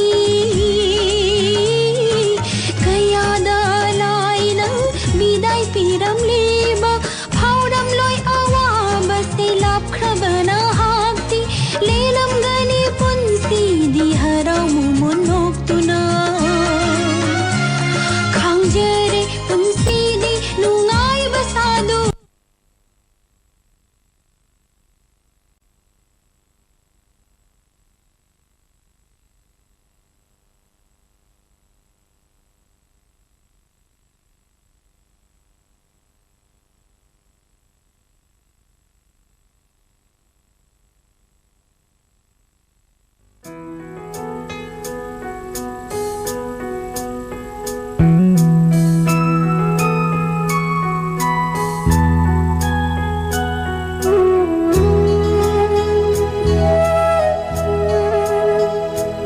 Kaya nang ngangito?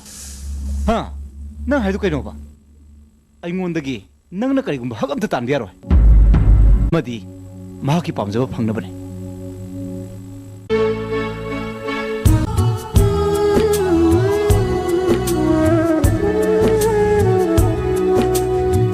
Nushigi karambang changino asukan ba iralgi karambang dandino ha asuk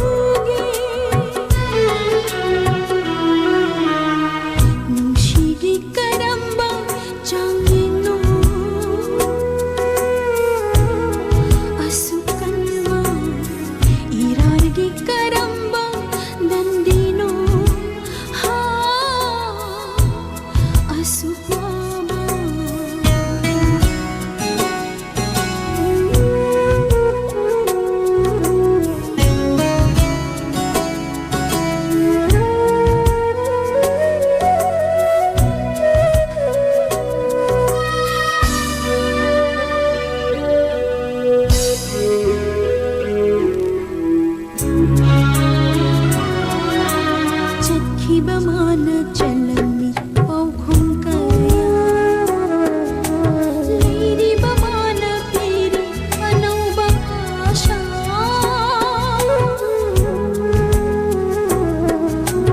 ꯆꯠꯈꯤꯕ ꯃꯥꯅ ꯆꯜꯂꯝꯃꯤ ꯄꯥꯎꯈꯨꯝ ꯀꯌꯥ ꯂꯩꯔꯤꯕ ꯃꯥꯅ ꯄꯤꯔꯤ ꯑꯅꯧꯕ ꯑꯥꯁꯥ ꯆꯠꯁꯤ ꯆꯠꯅꯝꯗ ꯂꯩꯁꯤ ꯂꯩꯅꯝꯗ ꯑꯣꯏꯔꯦꯅꯦ ꯑꯩꯗꯤ ꯂꯝꯃꯨꯛꯅꯔꯕꯤ ꯂꯝꯐꯪꯗꯕ ꯅꯨꯡꯁꯤ ꯂꯝꯕꯤꯁꯤꯗ ꯇꯈꯤꯂꯦ ꯅꯣꯏ ꯕꯕꯥꯁꯦ ꯏꯁꯧ ꯌꯥꯝ ꯂꯥꯡꯗ꯭ꯔꯥ?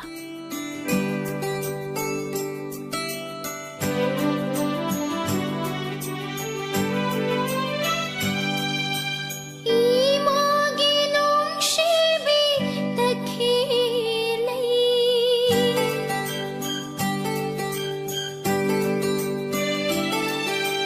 이마기 디 농시비 딱히레이 농시 토이비 이자니 낭시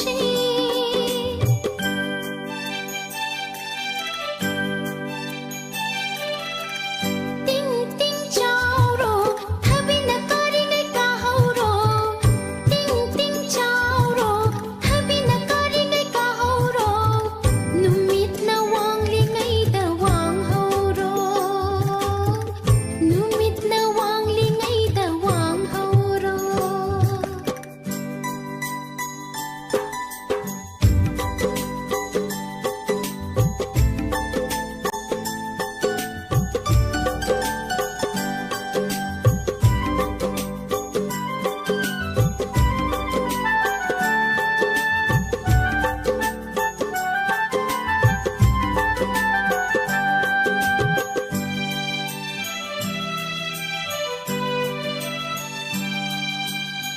있잖아 따이방 콩다락바다 항암이 꺾은지 따르라가 가야다 와줘봐 이만아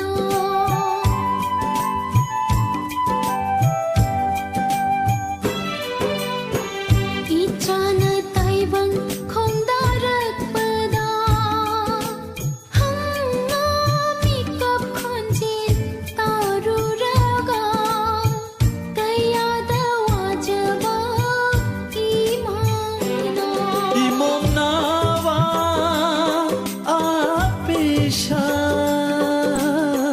좀나 탕오네 콩탕도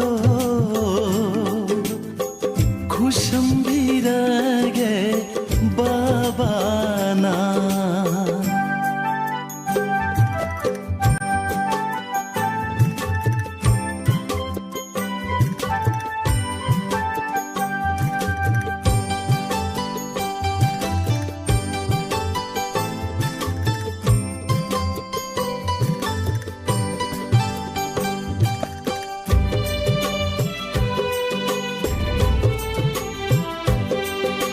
왕lên mi cúp khudingda ngairi babana ichabu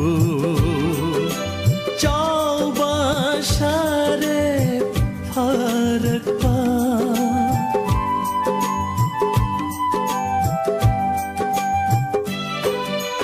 오로 농릴 쿠딩다 나이리 이만아 나하따부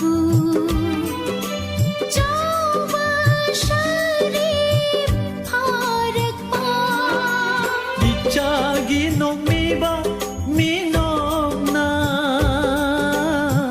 taibang thamoy shumhat hallo punsigi shintha panglero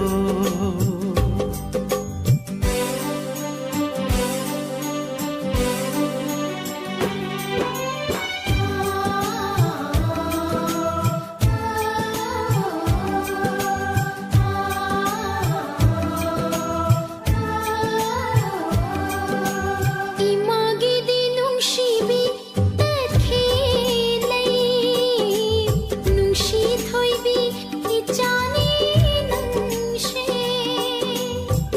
मागिदी नुंसिबी ताखेलै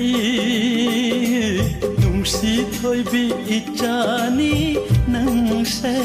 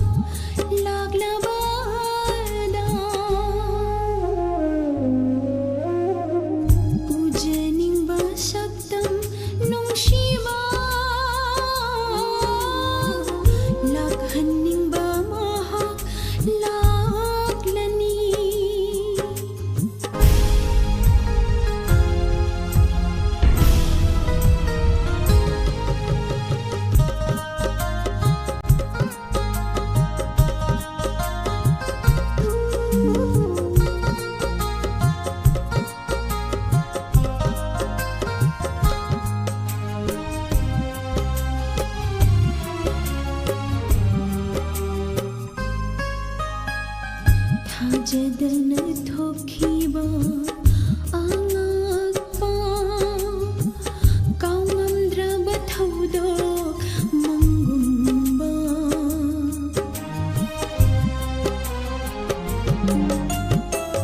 ꯊꯥꯖꯗꯅ ꯊꯣꯛꯈꯤꯕ ꯑꯉꯛꯄ ꯀꯥꯎꯉꯝꯗ꯭ꯔꯕ ꯊꯧꯗꯣꯛ ꯃꯪꯒꯨꯝꯕ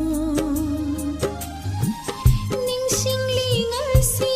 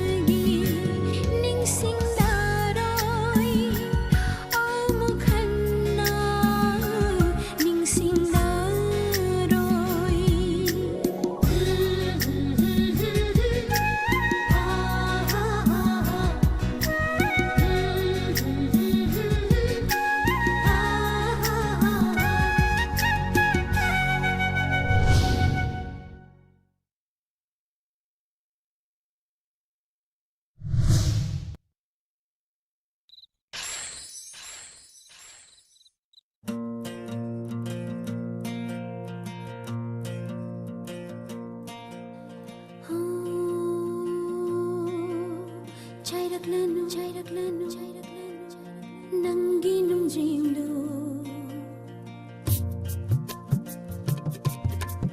Kauraklanu, kauraklanu, thoklapu haina.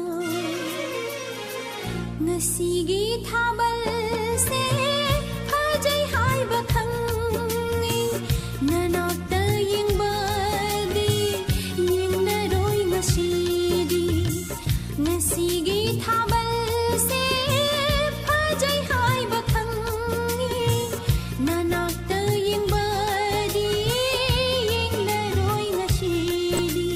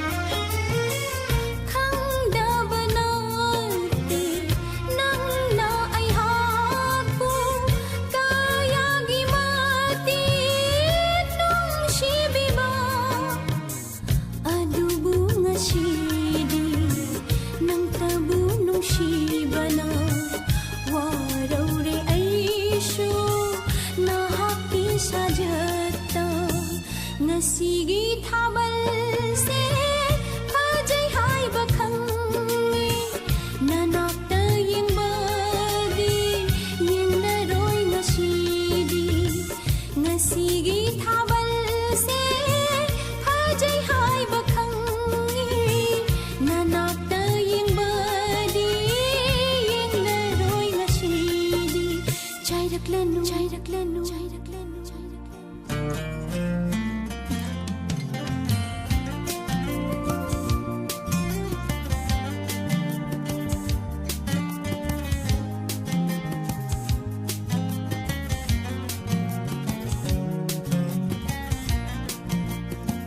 Mana haibadi gudang gi thaba ama tawi haine. Magi kodang dubu kadai dani hagene. Magi dubu major kun haibra. Swadi khangdi aswai hangai sije. Thim jin bangamre ngasidi khanghoda nang tabu uning bana ngaura bathamoy she. Thim jin bangamre ngasidi khanghoda nang tabu uning bana ngaura bathamoy she. Ashuna ay hapu utpira nukuina laklo chana bang leplaro imangda. Chayrakluni, chayrakluni, nangi nungjingdo. Kaurakluni, kaurakluni, thoklapu haina. Ngasidi thabal se hai fam khangda phajare nanakta yingbadi phangda ba kuire da. Ngasidi thabal se hai fam khangda phajare nanakta yingbadi phangda ba kuire da. Chayrakluni, chayrakluni, chayrakluni, chayrakluni, chayrakluni, chayrakluni, chayrakluni, chayrakluni.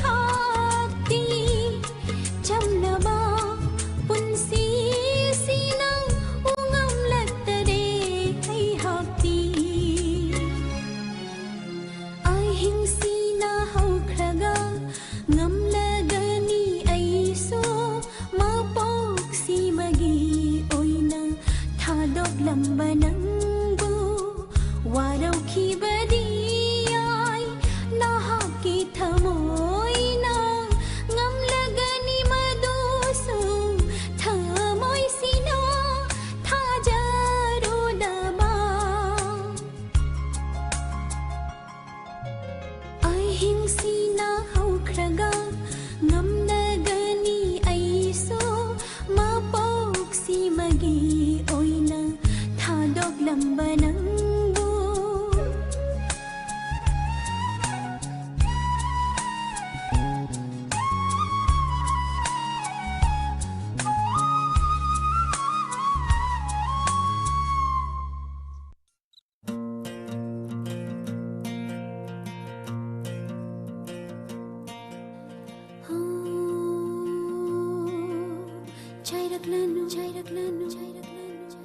nangi nungjingdu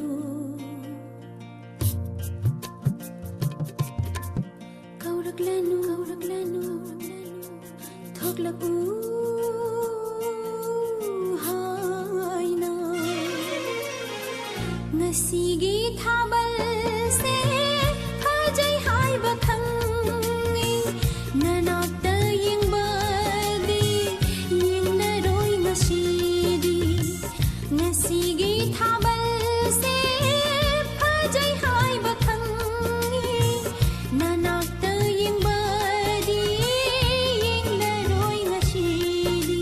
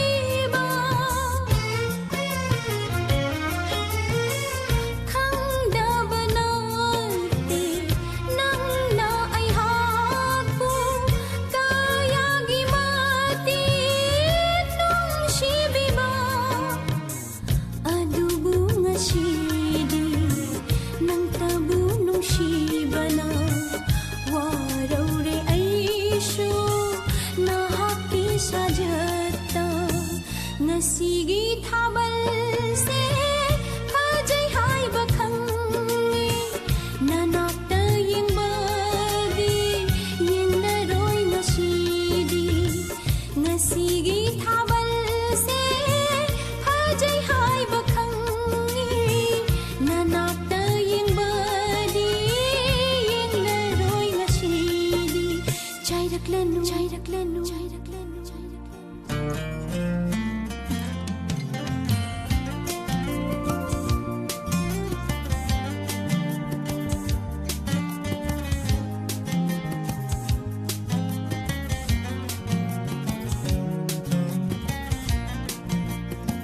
mana haibadi gudaung gi thabo ama tawi haini magi kodang dubu kadai dine haigene magi dubu major kun haibra swagi khangdi aswai hangai se che thim jin bangamdre ngasidi khanghoda nang tabu uning bana ngaura bathamoy she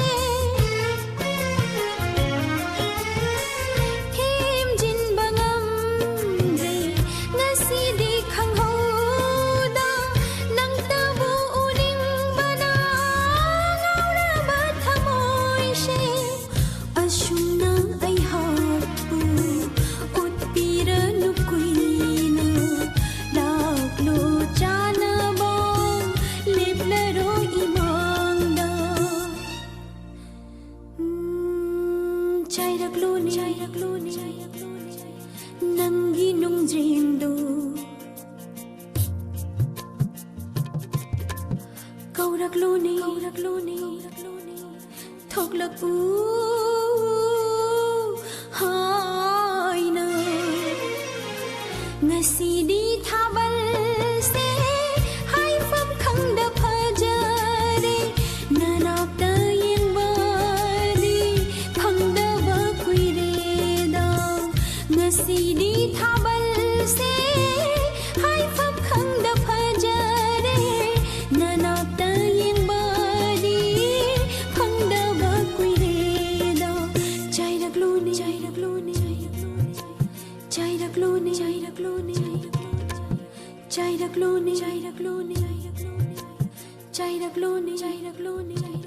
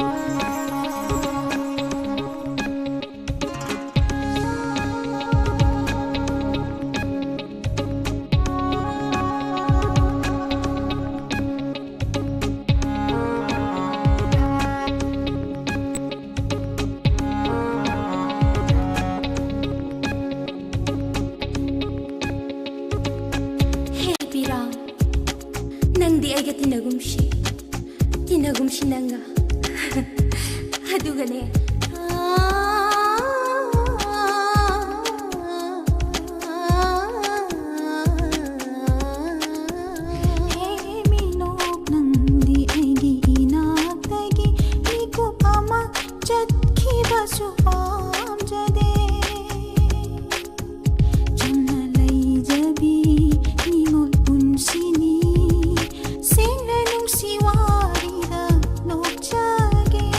Sing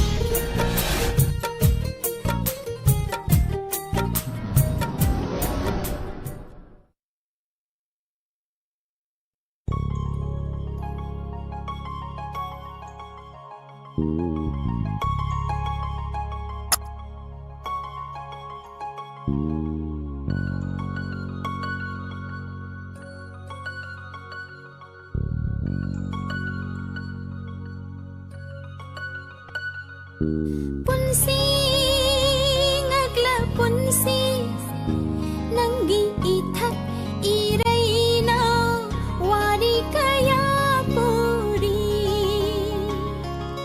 punsi ngagla punsi nanggi ithak iraina wari kaya puri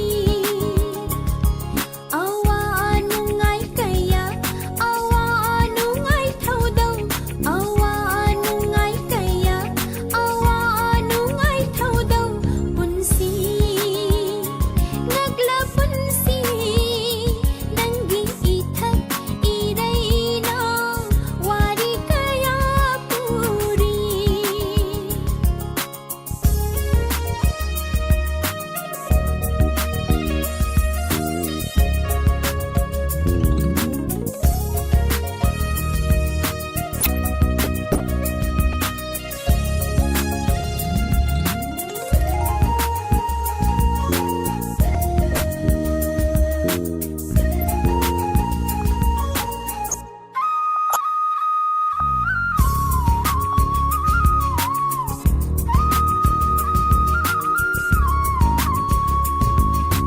पोकपसिबगी मरक्ता हराव मथोई काहल्ले कयादसु नुंगाई हल्लावा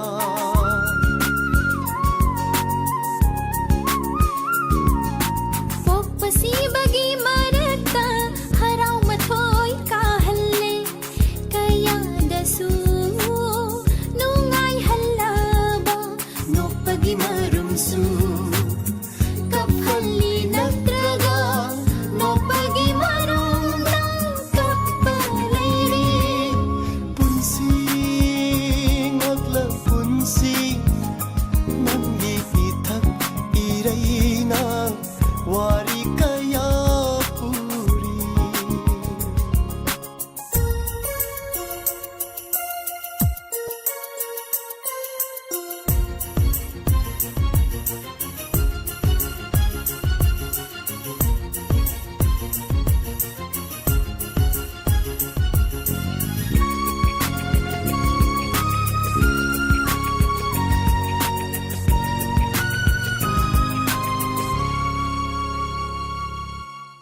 tigi haurakam mitluni awa bagi haurakam thamoini pirangi haurakfam mitluni awabagi haurakfam thamoini hainariba biyoi mapang awa nungai kuba kunamni hainariba biyoi Hanana Takachari, Lantok Chariba 90.0 Wahong Radio gi Sandok Chariba Bakal Mathil gi say Tabiri Bez Kuding Mapu Hanana Takachari Taurum gi Makatsa Tazarak Pada Mikup gi Mikup Kar gi Matung Lantok Charagan Inspector Tegi Ano episode Listing Amaga Chatrit